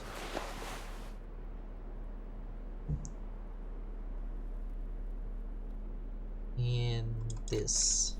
Oh my god, that outfit. Officer, it's a fine day for questions. Do I really want to spend... I almost leveling up, so why not? Okay. Go back. Officer. Try. Who? What? Dear Lord, you've been lied to. She probably didn't give you her real name either. Why would she? Take it easy. Don't overcompensate. Yes. Start, see?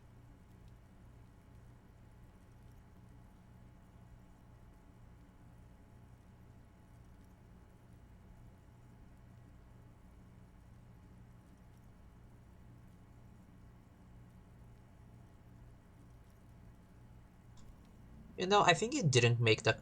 Your real name isn't Clash Amandu. You wouldn't give me your real name if you're on the run. Okay. Okay, what? Okay, it's not.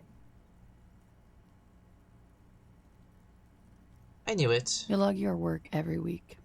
It's all transmitted to Common, sir. I couldn't just beg you not to enter my name. So I lied. Like I lied before.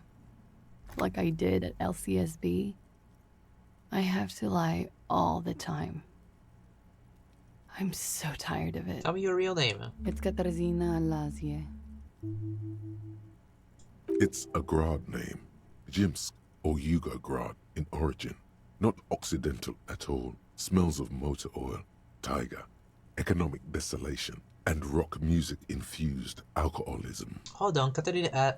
I can't say her. Katarzyna Alasius. It's not an Orangese name, is it? It's not even Mundi, it's Grad. My parents were Zhimsk immigrants, but I'm nationalized Oranese. All I remember is Oranje. Alasie is my father's name. I'll keep you calling Klasia. That's cool. She doesn't feel like a Klasia. She feels like nothing. Enough. She nods, her back straight. You know, I think you didn't make the call to the station. I did. What is this? I called your desk. There was an older woman on the other end. It sounded like she was smoking. She took my complaint. She coughed. That is the emergency. Anyone could know that, sire, by looking around and calling the desk. I don't believe a single word she says. Say nothing. She stands before you, holding her back very straight. Let's change the subject. She slowly... You are. This is not the end of this.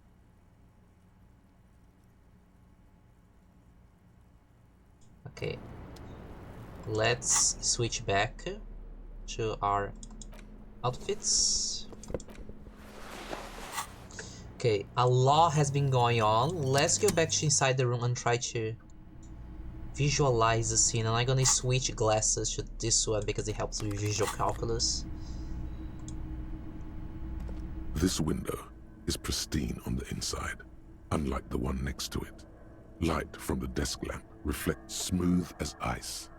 There are spots of mud and rain on the outside, even smudges. Do I want to level up my visual calculus? The surface of the window is clear from the inside. My visual calculus is no chips, very no hairline low. fractures. I might level it up. Golden light melts away into the blue, glassy darkness of your mind. In it are two neon-lit shapes, a man and a woman on the single bed. What position are they in? Like the witness said, the man is kneeling, the woman is on her back. It's the night of March 4th and a shot has just been fired. The man looks directly at the woman. The shot's possible directions converge in his mouth, a ray cast from somewhere outside, entering his brain. Where does it come from? From the roof outside, location A prime. The glass fractures around the bullet hole. Shards face inwards like a corona behind the woman's back. Inspect the ghostly figures. The man does not know the bullet has entered his brain. He never will. Death comes faster than the realization. Have a look at point A, the roof. The ray cast from the man's mouth unravels into a fan of possible directions, all on the roof at first. The shot could have come from any of them. This is composite location A prime, most likely of the origin points. Shouldn't there be gun residue outside? There could have been. Then the rain and slush and wind washed it away. This was more than a week ago. So I'm what, 80% sure the roof is where the shot was made from? 72%, with a weapon that's good for medium range, like a rifle or sports pistol. This is a good short distance, but not too short. The perpetrator aimed with their back against the railing, or possibly kneeling for precision. This would explain why it only took them one shot. The lights were on in here. Outside it was dark. It was like shooting fish in an aquarium, a well-lit aquarium. The victim opened his mouth to let the bullet in. Neither of them would have seen anything outside in the darkness, too busy with their own bodies. Would the shot have come from inside the room, a closer point? Point X would contradict the woman's testimony, rendering the entire proposition void. These figures would be wiped out, Detective. Are there any arguments against A prime, the roof? None that you've found thus far, but that doesn't mean there aren't. Could there have been another point of origin further away? That's a 28%, yes. In this model, the shot could have come from a greater distance. Nothing excludes the possibility. Should we extrapolate to include every possible point of origin in Martinez? Extrapolate. According to your map of the district, this shot could have come from a wide angle of locations, starting with the northern edge of the abandoned boardwalk, ending with an islet in the bay. Let's call them B prime. More precisely? B prime for boardwalk, B double prime for Land's End, and B triple prime for the islet, Detective. There may be smaller points in between. Have a look at point B, the boardwalk. 700 meters away. The likeliest of these B positions, 20% chance. A skilled sniper could have made the shot, provided he had a safe sniper's nest. Even with the light on inside, we're talking military training. At that distance, the perpetrator would have had to take wind direction into account. Take a look at B2, Land's End. 1.2 kilometers away, the least likely of these positions. Let's say 3%. A truly skilled sniper could have done it, possibly from a tent. No, too far. Take a look at B3, the islet. 1 kilometer away, an unlikely point of origin. Beyond the docks somewhere, on an islet in the Bay of Martinez perhaps. There are islets there, badly charted as they may be. Someone in access to the boat would be Joyce. The shot would have been a small miracle, 5% likelihood. There is an extremely narrow field of view from the bay to the window, between Rue de Saint-Ghislain 10 and 33A. The angle would have been extreme, and access to the islets is questionable. So the shot could have come from somewhere further out on the roof. It is possible that it came from B prime, the boardwalk. B double, you can't know for sure until you investigate those locations. The lieutenant would probably agree that, in this situation, it's best to be thorough. I love this game. This game is so good.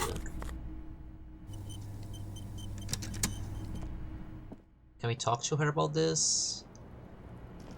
Officer, it's a fine day for questions. Okay, I'm gonna try to open this door. The same small, heavy door. It's barred from the inside. You hear the bar rattle in the brackets. Heroic, kick the door in. Musical instrument. Can I... This one? I should, like, put them away.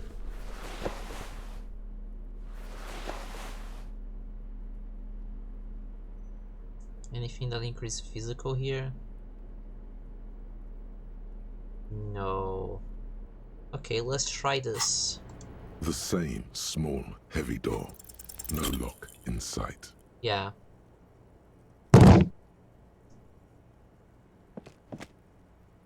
You kick it, gung-ho style. Alright, let's trash the place. Your foot is ready to explode and punish this object. The sturdy wood door is lost. That's fine. I'll take. I knew that was a possibility, a real one, and I just took it. Okay, let's get out of here. So we could investigate the other side of the city and a solo investigate without Ken, which I feel very bad for. I wish Ken were here to see all of this. See me being a good detective. Okay, let's quick save. Check missions. Make Tidus give up Rudy's location.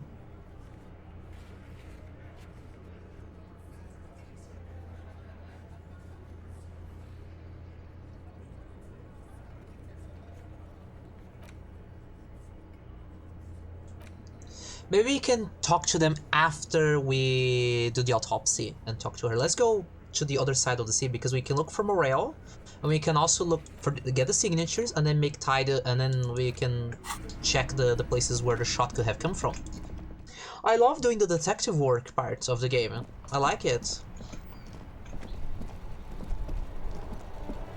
Okay, let's go. Oh yeah, give me a second. You keep coming back. That's good, officer. Keep browsing those clothes. Keep saving that economy. Something. Good choice, officer. Mega sporty. And it's Porsche? only 450. Don't know about that. The speakers below are banged up and worthless. The 50. sneakers triumph. The shine on these sunglasses lasts a lifetime, officer. 100% guarantee. None of these are good for me. That's fine. Okay, let's get on with this.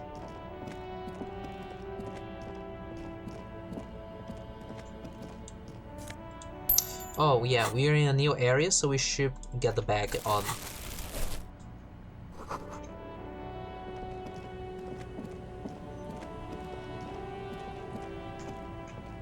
Okay, so we can go over there and go here.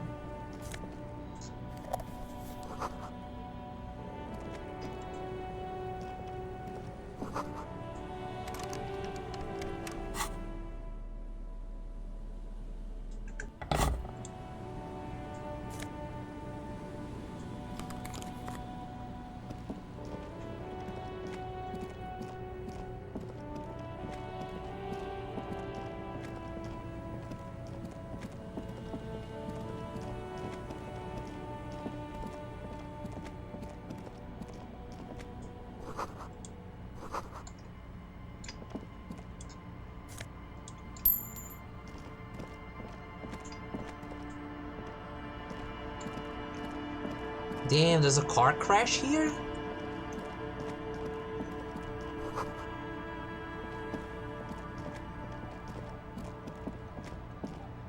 There's a lot going on in this little city, huh?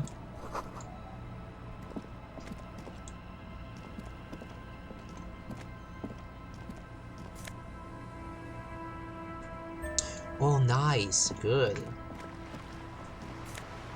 Yeah, money will be very important for later.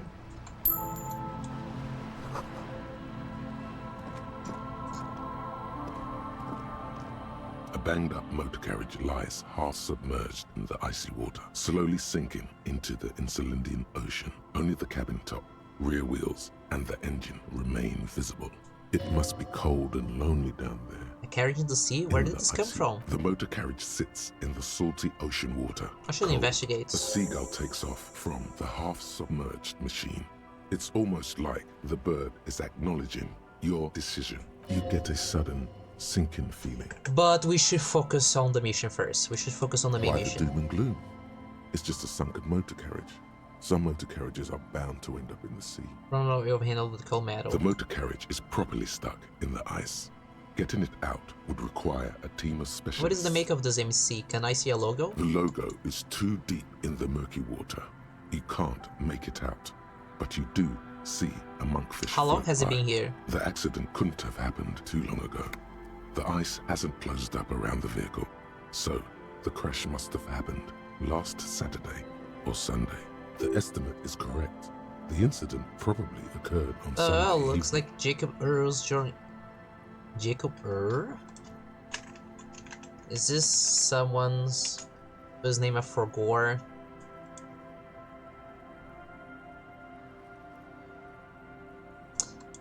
I didn't find any pictures. Your mocking tone finds no response, but the motion of the waves. Enough clothing, this is serious. The motor carriage does not What should I do? Although the sunken motor carriage is probably flattered by you addressing it, it does not supply an answer. Wait for the low tide. Then you should be able to access the cabin. Wait! There was no other option, by the way. I hope I didn't wait too long. In the old, rusty playground, the world around you. Because I do have other things to do here. Silent. Nothing but the sound of seagulls high above in the sky. Whistle tune. Echoing like this. The tune on your lips forms a strange yet undeniably beautiful contrast with the surrounding bleakness. It's sad that no one and nothing but the sunken vehicle is here to witness it. But yeah, Kim is not here with us, so sad. Lifts your spirits. No, the clouds pass in the sky, and the shadow of the swing moves like the hour hand on a timepiece. 30 minutes have passed. Looks like this might take a while. Time to present a good topic for discussion. I wonder what all these people in the city behind me are doing. Dreaming, drinking, fucking, fighting, trying to improve their lives. The time wishing sure is for a taking its better sweet tomorrow. time. It's unclear whether the sunken vehicle agrees or not, but merely uttering these words gives you the illusion of time speeding up. Just like how the crazy dead clouds on the horizon grow darker. I and the didn't want to shadow wait of the this sunset long. keeps God damn. climbing. You hear the distant rumble. Man, of the this take a city. long time. Yes, it is. It feels a dim light scatters from the cloud cover above the city. Okay. In it, you can see the blue and white. It's a coupe. So much time. Squint your eyes and say, is that a number on the side? Yes, number 41, as in precinct 41. Is that Come my on, man. car? That's our ride.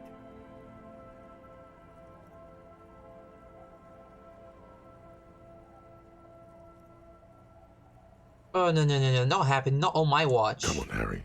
There's nowhere to run. It's just you and me, old friend. If the motor carriage is mine, literally anyone could have driven into the sea. Come on, Harry. There's nowhere to run. Oh god, no. I'm so sorry, Harry. A massive pit opens up in your stomach, and the most terrible feeling comes over you. Oh God, Harry. Oh God, Harry. What did you do? No. Just nope. Say no to this, Harry.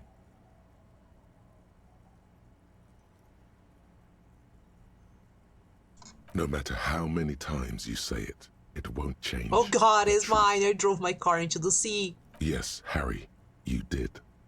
The sooner you accept it, the sooner you can move on.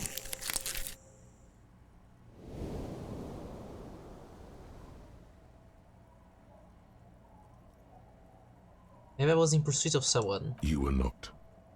How do we get you out? We don't. I can fix it. No, you can't. The damage is too extensive. They're not gonna take me back after this, are they? After losing every single thing you were entrusted with, I wouldn't hold my breath. The badge, the gun, and now this. Keep moving. You're a shark. You stop, you die. Well, at least I can see what's in there now.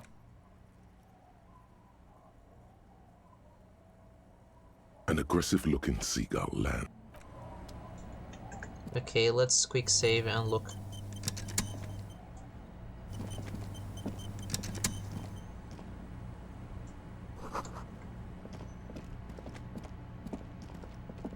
Okay, let me check. What is here? Can I get my gun? Maybe I get inside. My badge? Oh! This is a good jacket. I saw a message and I... This is it. The scene of the party. The fire pit. Cigarettes and empty bottles all evidence it. Hold up, don't you mean scene of the crime? Not as such. I'm talking about what came after. Yeah, sure there's like a lot of people folk party here. Looks like they were here a while. Judging from all the bottles. The sunken motor carriage provided them a focal point. Like a goose ice sculpture. Guess I'll be on my way.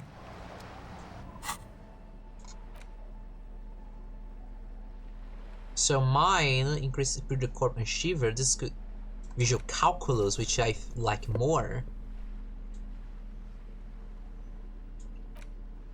And sell this later.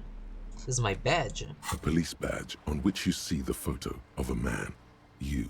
Some seaweed is stuck to the back. I found my badge. The man in the photo looks at you solemnly. Study the badge. Encased between two durable plastic sheets is a bluish card with lines of information and a watermark in the shape of the street grid of Revachol West. You see a photo, a name, a rank, a document number, the date of issue, and in the lower right corner, your precinct. Look at the photo. The man keeps winking at you with his green-gray eyes. The photo is old, no doubt about that, but the badge is new. You used an old photo for a new badge. Good choice. A newer photo would look different. How old? 8, maybe 10 years. The guy in the picture is rather good looking. He's got a nice haircut and is distinctly lacking in massive sideburns. And he's winking. Why? What do you think? His face is already contorted by the expression, although it looks less grotesque on him than it did on you. It looks like you had quite the charming face way back then.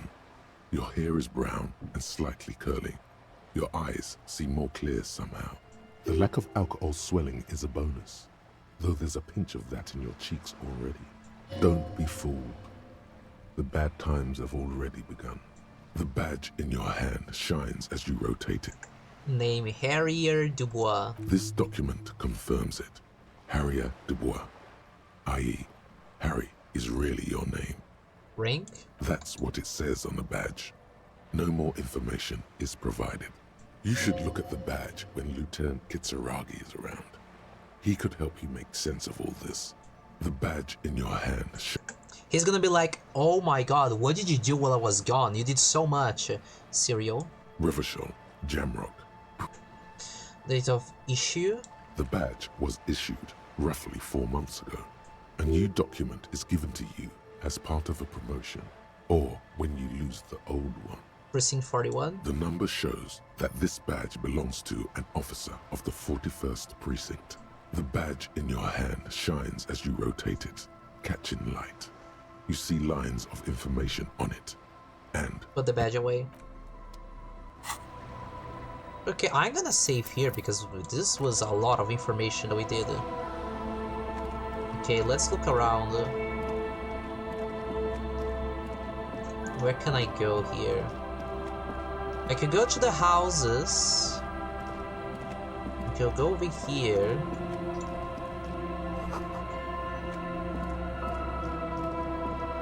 Oh my god, there's so much. Okay, let's go. Great news. The boat is big enough for a grown man like you to fit underneath it in a supine position.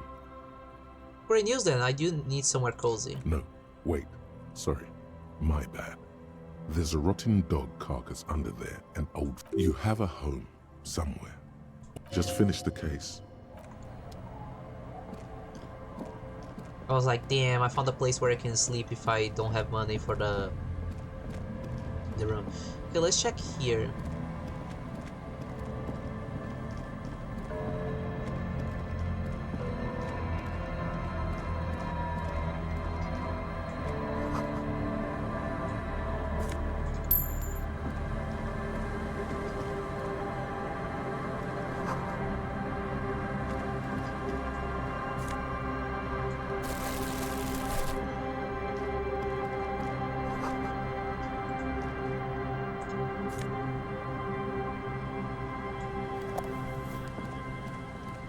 Okay, and inside the building? Nothing. Okay. Let's go back out. Oh, I can't because it's a little hill. I have to actually go around here.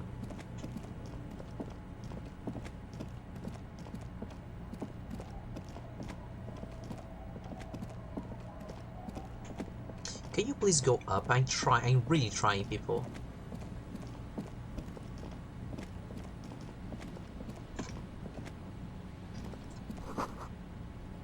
The shot couldn't have come from here.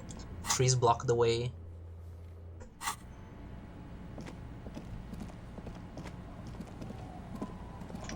Oh, I saw something when I was looking. Where is it? There you go.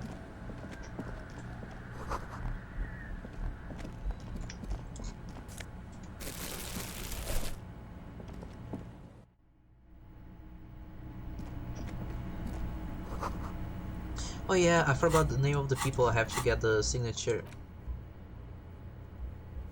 Isobel and Liliana.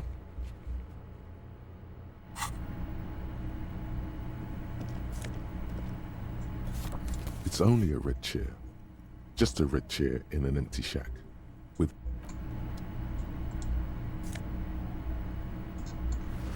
a bow tie? That's ridiculous.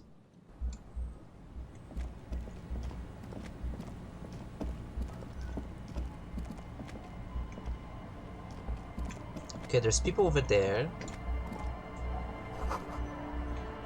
I could sit over there to pass the time.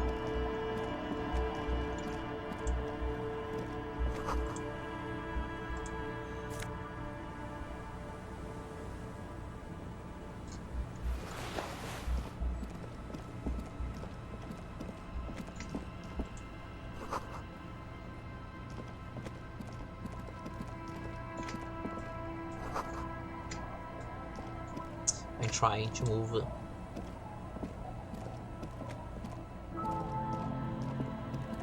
Oh, you have to go around all the way to get there? Okay. Quick travel unlocked.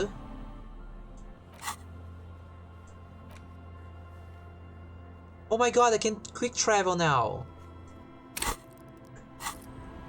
Nice.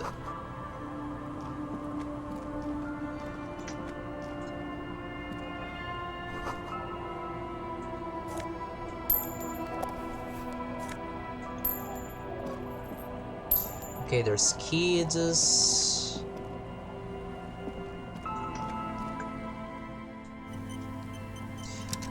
Let's do like this, people. I think this is a fantastic spot to end the stream. We've done a lot of progress. We found my badge, and we have done a lot of things without King with us, which I'm very sad about, because I wish King were here. Experience all of this with us. He's gonna be so surprised when he comes back and learns that we did all that. But yeah, I'm gonna be stopping here. It's getting kind of late. I want to chill out a little bit. My voice is also, you know, going out little by little. So I'm gonna be stopping, and we're gonna be continuing the next time.